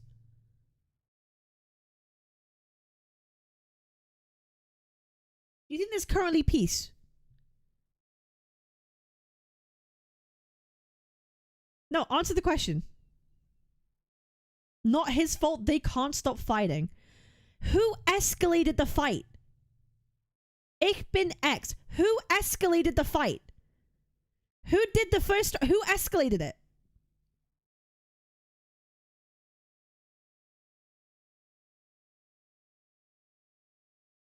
Who decided to strike?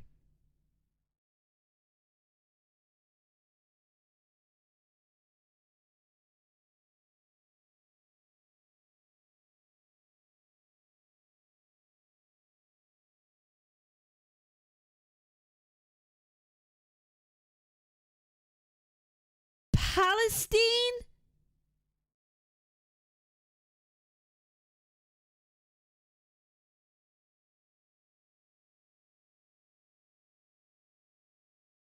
Okay. Okay. I'm just gonna carry on with the video.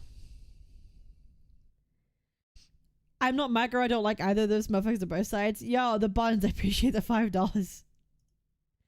I appreciate the $5. I'm okay. No way this guy is real. No, okay. You know, yep. Okay. Okay. Okay, I'm just gonna carry on. Of him trying to do whatever it is he might do when that happens is non-zero, which to me would be absolutely dictatorial. However, I do lean on the idea that it's probably just trolling. In terms of everything else he's doing domestically, what I see is... I don't think it's a good idea to be just trolling because then the you have the United States of America, who I'd argue is probably one of the biggest, if not the biggest powerhouse of the entire world that people look to. And then if your president is just a guy that's engaging with trolling, how do people take someone like that seriously? The president of the United States should be someone that follows law, that follows legislation, that acts accordingly, that acts democratically within laws, not someone that you don't know if they're being silly or not. Like someone who's like, you don't know if they're being honest, if they're just being haha, if they're just trolling. Just when you don't know what your president actually believes or what they want to do, that just destabilizes the entire world because you don't know what they're going to do next. You don't know if they're being silly or not. Like that puts so much like unnecessary destabilization on fucking everything. I don't think it's a good idea that your president, the leader of the country, one of the most powerful countries in the world, is just haha silly. I don't think that's a good thing. That destabilizes everyone. It makes everyone uncertain. And the system of checks and balances working as intended. He is doing things. Some of them are illegal. The legal system. That's what you believe. That is just a truth. That is just a truth. That's not what I believe. That is just a truth. It destabilizes tensions in the whole of the global space. Leaders don't know what to like think about this man because they don't know what Trump's gonna do next. They don't know if he's gonna go over and invade Greenland fucking tomorrow, right? Bro, there are leaders scrambling because they have no idea if tomorrow Trump is gonna decide to take over fucking Greenland by force or not. That destabilizes tensions in the world. Does it not? Isn't that true?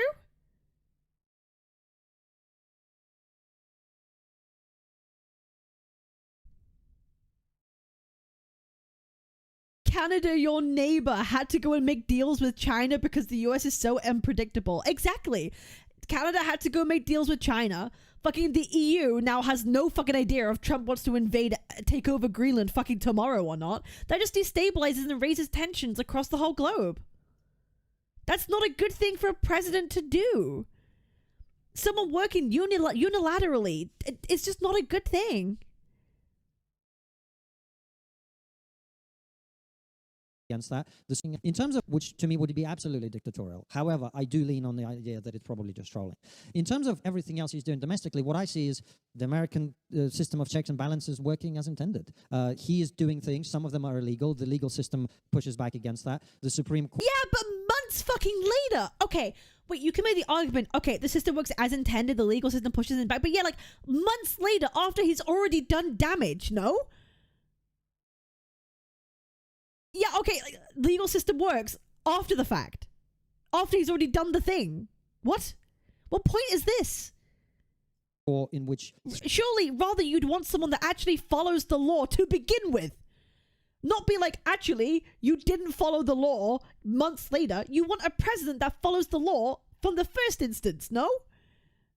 3 of his own appointees sit on, and 3 of the other 6 are Republican-appointed judges, regularly and repeatedly deny him the opportunity to do things that he wants to do. That, I think, is how the system is supposed to work, isn't it?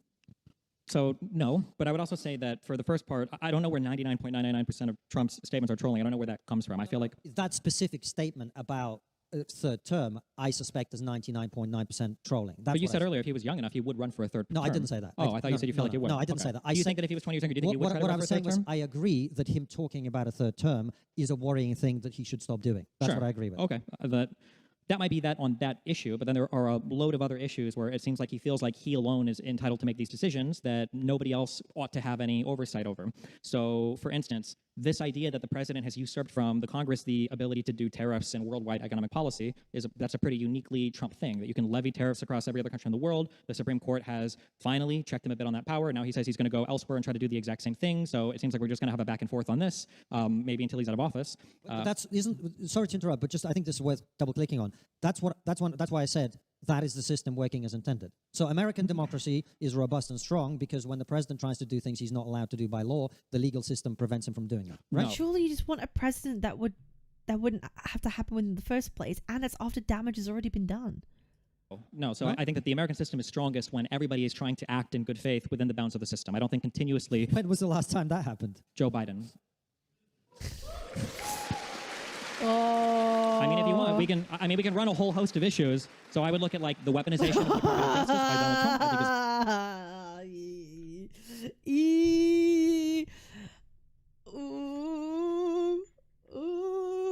let's replay that. Everybody is trying to act in good faith within the bounds of the system. I don't think continuously. When was the last time that happened? Joe Biden.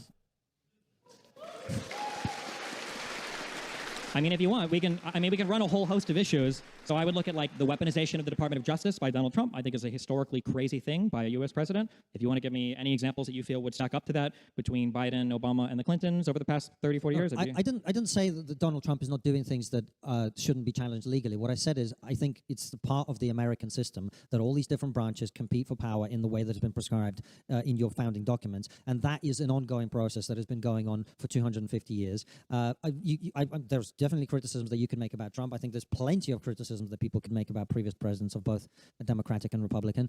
What I'm saying is, whatever you may think about Donald Trump, I don't think American democracy is a threat because the system is working as intended. And if he was truly dictatorial, the signal for me of a president being dictatorial is when they override the checks and balances that exist and begin to... Oh, that doesn't make any sense. Oh, that doesn't make any sense. That doesn't. What is he talking about? Doesn't make any sense. Okay, but no. At that point, if they override the checks and balances, then you are a dictator. Then you become a dictator.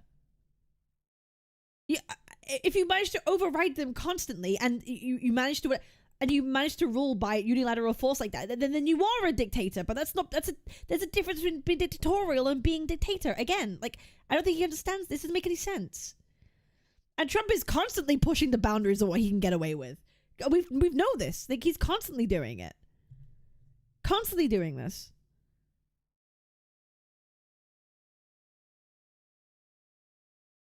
Like, we have to talk about, like, the erosion of democracy, like, over time, no? Constantly overstepping is a sign of trying to erode democracy over time, no? Isn't that just, like, how it is? To effectively break the system. I don't think that's happening. But he's been doing that, right? On the contrary, what's happening is every time he goes too far, the system that is in place holds him accountable and prevents him from doing what he would otherwise like to do. Well, one, so prevents is the wrong word to use because oftentimes they have to check after the fact. So he's already done that's how the system works, right? Not ideally. You don't have a guy who's trying to break. Are we just going to ignore the presidents pushing the limits of the executive power since Bush? I think I don't think it's good, full stop. I don't like it, full stop. That's my position on that. It's not, couldn't be just necessarily just, I don't like anyone doing it, full stop. The rules over and over and over again, and then getting... But the conversation's about the current sitting president. And coming back but and the breaking. system works in that way with every president that you've ever had, But right? when you have, they do something, no. then they get sued, then they have to change the policy that they've adopted. Generally, no. Generally, you consult with the people within your executive branch to see if you feel like you have the legal authority to do said thing. If they feel like you have the legal authority to do said thing, then you try to do said thing. If the courts check you, you accept the court's answer, you move on. But Donald Trump, more than any president in my lifetime, tries to circumvent the other branches, not utilize even his Republican majority Congress, chastise and attack his Supreme Court when they don't give him the specific rulings that he wants. And then when he's ruled against, he constantly openly flirts with the idea of either defying the Supreme Court or going around it using any other number of things that they know will also be ruled as unconstitutional. But the problem is the damage is already done. He follows what the Supreme Court says, right? I don't think it works that way. It would be like saying, like, if somebody doesn't want you to beat you up and they stop beating you up 10 minutes into you asking, I'm saying, well, they eventually listened, right? Well, I mean, the damage is already done. Well, the damage is not already done in that they can't pursue the policy that they were pursuing prior to that point. Well, the damage is already done, though, right? So, for instance, for tariffs, he's collected some $200+ million of tariffs. He's irreparably harmed our trade relationship with basically every other country, including the United Kingdom, on the planet. We've got people, DACA kids, we just recently found out, I think yesterday, have been deported from the country who were never supposed to be. You've got 2 American citizens that were murdered by questionable, at best, deployments of ICE. You've got the president illegally deployed the National Guard and military to states like California. Like, the damage is already done on that. The court eventually says, hey, you weren't allowed to do that. And Donald Trump goes, oh, cool, I'll find another way to get around this in the future. I don't think, especially an executive, which is the scariest... I do think that's also crazy. Like, mobilizing the National Guard like that, I do think was a crazy fucking thing. Like, I do think that was a crazy fucking thing. Like, I do. Like, that's fucking wild. 2 American citizens that attacked federal agents. Yeah, and I could also say, oh, federal agents that killed 2 American civilians. Bro, both of us could play that game. 2 American citizens that attacked federal agents. Okay, I could say 2 federal agents that murdered 2 American citizens. We could both play that game. We could both play that game, bro.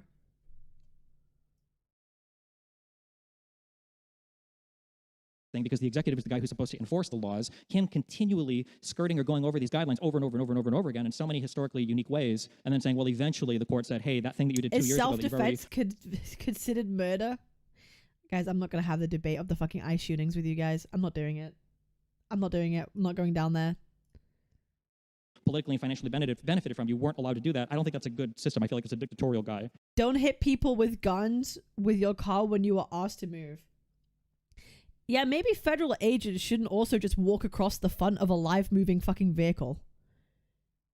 Yeah, how about that? Like, I'm so like, why do none of you guys who think that like they acted in self-defense, why do none of you advocate for better training of ICE agents?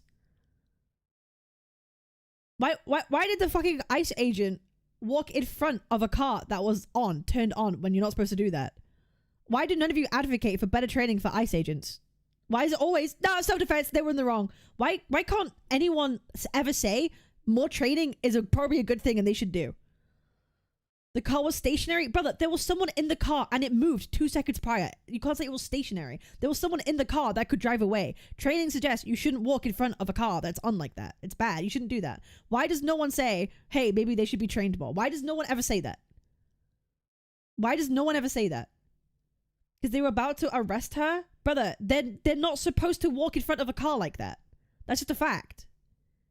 That's a fact. Why don't any of y'all say they should have proper training or better training? Why does no one say that? Why are you against saying that?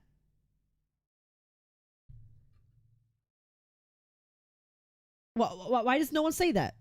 That should be an obvious thing to be said. Yeah, maybe we need to train our fucking ICE officers. Maybe people should say that. Who has more power in that situation? The ICE officer with the fucking gun? They should just... Did I say that? Wait, why are you strawmanning me? I never said they should just let her do whatever she wants. Did I say that? Wait, did I say that? Why are you strawmanning me? I never said that. W strawman. W strawman argument. I never fucking said that. I just said, why does no one advocate for the better training of ICE agents? And now you're telling me, oh, you should just say she should do whatever she wants. Never said that. Bruh, I'm getting fucking strawmanned by my own chat. That's crazy. Like, people can't admit to, like, simple things like that. Well,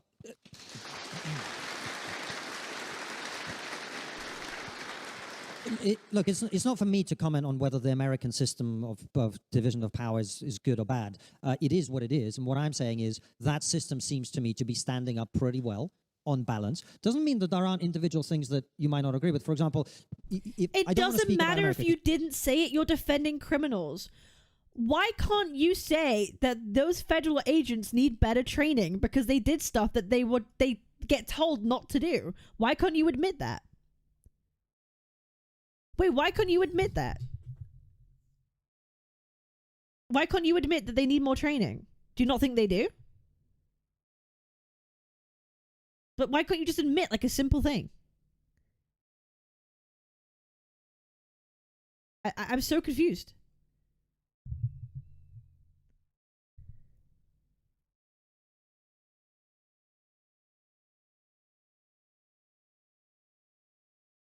They're illegals, but the citizens fueled by propaganda were stopping them. Okay, so you won't answer my question. Okay, thank you for proving that you're deflecting and you can't answer a question. And there's no point in arguing with you because you just won't answer my question. Brother, like, it's like you're blind to any, like, valid criticism. You are legit blind. I'm giving, like, valid criticism that any normal person would agree with, and you're like, no.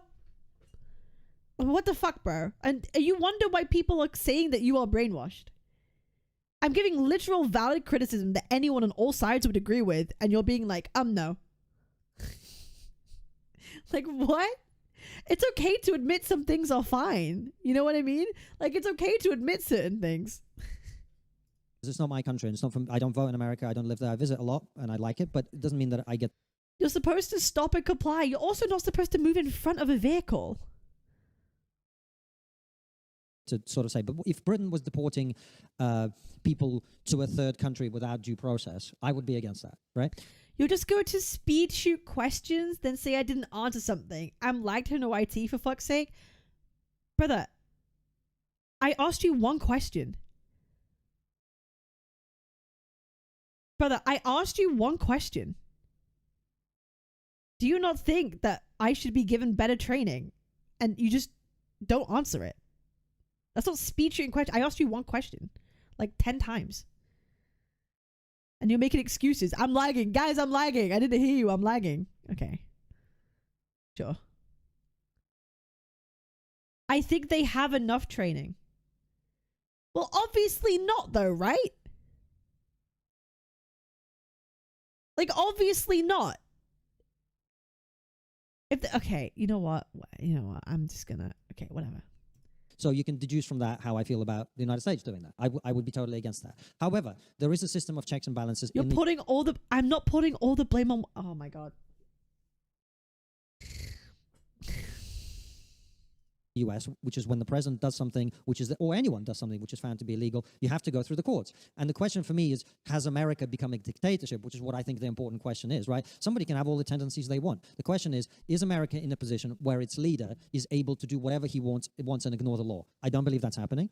And is America in a position where its leader will not democratically allow the next freely elected person to take power?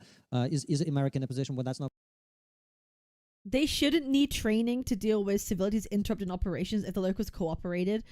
No, they do need training because the federal agents have more responsibility and power in a situation than a civilian does. What a bitch! Yo, Divine Just What a nasty, vile fucking cunt. You cannot expect civilians to put them to the same standards as federal agents that are hired by the government to undergo a task that involves like detaining of people. So they do need more training because they hold way more responsibility in any like area, right? They have more power than a normal civilian does, right? If they have more power and responsibility, they should have more training than a civilian, right? They're the ones that have the guns. They're the ones that can have the mandate to shoot people. They're the ones that can detain people. They have more power over like a civilian in that aspect, right? So if they have more power and responsibility, they should have more training, no? You're literally saying civilians should be more better behaved and more responsible than the federal agents with guns.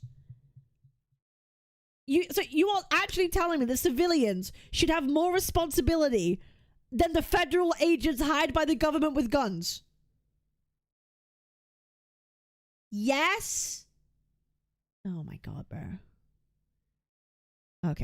Okay, so civilians should be held to account more than federal agents that are hired by the government.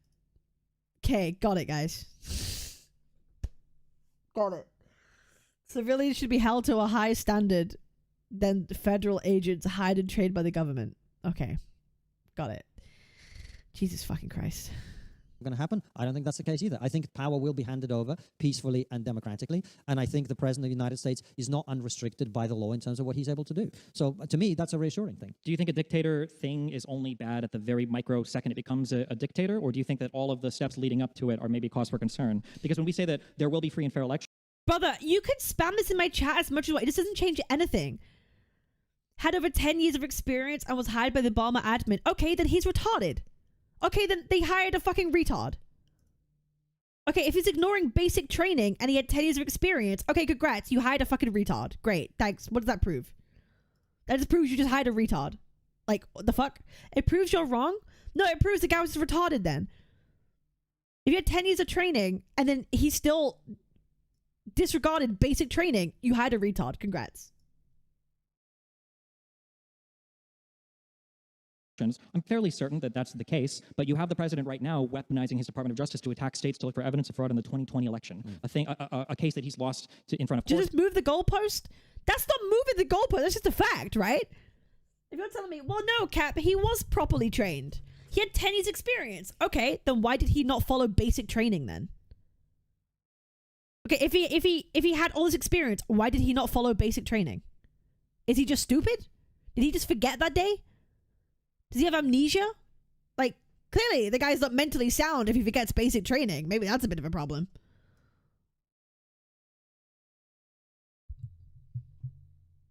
into the public in free and fair elections. I'm fairly certain that that's the case, but you have the president right now weaponizing his Department of Justice to attack states to look for evidence of fraud in the 2020 election, a case that he's lost in front of courts and to the public and to his own prior administration over and over and over again. Or you've got the president of the United States who's already benefited financially, massively, that the tax department has from collecting revenue from tariffs, which was a thing he knew he never should have done, but he did it, and he's continuing to do it in other ways, and the court will probably rule against him there. Insofar as being able to break the laws or whatever, you have a president who has now been granted immunity from committing all crimes as a result of a bizarro Supreme Court ruling. So in a way, that's a uniquely... Wait, let's go on that point. If it's just one dude, why not make him the scapegoat? Why is he still an ICE agent? What? Why not make him the scapegoat? Why is he still an ICE agent? Because it's a signal of a broader problem with the entire, federal service. Right? I'm agreeing with you? Okay. The new thing that Donald Trump has been granted, the ability that once he commits a crime, it can never be questioned or talked about because he's the president of the United States. So, I mean, in some ways, he literally is committing crimes that, or he can commit crimes that he can't be ever held accountable for because of new precedents that have been created to protect him as the president of the United States. Sorry, what were your questions? You made, I think, 3 questions. So basically, I think that the idea that he's not a dictator yet, because we might have the next free and fair election, when it seems like every part of his administration is through multiple vectors trying to attack free. True. I agree with this wholeheartedly. Because it's just true. It's literally just true. And fair elections to say, well, as long as the courts, eventually course correct that it's not a dictatorial thing, I just think it's a very naive reading of how democracies can fail. Well, that I don't. Sorry. And he doesn't have a response for that. Bro doesn't have a response for that. In terms of just say that last bit again. I think that a guy who is in bad faith attacking all of your democratic norms as the executive is a uniquely scary thing. In the U.S., we call it a constitutional crisis. That's a uniquely scary thing, and Donald Trump has shown a penchant for a willingness to do this over and over and over again. And just because he's not at the point where I am a dictator, angling himself and doing everything he can to get to that point, I think that interim period is worth criticizing. I'm not against criticizing any president or prime minister or leader of any country. I think... Oh, shut up. Oh my God. Bro makes a really valid point. Okay, they might not be a dictator right now, but they're taking all the avenues that could lead to someone being dictatorial and are dictatorial. It could be seen as a signal on the problem. And Bro's response is, yeah, I think we could criticize all leaders. Bro, oh, come on with the fucking gish galloping. Brother, holy fuck.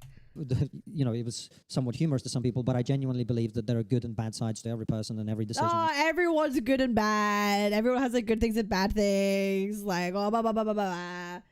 Dude.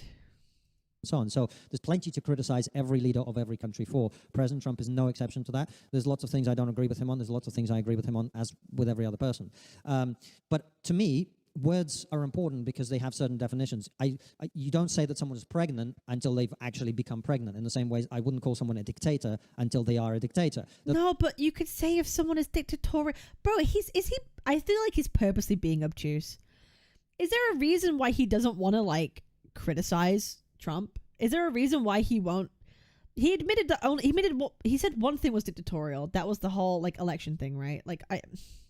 Why is he so against pointing something out? Why is he so against pointing other things out? I'm very confused. Is there an alternative motive? He doesn't want the MAGA cult attacking him? Maybe he doesn't want to be too critical because he's scared of the backlash. Maybe. Does not mean that you can't say, well, deporting people to a prison in a country to which they've never been is not something I want the leader of my country to do. That is not something I want the leader of my country to do.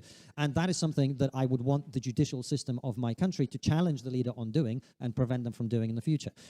That's my view on it. Do you think that Donald Trump is uniquely dictatorial in his search for power in the United States? And then if your answer to that is no, in what ways are Joe Biden or Barack Obama or Bill Clinton, in what ways did they test the power of the executive in the ways that Donald Trump has? Maybe using the example of the weaponization of the Department of Justice. Truthfully, I just don't know enough about all the history of the American presidents to be able to make a good comparison between all of them. I don't know, so I can't answer that.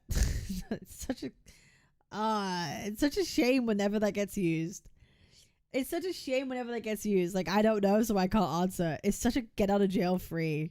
It really is a get out of jail free, bro. Can't say. So are you neutral on that, or do you think it's not that I'm neutral? I'm uninformed about it. Okay. I try not If to I were to tell you that Donald Trump has told his Department of Justice to go after individuals using a prosecutor that he said that he truthed out, that this is a thing that no U.S. president in my lifetime has ever done, would you agree that that's like a uniquely bad way for him to weaponize his Department of Justice? If that is all true, I just don't have enough detail to be able to comment on it properly. I mean, I think if you had a Republican here, they'd probably start talking about the fact that the Democrats tried to put Trump in prison, and their view of that would be that that is equivalent, right? Sure. I don't There's know a fact of the matter, though. I don't know enough about it to say which one of those cases is true. I try not to comment on things I don't know enough about. Okay. But I don't see. I think the conversation we're having here is Donald Trump dictatorial. It's not my impression that he is, and more importantly, How can it be your impression that he's not if you don't have any concept of historically what presidential actions have been? You're totally right. It's my impression, which is why I said it's my impression. It's not my hard-held opinion based on the facts. What would be a line in the sand for you, or a thing that if you saw Donald Trump do it, you'd be like, ooh, that's a pretty scary... If he used force to prevent the legal system of the United States from enacting its will, or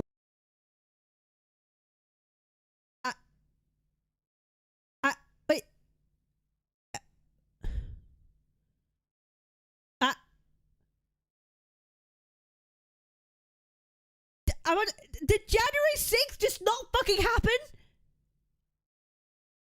Did January 6th just not fucking happen? Did that just not happen? Did we just forget that happened? What do we mean?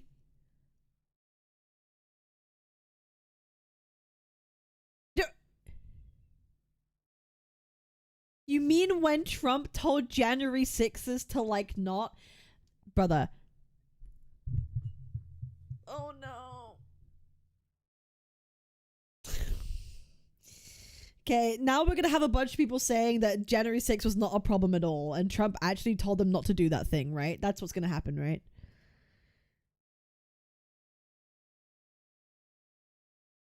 Oh my god. Okay. if he prevented a free and fair election from taking place, or the freely and fairly elected candidate, whoever's next. Oh my god, oh my god, oh my god. I have to replay this whole thing. There's no way fucking way this is being said right now. Having here is Donald Trump dictatorial.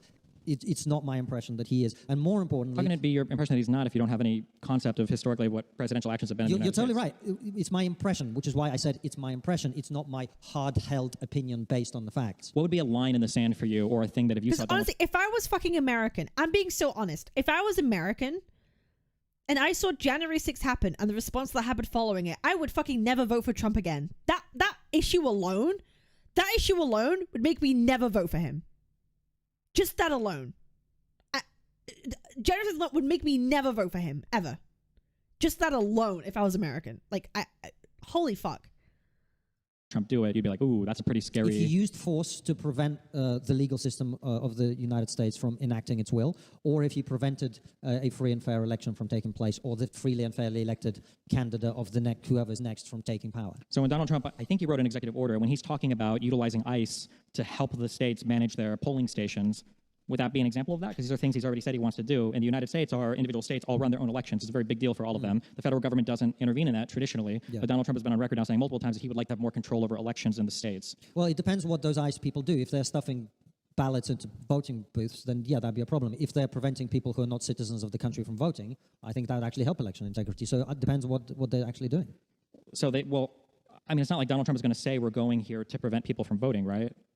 I'm not saying it's about what he'd say. I think it's about what he'd do. So if the ICE agents are there to prevent non-citizens from voting, I think that helps election integrity. They don't even have a mechanism by which... If the ICE agents are there to prevent people from voting who should be voting, or if they're stuffing ballots into voting booths, then that's a different conversation. If a state explicitly says, we don't want ICE here, we don't want the federal government intervening in our state elections, and Donald Trump says, I'm going to do it anyway for election security. Yeah. Well, then you could have...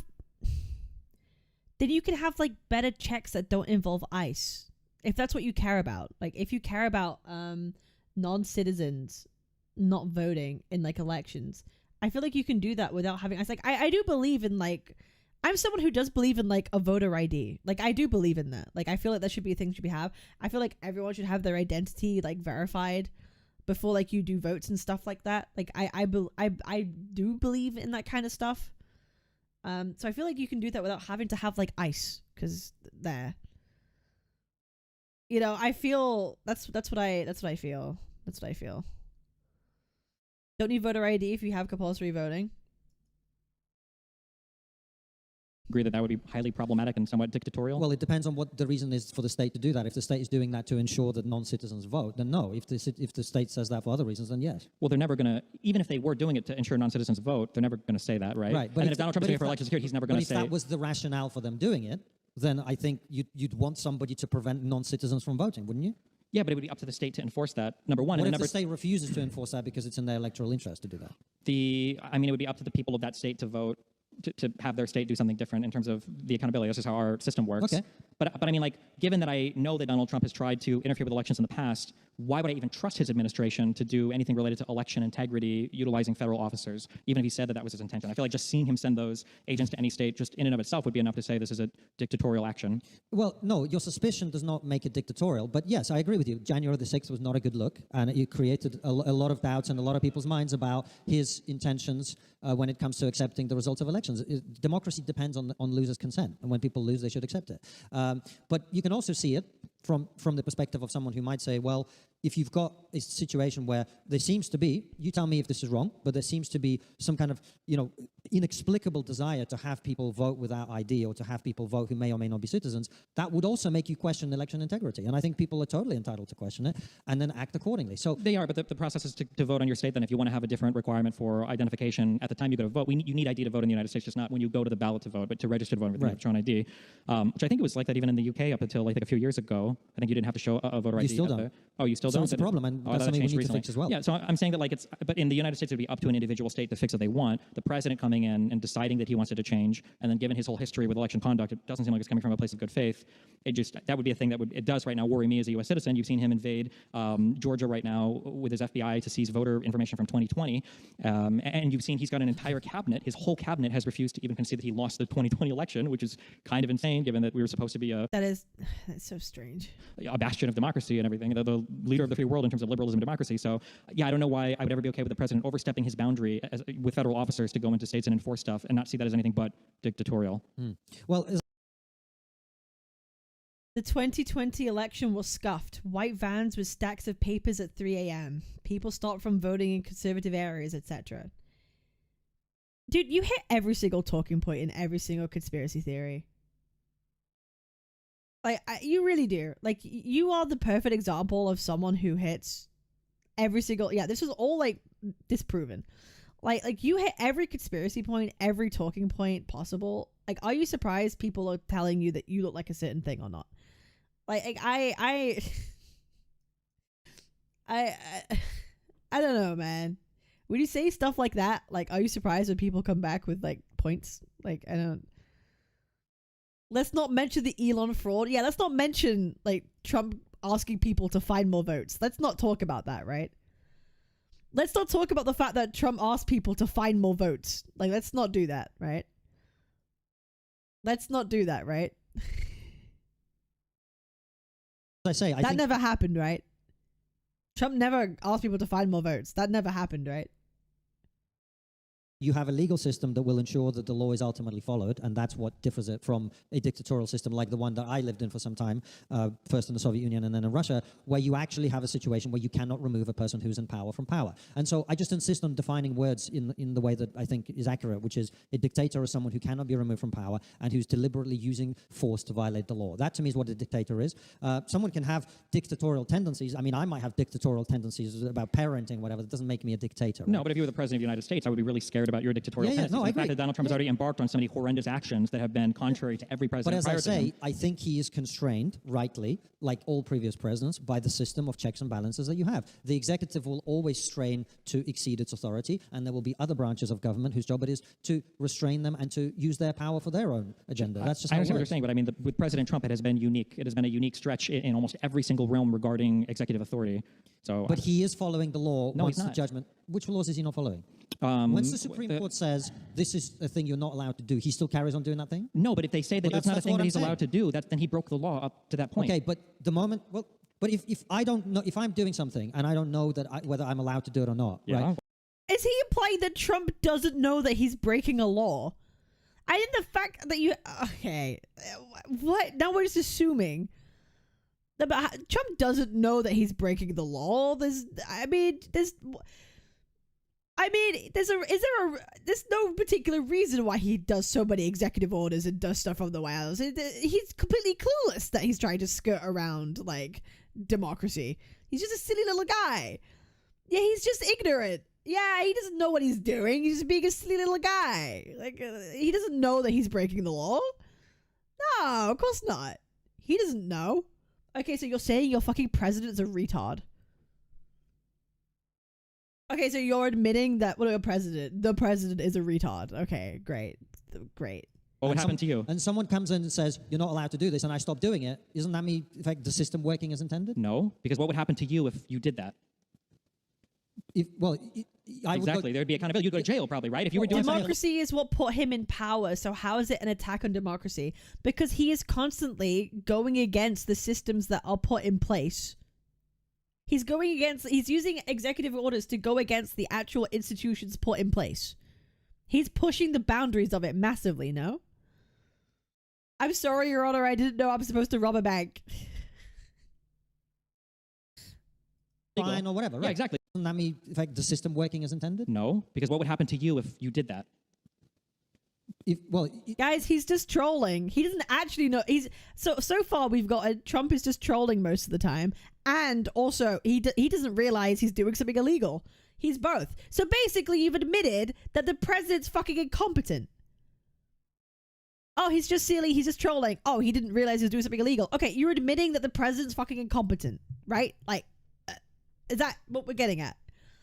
Isn't that what we're getting at? Exactly. There'd be accountability. You'd go to jail probably, right? If you were doing something illegal. Fine or whatever, right? Yeah, exactly. There'd be a punishment. Right. For the executive, there is none. Well, of course, because the executive is not a person. You can't put the executive in prison, right? Well, because they're the people that put people in prison. No, because it's about policy. It's about policy implementation, not personal behavior. Right, that's the difference. I mean, for Donald Trump, it is personal behavior, but I'm just saying that the idea that when you say the law is working as intended, if I were out setting buildings on fire and then a police officer came up to me and said, sir, we evaluated the last 20 arsons you did and we've decided they were all illegal, and I say, oh, okay, I'm going to stop setting buildings on fire, you would never describe me as somebody who is following the law because once I was told I wasn't allowed to do a thing. That's fair, but this is where the analogy between the person and the executive breaks down, right? Because the president is testing where the law is and finding out what he is and isn't allowed to do, and the Supreme Court's job is to adjudicate on whether what he's doing is compliant with the law or not. I think not like he knows that you're not supposed to set a building on fire and then goes and sets it on fire. He is questioning the way that the again, we're just assuming system should work. He implements a policy. The Supreme Court says you're not supposed to do this. He stops doing it. I think there's a world where that can be the case, and I think there are times where a president has tested where they feel when Biden tried to do mass student loan forgiveness, there was a student education bill. They gave the president pretty broad powers to forgive student loans based on like disaster stuff, and he thought for COVID he could. And I think that there is an argument on both sides where it's like, well, that would be way too much for Congress to grant without like more specific legislation. Or I think he actually was allowed that power. I think you could have a reasonable disagreement there in terms of what the president could do. For Donald Trump, the idea that I could tear off the entire planet without congressional approval ever, or that I can go to war with whatever country I want to without approving anything with the Senate, or that I could... That's the difference, right? That's such a good point. You know what? Actually, that is such a good point of like, okay, you could talk about like local things that matter to the people in that regard of like education or childcare or whatever the fuck it is, things that matter. But when you're talking about big overarching things like enacting war, going to war, right? Huge tariffs on people, for your whole country, on other countries, on economies. Big things like that matter a lot. The fact that you don't have to go to Congress for approval of enacting war or doing huge missile strikes or huge military operations, that's very different from like, oh, I could just do some executive orders from my White House to help a certain like policy along in a certain like state or in a certain fucking thing. Like, that's a huge difference, right? That's a massive difference in responsibility outcome to everyone. That's such a good point. Like, scale matters here, right? Why are we continuing to stick to the war comment? America hasn't had congressional declared war since World War II. Okay. Okay. Then how do I frame this in the words? I'll need to find the better wording. Tell my Department of Justice to target individuals with what we all know are essentially fabricated indictments about mortgage fraud because they're all political adversaries of his. Okay, Tillian. Why the fuck did he create and rename this shit to, what is it? What do they call it? The Department of War. Why did he make the Department of War? And now the guys from the Department of War are now speaking about the attacks that are happening on Iran. If there's no war, why did they name it the Department of War? Because legally, it's not been declared as a war, right? Then why the fuck did they name it the Department of War? Like, that's why we're going to the war comment. Quack looks like a duck, quacks like a duck. It's a fucking duck, right? Yeah, there's no war because it didn't go through fucking Congress. Yes, technically. Why do they call it a Department of War? Why do they call it Operation Something Fury? Or like, why? There's no war, guys. There's no war. It's not been gone through. It's not legally a war. That's the problem, right? That's literally the problem. You've described the fucking problem. You've described the problem. You've described the problem. You know, with issue after that, I can invoke the Alien Enemies Act so that I can more quickly deport Venezuelans because I'm trying to claim that Venezuela is actively invading the United States of America because they have gangs there. I don't think that these are good faith tests of the law. There's just a guy breaking the law and then giving some pretextual basis for why they were allowed to do the thing that they did. We have 15 minutes left, gentlemen, wherever you guys want to go. Fine. I think we just disagree fundamentally. To me, the question is America becoming a dictatorship? From what I observe, I don't see that. Okay. Why do you think...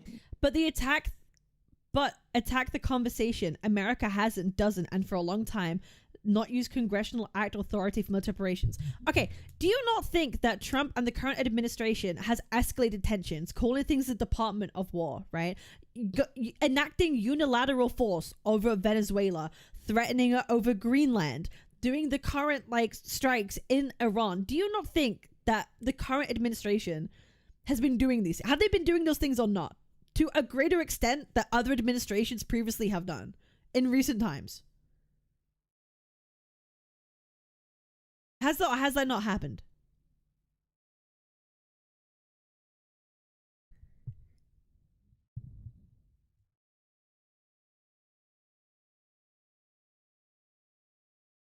It was called the Department of War. After World War II, they renamed it to Defense because they were cowards.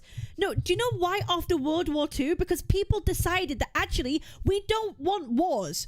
We believe having world wars is not fucking good because it destabilizes entire fucking countries. It destabilizes the whole entire globe. And we decided, you know what? Unilateral advancement, unilateral actions by countries leads to fucking tensions, escalation. It leads to wars. And we decided to enter a realm of peace where we decide, you know what? Maybe diplomacy is the better way to go about things. That's why having your whole thing be named Department of War, just that alone like escalates tensions. So I think it's a good thing to like not call it a Department of War, because after World War II we decided we don't want more unilateral action by countries. We don't think authoritarianism is a good thing. We want like a department of like we want things to be held diplomatic because we realize we don't want people to fucking die. We realize people dying is a fucking bad thing. We realized after World War II, people dying is a bad thing. We realized people like fucking Hitler shouldn't fucking exist. We realized authoritarian unilateral fucking movement of like countries is not a good thing, right? We want de-escalation. We want de-escalation of things. So like, you know what I mean? No, we want to sound badass so people don't mess with us. Okay, great. Yeah, so basically you want people to be scared of the US. Yeah, yeah, great. You want people to be scared of the US and unpredictable. Congratulations, you got it. Everyone fucking thinks the US is confirmed destabilizing the current global optics. Yes, you're correct. You're right on that. You're right on that. You are in fact right on that. Oh my god. Oh my god.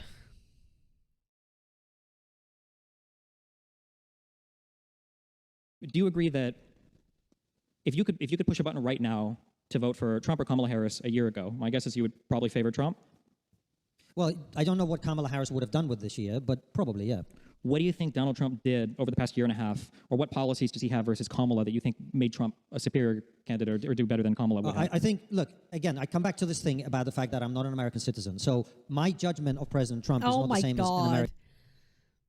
Oh my fucking god. Oh my god. Oh my god. I'd vote Trump, but yeah, I don't know what Kamala would do. Okay, then like why even say that? Then why even say that then? Like why I don't why even okay. It's like this is why I go back to the thing of like Trump made so many promises that he just didn't fucking keep. He made so many promises that he just doesn't fucking keep. You know what? American citizen. An American citizen will... Kamala would have kept the border open for sure. Proof? Proof?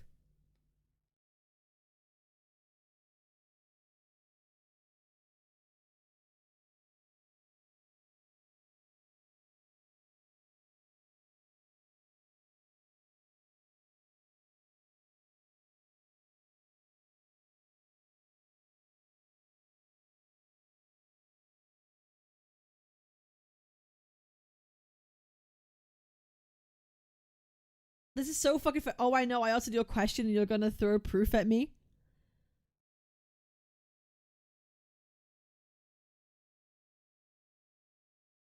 Okay. The reason why I'm so like stunned, right? Didn't the Democrats, someone correct me if I'm wrong, didn't the Democrats try to like actually pass like a border security bill before Trump was in office that would massively reduce the amount of like asylum seekers coming into the US?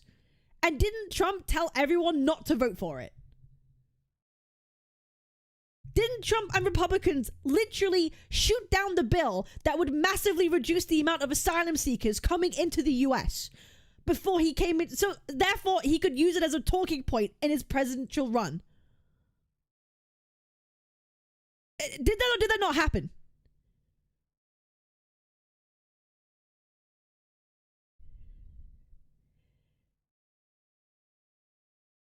Like, that bill was coupled with garbage.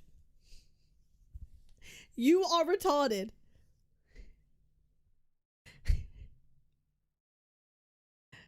The bill also had a ton of pork barrel spending in it.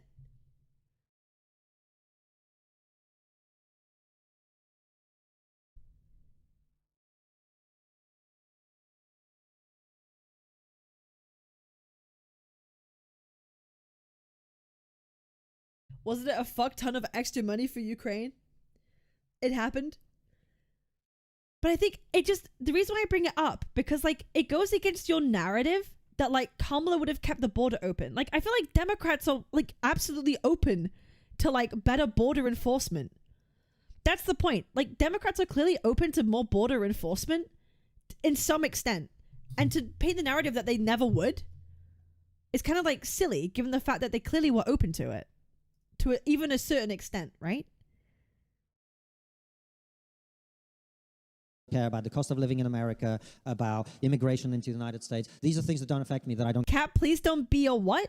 Sorry, a what now? Sorry, finish that sentence. Are you gonna call me a bitch? Are you trying to call me a bitch? For what? Asking questions?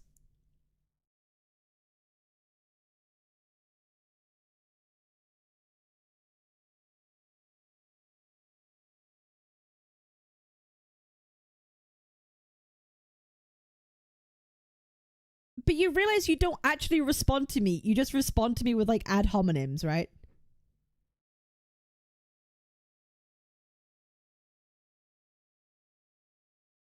Like I'm saying, you're saying that like Kamala would have kept the border open. You don't have any proof of that. But in fact, they seem to be open to actually like passing some kind of legislation. Probably wasn't the best one, sure, but they're open to it. And you're like, no, don't call me, Cat, please don't be a bitch.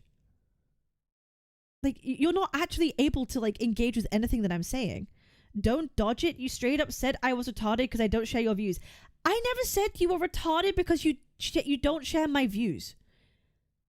Why are you strawmanning me for the second time? This is the second time you're strawmanning me. I never said you're retarded because you don't agree with me. That never left my mouth.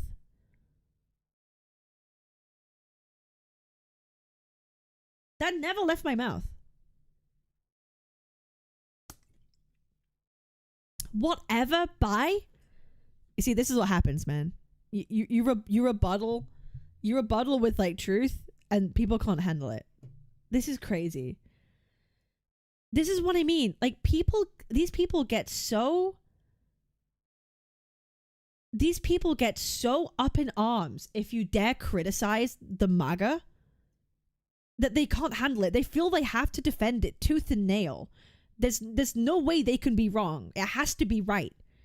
And if you dare criticize anything about it, then it's like a problem. You're a problem. You're this, you're that. And they take it so personally. They take it so overwhelmingly personally. And it's so strange to me. Like, why aren't we allowed to criticize?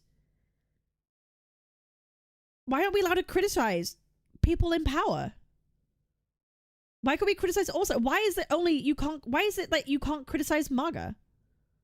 And if you do, you must be in the wrong. It's so strange. And people wonder why people call it a cult. Because if you criticize it, they attack you. It's so strange.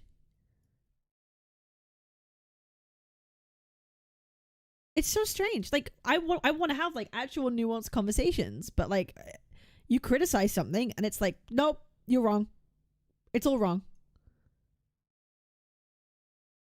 It's so weird to me. It's weird. It's so fucking weird. It freaks me out, man. It fucking freaks me out, like, massively. You must criticize anyone in power, independent from the left or right. No, I feel like you should always be hypercritical of the people in power. They're the ones who are making laws. Right? They're the ones making laws. They're the ones who determine how you fucking live your life. You must be critical always to the people in power. Never give them an inch. Never give them a fucking inch. That's how I feel about it. It could be anyone. Democrats, Republicans, Labor, Conservative. Fucking, you should be critical of every single person in power. Fucking, I'm critical of Keir Starmer. And then Labor. You know what I mean? Like, be critical of everyone. No one should be immune and no one should be perfect. As soon as you think your government is perfect, you have been captured. You have been fucking captured. And these people who think that Trump could do no wrong and they've done everything perfect, like Ich bin X, you are captured, bro. If you cannot criticize your own government, you need to take a good hard look at yourself. It's so crazy, man. Care about, right? Because I don't live in America. So for me, I can't judge him on that. I can judge him on the things that affect people in the rest of the world. I think the number one thing that I would absolutely say is incredibly important that he's done is he's made Europe and Britain realize that their military and foreign policy has been a gigantic disaster and combine that with energy and industry and economic policy, and that they have not been funding their defense in anything like the level that we need.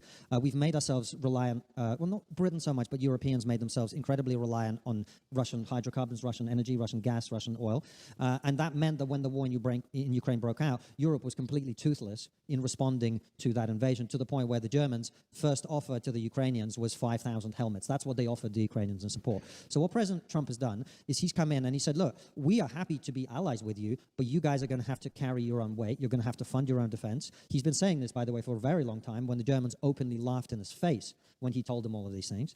He has forced Europe to take seriously its own defense. I think that's an incredibly good thing, and I think it's an incredibly important thing, because we live in a world now in which you're going to see more conflict. We're going to have to get better at defending ourselves and also projecting our power abroad. So just on this, and that means necessarily we have to have certain changes in terms of our domestic policy when it comes to things like energy, when it comes to things like growing the economy, when it comes to mass immigration. All of these things he has forced Europe to reckon with on a realistic basis, instead of living in cloud cuckoo land where we've been living for a very long time. So to me, that is a huge achievement of his administration, for which I am very grateful. Okay, so I don't understand how it feels like we're reframing a whole bunch of issues or problems that Trump has caused and then trying to claim that these are somehow beneficial to the continent of Europe. So the idea that Europe has to take its own defense seriously, why? Because the United States has decided to abdicate its military role across the planet? I don't understand how this is to be seen as a positive. I think that Europe, broadly speaking, has enjoyed a pretty good century of peace, prior or post World War II compared to the centuries beforehand. I think a lot of this is because of NATO, the expansion of NATO, because of U.S. protection protection of basically everybody around the world, number one for Europe. From the US side is very annoying to me because we've spent so much money on our military with the understanding that there are benefits that we get from being friends with every single country around the planet, being able to ensure free shipping everywhere, being able to share intelligence and do military operations if we need to. And now it feels like our entire military investment was for naught. And now Europe is being told, well, you guys have to figure your own stuff out, even though Europe had largely entered this agreement with the United States saying that, like, you're going to be our nuclear umbrella, you're going to cover a lot of the military projects, and then we're all going to kind of grow economically in the meantime. I don't know how Trump basically, pulling the rug out from Europe on that and saying, well, you guys need to figure it out for yourself. Whatever Europe figures out for itself, it's going to be a worse arrangement than what existed before. It's not like Europe as a continent was struggling with their military defense as the United States stood by and watched all of it be destroyed. I think Europe enjoyed the ability to grow economically and to prosper more than it would have if every single country or if a European Union, which has its own. Oh, diplomacy. Imagine liking diplomacy. Imagine being a fan of diplomacy. Like, imagine thinking that this was a bad thing. I don't get it. Like, I really don't get how people could think that that arrangement was necessarily like a wholly bad thing. No, that's the completely opposite of what he did. All he said is, if you're using your weapons, you have to pay us for it. Diplomacy is not always an option, though. Sure, okay, listen. I don't think diplomacy is always an option. For example, if you believe that there is a very, like, serious imminent threat to your own, like, security, like someone is literally about to launch an attack on you, I think, like, acting in a military, like, response is a good thing. I think it's a justified thing, obviously, right? Like, that's what I believe. Like, if there is a lot of evidence that suggests that you are, like, imminently, like, under threat, then sure. Like, I'm not against, like, being interventionist in, like, that regard against stuff. Like, 100%, right? But, it's just more proof that, like, this kind of shit has just destabilized a lot of the current global allies. It's kind of crazy. Set of problems. We're investing in their own military might.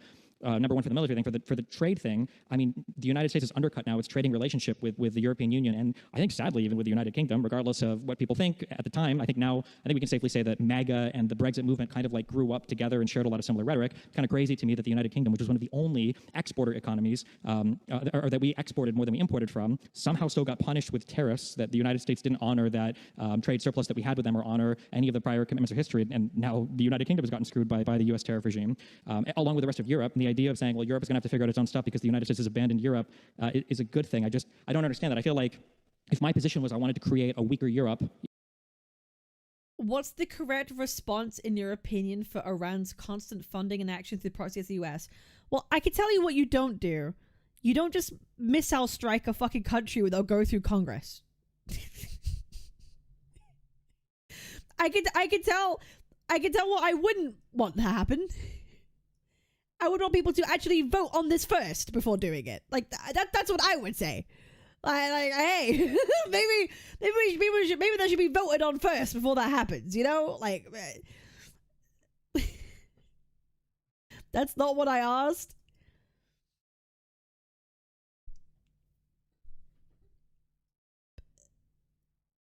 It's like but I know what you're trying to do.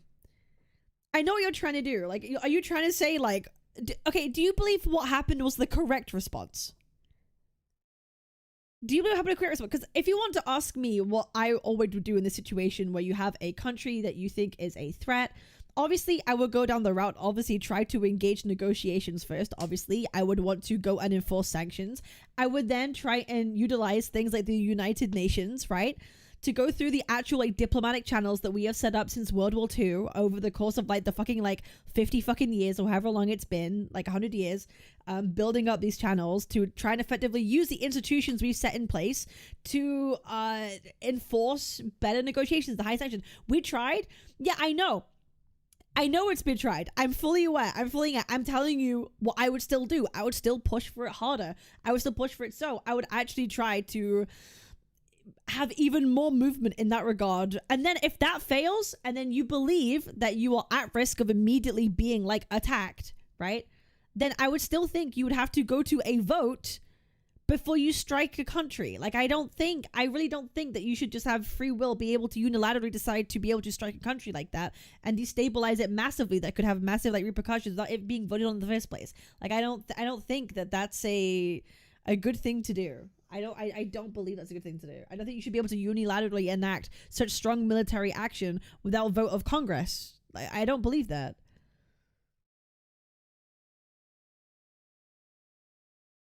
If our Congress has a bunch of terrorist supporters, we can't trust a Congress not to leak the plan and lead the US deaths. Okay, that's your justification. That like, okay, then this is like, do you know what? This is like the argument of like, some judges are biased, therefore all courts can't be trusted. All court rulings can't be trusted because some judges can be biased. Okay, you can't trust your own Congress, then democracy's fucked. If you can't trust Congress, then the entire of democracy is fucked. Tear down the whole system. Why even have Congress at that point? Why even have institutional democracy in place? Why, at a certain point, you have to trust the systems put in place, right? At a certain point, you have to trust the systems that you put in place to rule and make your democracy, right?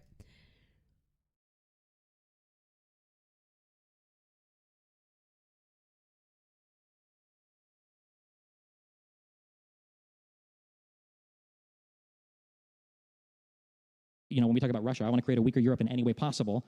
I don't know what I would say differently than what Donald Trump has essentially already done. Like, if I'm Putin or if I'm Russia and I'm looking at the US and Europe. You've come to the problem facing America. Welcome. Okay, if you're seriously here saying that the institutions put in place to uphold democracy is fucked, and then you have a president constantly trying to push the boundaries of said institutions, believing that it's fucked, aren't you literally going towards more of the angle of authoritarian rule?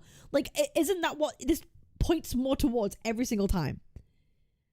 If democracy is fucked and the institutions are fucked, and then you have the erosion of democratical like institutions that could lead to more dictatorial outcomes, aren't you pushing for, and an administration is pushing more towards to having a dictatorship as an administration? Isn't that literally, that's how Hitler came to power, by the way. That's how Hitler came to power. The massive erosion of democratical institutions and led to the enablement of Hitler coming to unilateral power. That's literally how that happened, by the way. So if y'all are admitting that those democratic processes are eroding over time, and then you have a president constantly pushing the boundaries of those institutions, that's a massive fucking warning sign, no? Like, thanks for helping my point. Just like, my ideal circumstance is, oh, the United States just told Europe to deal with their own shit. That's awesome for me. I feel like the US being the umbrella for Europe is very much not awesome for me if I'm speaking from the Russian perspective. Okay, so on the tariffs, I didn't say anything about tariffs because it's not a policy. Truthfully, I'm not entirely sure whether it's a policy that actually is going to work or not in the way that he claims. So I don't know. It's not instinctively something I'm a massive fan of, but it doesn't mean that it might not work. I don't know. But in terms of your other point about security, the Americans, I don't know if did you catch Marco Rubio's speech that he gave? Yep. Yeah. So he was explicitly saying the exact opposite of what you just said. He was not saying we are withdrawing our support from Europe. What he was saying is we want to be allies and friends with Europe, but we cannot do it on the basis that we protect you. It has to be on the basis that we work together to protect each other. That's what an alliance is. It's when people work together for a common purpose. A lot of countries in Europe have been doing what we in Britain call taking the piss for a long time, which is they've not even been funding their NATO obligations to the level that they were supposed to because they've been taking advantage of America. Now, the problem with taking advantage of America is I don't want Britain and Europe to be America's poodle. I want Britain, the country of which I am a citizen, to be independently powerful and influential. If you want to be independently powerful and influential, you have to have a strong economy and you have to have a strong military and you have a strong industrial base. So the fact that the Americans are challenging Europeans to do more is not the same as America withdrawing its support or its nuclear umbrella. We, by the way, in Britain and in France, have nuclear weapons, and if, well, we hope that they still work, given the way we've been funding them, but we think we have nuclear weapons that work, and so we don't need to be relying on the American nuclear umbrella. What we should be relying on is our own strength and our own economies, and then, of course, partnership with other countries, including the United States. I'm not hearing anything out of the United States which is about abandoning its relationship with Europe. It's about encouraging Europe to also be strong and to be competent. I mean, we are at a point in Britain where we basically cannot make our own virgin steel, which means we can't make the things you make out of steel. We don't have a powerful industry to be able to make anything that's militarily... Yeah, because it's not economically viable to, like, do so. why do we import all our fucking steelworks? Because it's cheaper. If we were to make it in the UK, everything would become more expensive. Like, I really don't... Okay. Useful at the scale that we need to. We would run out of ammunition. I don't remember the exact numbers. I'd have to look it up, but it's like within 2 weeks or something of a full war. And the decline in British manufacturing has been catastrophic. It's we the same. We can't rely on countries for everything. What a no, I agree. bitch! What a nasty, vile fucking cunt! Depufu, I appreciate it, man. I appreciate the sub. We can't rely on countries for everything. No, I agree, but like, there are some things you literally can't do unless you're working at a massive loss. Like bringing steelworks back would just mean like we there's a reason why we import so many things. Rest of Europe, encouraging Europe and Britain to abandon that suicidal course, I think, is incredibly powerful and beneficial for this country and for Europe, and that's why I'm glad he's done that. In addition to that, I mean, we can look at you asked me what I support of the things that he's done. I think President Trump, if you look at his first term and now, he is someone who's taken a totally different approach to the Middle East. The Abraham Accords were a great step forward. I think with Jared Kushner negotiating in the Middle East, and also the hardline policy that he's taken on Iran, dealing with their plans for nuclear enrichment. These are all very positive developments because, of course, if Iran was allowed to develop nuclear weapons, the first thing that would happen is the Saudis would try and get them as well. It would destabilize the entire region. So for that reason, his foreign policy has been really, really strong, in my opinion, which is why I'm a big fan of it. Sure. So there's one other thing I want to hit on before we finish. I guess as a quick thing, whatever Europe builds militarily absent the United States is going to be worse than the United States taking care of Europe militarily. And I think the United States gains a great deal of influence as a result of this. It was only under Donald Trump. Of course, that's what I'm saying is I don't want us to be a lapdog to America. I want us to be independently strong. That's fine, but not.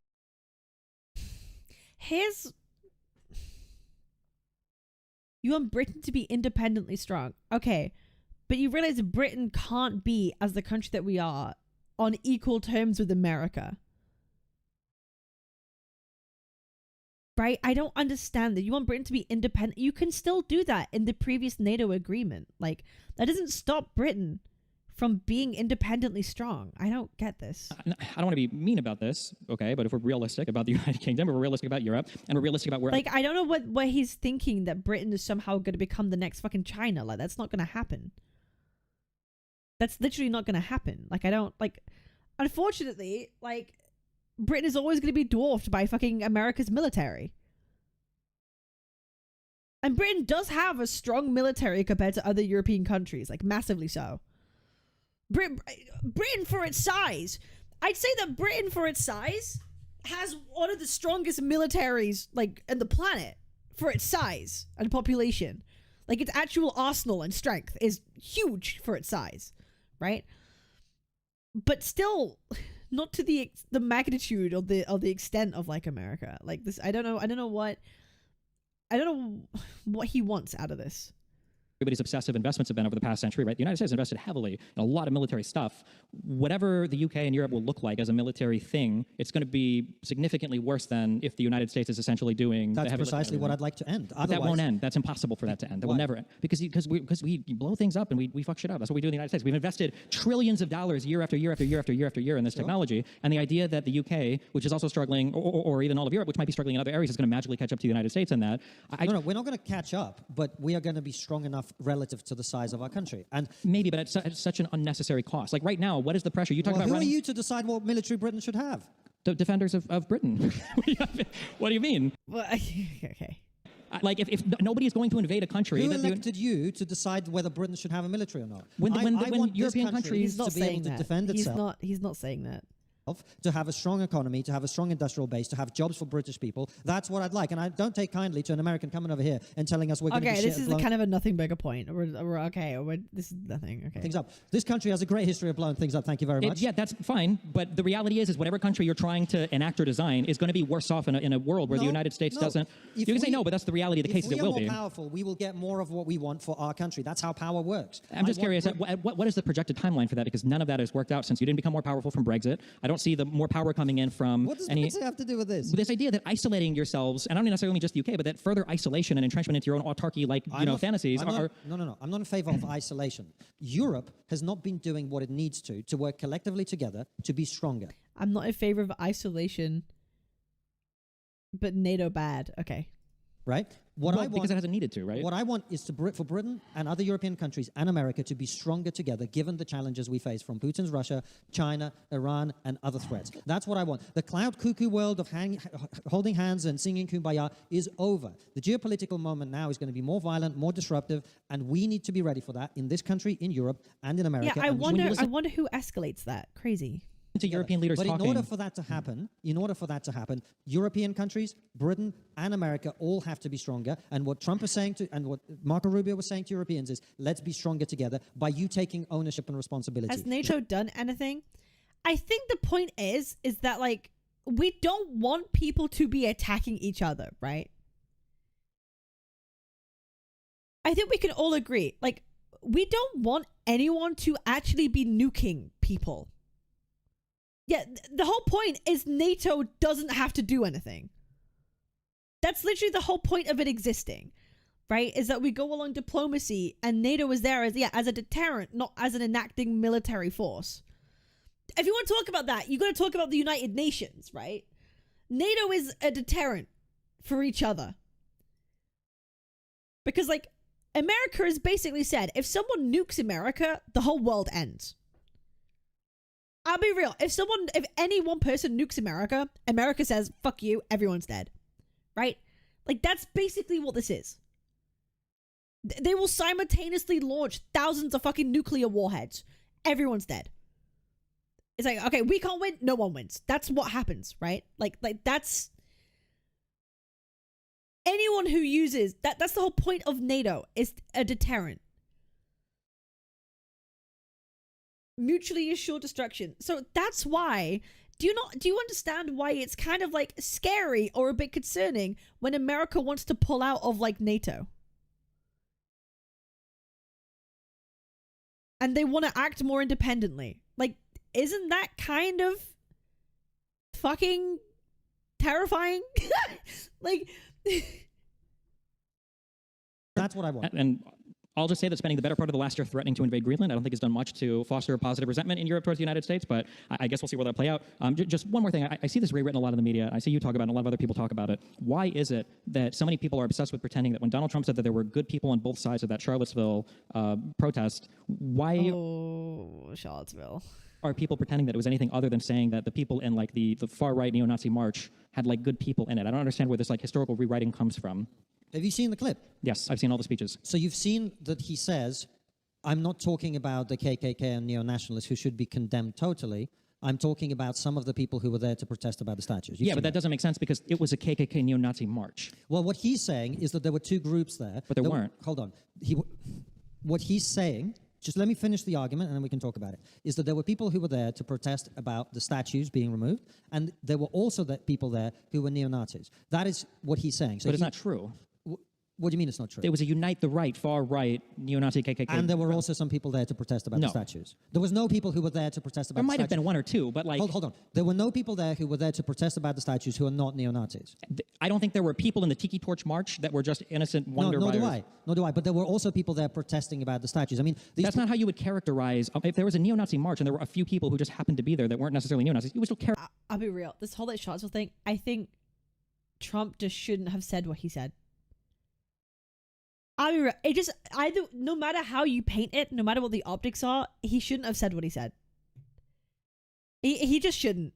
He just shouldn't. It should have just been outright condemn, move on. Like, it should not have been. He should not have given grace to anything. Like, it's just so the optics of it just look terrible, right? It's just something you don't do. Characterize it as a neo-Nazi march. No, if that's what had happened, yes. But my understanding is there were people protesting about statues, and there was the Tiki Talk, this thing that you're talking about, the neo-Nazi march, which was a neo-Nazi march. Yeah, like he clarified, but like he shouldn't have said it in the first place. I agree. Like he really shouldn't have. He really shouldn't have.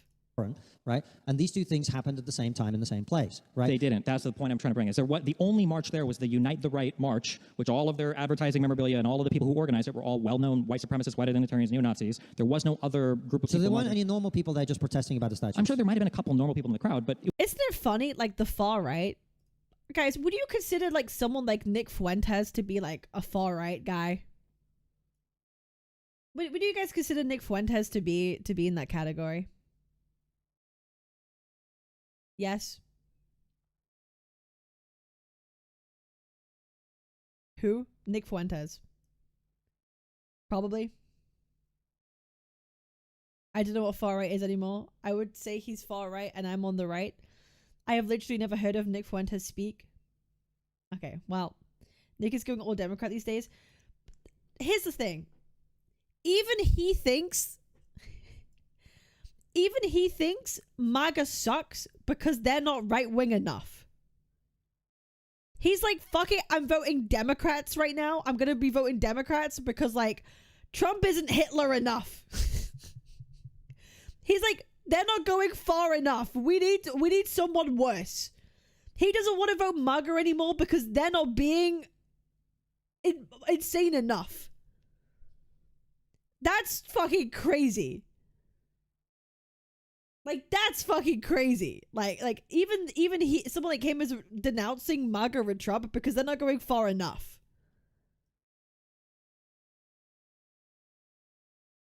It was a neo-Nazi organized march. It was no more than 2 people.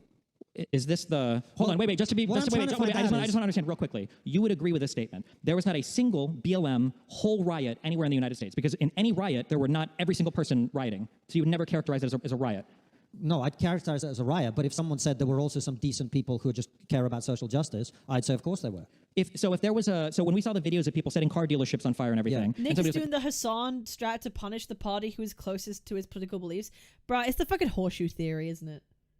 Hassan and Fuentes are so much closer in, like, ideology than people realize. It's literally the fucking horseshoe theory. It literally, in every aspect. What's it all boiled down to? The Jews. It boils down to the Jews. Like, that's it. Both Hassan and Nick Fuentes, when you get to the core of their problems, it's all Israel and the fucking Jews, right? Like, that's literal horseshoe theory. What do you think about, like, the riots last night that set fire to the car dealerships? And you're like, well, you know, I think there were some good people there. Wouldn't that be, like, a really inappropriate thing to say? You say, I condemn the violence. I think it's a horrible thing. Of course, but that isn't what he said. He said, I condemn the people who did the rioting, but we also have to recognize that there were also some people there who were not violent, and that's exactly the... It wasn't about not being violent. It was about being a neo-Nazi who were not neo-Nazis, right. It was a neo-Nazi organized march.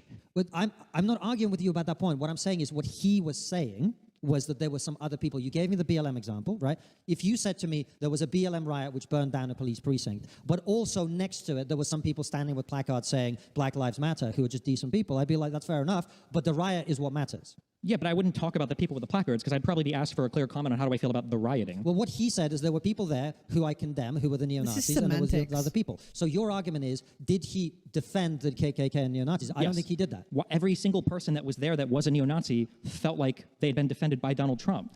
Their subjective feeling is not the issue here. It's literally definition the only thing that matters because they're the ones organizing the marches. And if Richard Spencer and these other guys are saying, yeah, I think Donald Trump made a nothing burger statement. The Unite the Right rally was reprehensible. And what happened there was atrocious. I don't defend it. I don't support it. I'm actively against it. I think it was horrific. And these people are terrible. I hate all of them. I criticize them all the time. You mentioned, by the way, earlier that I never criticize them. I'm literally the person who, not the person, I don't want to take all the credit, who came up with the concept of the woke right, for which I'm constantly attacked by all these retards like Tucker Carlson and Candace Owens and whatever, right?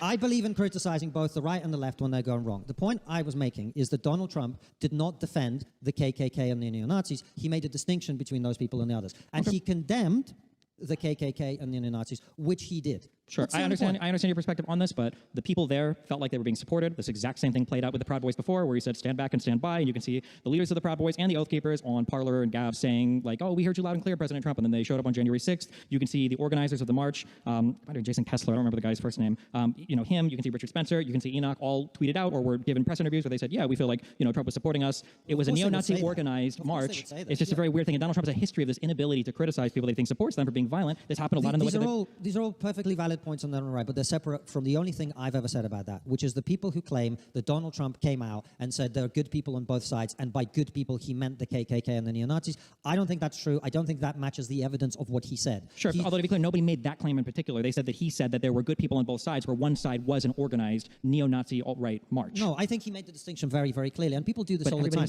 They take the words out of context to present that somebody said something they didn't say. They're not but apparently every person understood him to mean that he was supporting the neo-Nazis. The neo-Nazis felt that way, and the left-leaning people are going to pretend that Trump supported them because it benefits them. That does not mean that if you read what he said or watch it in context, that is what he was saying. If he would have just said unequivocally, I deny. I hate semantic debate.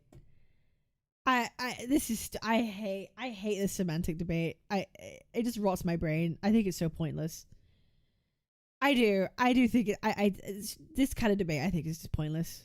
He said, I condemned the KKK and the neo-Nazis who were there totally, but there were also there people protesting about the statues. Which there weren't. That is what he said. Sure, but there weren't those people. That's what he said. Okay. And so when people try and present him as... Because at the end of the day, the reason why I think it's pointless, because at the end of the day, no one can know what he really meant apart from Trump himself, right?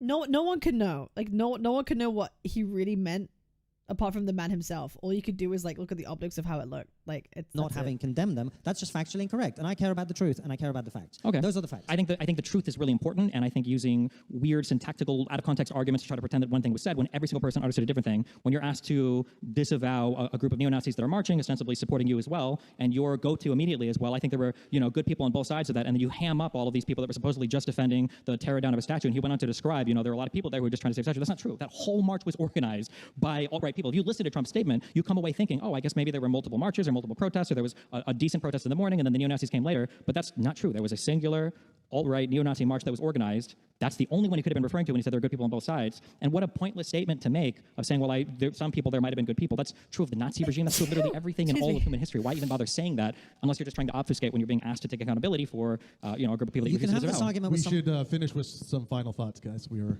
getting out of time here. All right, well, final thoughts from me is that I'm glad we managed to actually have a conversation. It's been a lot more enjoyable than the first part of it, because I think when people talk, even if they don't agree, I think that's good.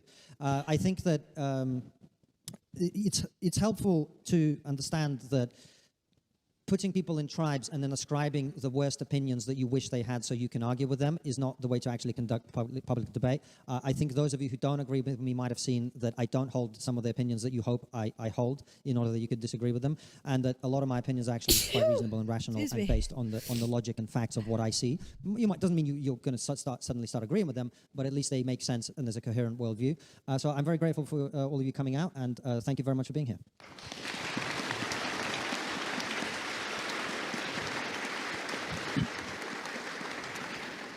I feel like one of the kind of worst tricks that have been played on freedom of speech or debate or conversations over the past 10, 20 years is this concept that as long as two people are chattering at each other or in the direction of an audience, there's some kind of actual dialogue or actual conversation happening. I think that you can look at people who play this game of just asking questions, who don't stake out any real positions in anything. You can find them always leaning in a certain direction, always instigating a certain type of behavior, leading to things like the Southport riots, when somebody like Farage just comes out and lies and says that local British authorities are hiding evidence about Islamic extremism from a Muslim jihadist immigrant, and none of these things end up being true. People develop feelings about them, and then the same situation happens over and over and over and over again. And every single time when the people involved in spreading said misinformation are asked to take some accountability or asked how they feel about the things they've made, it's always the same broad allusion to freedom of speech and good conversations. I think that the arguments that have existed online today relating to the political cultures on both sides, especially the right, mainly the right, are just so unbelievably boring and played out. To hear the exact same talking points over and over again about how we need better immigrants, or we need to curb all of this, or wokeism and transgender people are destroying society, and then meanwhile, like the governments that are forming from these people, you guys are starting to have your own MAGA thing in the UK with reform and restore, is just a bunch of empty, hollow promises that just end up destroying the countries, ironically, even more than the perceived threats that they had before. I was promised in the United States that Hispanic people and Muslims were going to destroy my society, and I've got Donald Trump, who I don't even know how many more bombs have dropped in Iran or how many more attacks have gone on, the president of No New Wars, who's basically broken every single promise he's made. But the reason why he's been able to do this and get away with it is because the entire foundation that people drove towards voting for him was created on complete and total lies. It's 1.25. I hope at some point in the future, over the next year or two, I know you guys still have some real journalists in this country. We've lost basically all of them in the United States. I hope that people force the epicentrists to kind of like take stronger positions on things, to not get upset and to put down their microphones and they're actually asked challenging questions about the positions they hold, rather than being allowed to endlessly demagogue about the positions over and over again without giving any specifics, and then to just repeat the same empty, hollow talking points they've had for the past decade that have basically achieved nothing. Fair. That's my feeling on it. Please put your hands together for Konstantin Kissin and Destiny. Oh my god, what a fucking 2 hours, bro. What a 2 hours. What, so they don't kiss at the end? What a 2 hours. Okay, shall I give my thoughts? Shall I give my thoughts?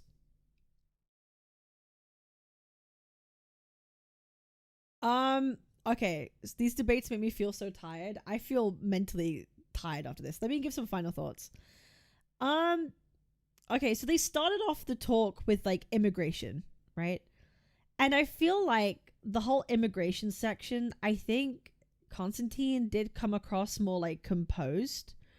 He did end up eventually by the end of it actually giving specifics on like the 50,000 cap, being selective. He actually gave like recommendations on policy, which I think was like a good thing. I think Destiny was way too focused on pushing for like definitions when rather than engaging with what was being said. But though I do think it's important to do that, I do think asking for specificity is really important. But I'm annoyed that it took half an hour until they got there to specifics. But I understand why he went through the option of like, okay, be more specific, get to the actual meat of what you're saying, stop being vague, actually take some positions. I think that's a good thing. But I think the way he framed it probably wasn't the best way, especially with the whole like unprecedented levels of like immigration. I feel like obviously Destiny should do better in asking better leading questions rather than hopping on the pretense of stuff, rather than hopping on like, okay, but what is a lot? Like, okay, like that's kind of silly.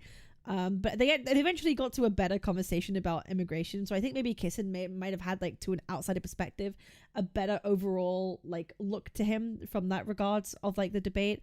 Then they spoke about, what was next? Wokeism, right? I feel the whole woke thing, Destiny was a little bit better because he really tried to talk about the systemic prevalence of wokeism and does it actually affect like systems. And he picked up on the whole like RAF thing. I think that was talked about. I feel like he correctly pointed out how wokeism can actually result in regressive policies, which I think was a good thing to bring up. I thought that was like okay. Then they talked about the whole like Trump stuff, which I think was probably the most like contended point, right? Was the most contended point. And I feel like I don't think Kissen performed well at all in that part of the conversation, right? Talking about institutional like erosion, the fact that like boundaries have been crossed like again and again, that a president that is evident of a dictatorial-esque president. Kissen kind of like playing ignorance or being obtuse to knowing the fact of, he thinks like dictator equals dictatorial, which is kind of like stupid.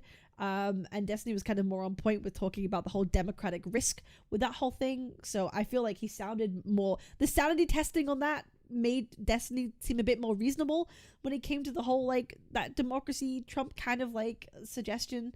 And that was kind of, so I feel like he looked better after that, but I feel like that was the more in higher stakes part of the conversation. He came out looking a bit better on that.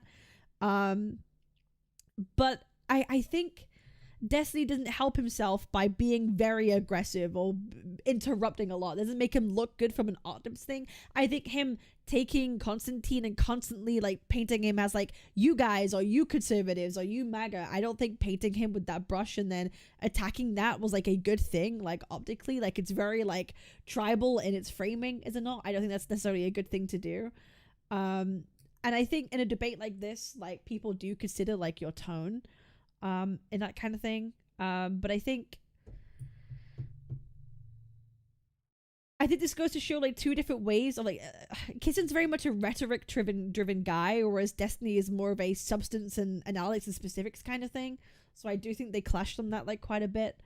So I think Destiny pushing back on that I think was a good thing overall, but like it's Kissen definitely looked more composed throughout the whole thing and had the better like narrative of what he was trying to say. Like I feel like for all of us, we understand more of the narrative that Kissen would want out of a situation, his narrative on wokeism, his narrative on immigration, whereas Destiny, we don't really hear much of what he believes.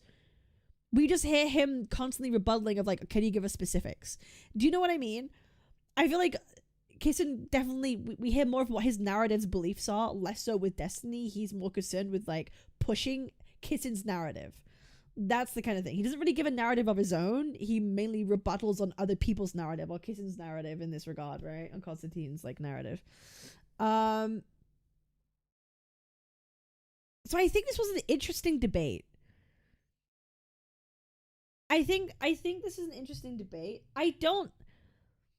but I still come away from it feeling like really like unsatisfied. Is that just me? I've really come away from this debate feeling very unsatisfied. I feel like nothing of true substance was really argued that much. You know what I mean? Like, I feel like we all lost watching this a little bit. Aren't most debates like that? True. Most debates are like this, but it's just so annoying. It's just so annoying that nothing ever gets to the meat of what's being said, you know? Like, fuck me. Like, fuck me. I mean, I don't know, the guy on the right, but you can't debate a radical. I wouldn't say he's a radical. I wouldn't say either of these people are radicals. I can recall more shit from you debating with chat than the video. Debates are like sex, you rarely walk away satisfied. We all lost IQ watching Destiny. I feel like we lost IQ just watching this debate overall. I don't know. I feel like anyone watching this debate being like, Destiny absolutely smoked this guy, I think is probably living in La La Land. And anyone saying Konstantin smoked this man is also living in La La Land. I don't think either of them performed at their best in this debate. That's my opinion from watching this. I think none of them performed at their best. I think none of them performed at their best here. Personally. Death threats to Hassan is what I call a radical. And 1000% needed moderation. It would have helped to get to the crux of the topic. I feel like that's not, I don't know. Anyway, that's how I feel about this whole thing. Interesting. That's all I can take away from it. What are the comments like? I don't like watching debates because it just turns into talking points for both sides. I just don't like this kind of, because it's usually a lot of people that are just like gunning for their faves without like actually listening to what's being said. Destiny has fallen off so hard, the difference in maturity, class, and reasoning was so apparent. It's clear the drugs have destroyed Destiny's mind. He used to be so much more reasoned and coherent. This was embarrassing. He's either lying or does not know what the word dictatorial means. Of your typical rule of total power, there isn't anything about actually being a dictatorship as definition of position. Had to turn this off. Destiny is just so disingenuous. I can't see how him being this way actually convinces anybody more than he puts people off. As a formerly Destiny viewer, this was a great reminder I haven't missed out on anything. He wants to win the debate, not get to the truth or hit other persons out. If anyone watching also has that mindset, good luck to you. I'm sure you always winning conversations. Well, I made it 15 minutes unlistenable.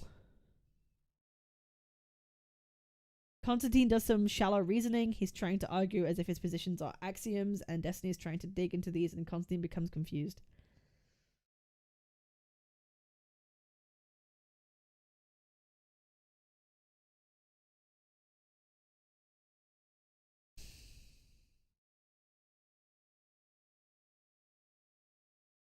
I think you argued with the YouTube chatter was the highlight of the stream. Or the top comments. I'm uninformed on that. I can't comment on it. He did the thing. I'm not a conservative. I just believe everything conservatives do. You got this, Pearl. The debate was unprecedented. Konstantin seems to think the debate is a Konstantin interview. Petition for new term. Schrodinger's conservative. Someone whose political identity collapses into whichever state is most advantageous for the context they're in. Should change his name to Triggernometry. Fuck. There's an unprecedented number of sides from Konstantin.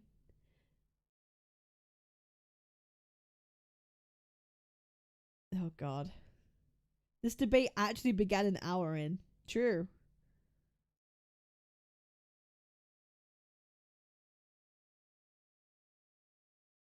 Dude. Anyway, that's that, I guess. That's fucking that. Holy shit. Holy fucking shit, boys. How are we all feeling? How are we all feeling? Tired? I hope y'all realize that, like, I'm okay, if you want my position on things, like, I am someone who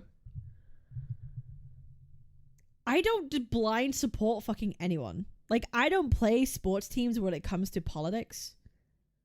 Right? Like, I'm not someone who blindly support anything. Like, I'm definitely more, like, liberal in my values. I'm definitely more, like, maybe center-left of things. But I like to feel like I'm also a reasonable person.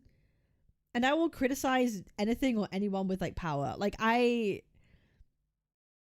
everything I say was with the intent of, like, wanting the best for people. Like, I'm not out here to, like, push values just because I like that particular side more at any point. Watching Destiny streams and knowing what he stands for, feeling fine. Both of them called for the other to be killed. Both of them are equally radical. Yeah, I don't think we should advocate for the killing of people necessarily. I don't think that's, like, maybe a good thing. Like, maybe we shouldn't be doing that. You gonna end stream now? It's midnight. It's tired. I'm tired. It's been sick. I didn't realize this would take me 5 fucking hours to get through. Bro, I did not realize this would take me 5 hours to get through. I thought maybe 3 hours. I thought maybe 3 hours. Yeah, 1.25 speed. I thought maybe 3 hours. We've been here for 6.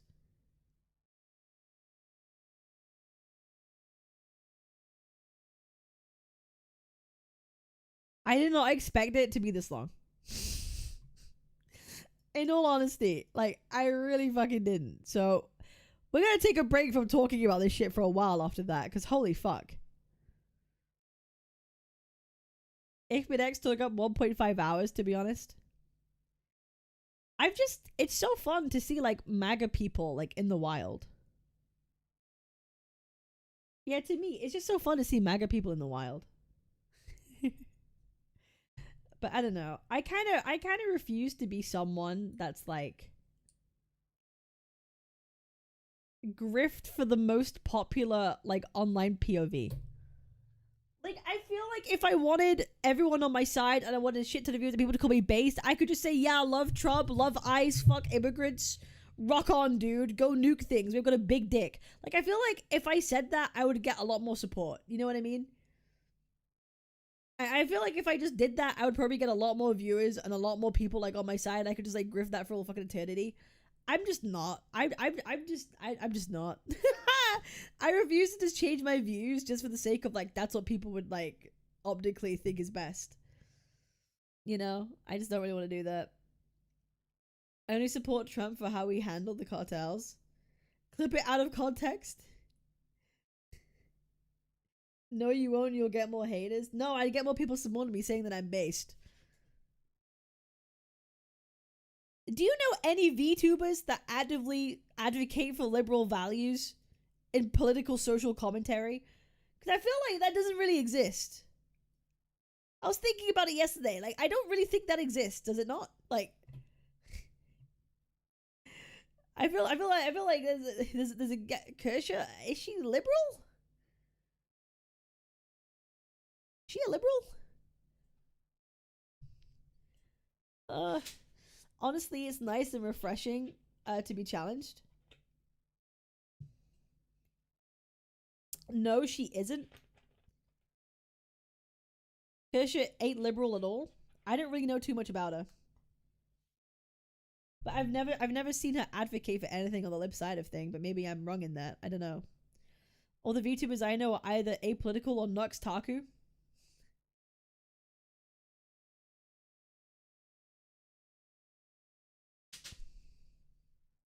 Liberal in the American or real sense. I feel like if we're talking about what is a liberal,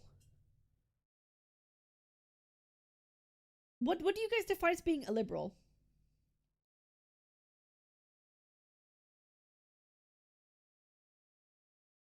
I feel like it's, like, lost all its fucking meaning. Right? Because, like, people these days feel like liberal or, like, yeah, like, left-wing, blue-haired fucking retards, right? That's what a lot of people think liberals are these days, but, like, in my feeling, like, a liberal is someone who cares about your, like, free speech, free market, you follow, like, the rule of law, you are someone who cares about individual, like, freedoms, you know what I mean? Like, to me, that's, like, a liberal, like, you're pro-liberty, right? Like, that's a liberal. But a lot of the normal modern day version of liberal is like, oh, you have extremist left values, you're a commie, you're a blue-haired fucking freak.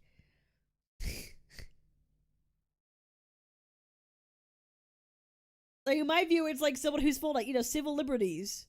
Maybe you're a bit more socially progressive. You're in favor of pro-market economics. You know what I mean? Like that's what I consider to be a liberal.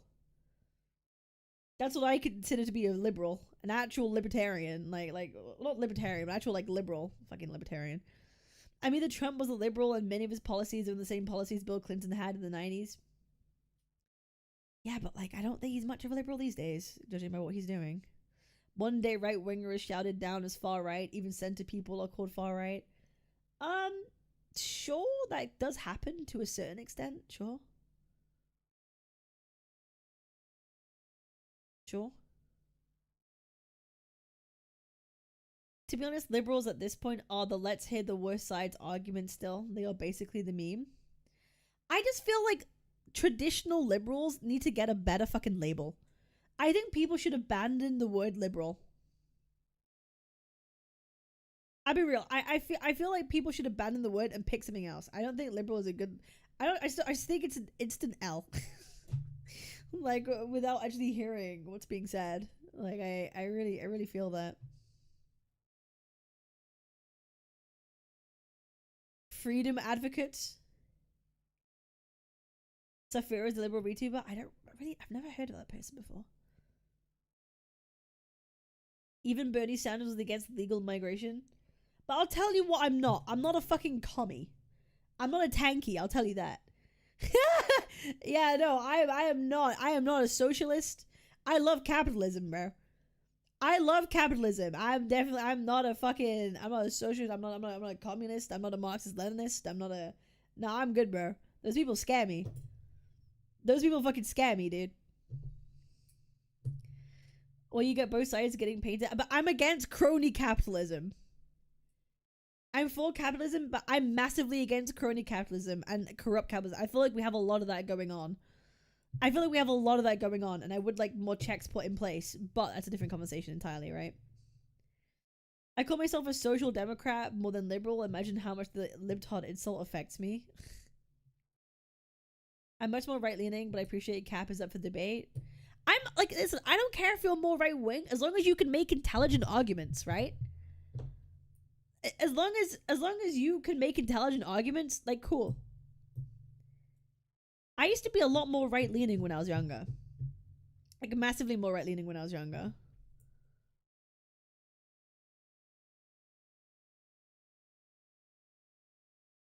But to be honest, but do you know what really shifted my worldview and perspective was actually, like, what happened on January 6th. Even though I'm in the fucking UK. Imagine that. Even though I'm part of the United Kingdom, I saw what happened on January 6th. And that, I'll be real, that fucking, like, radicalized me.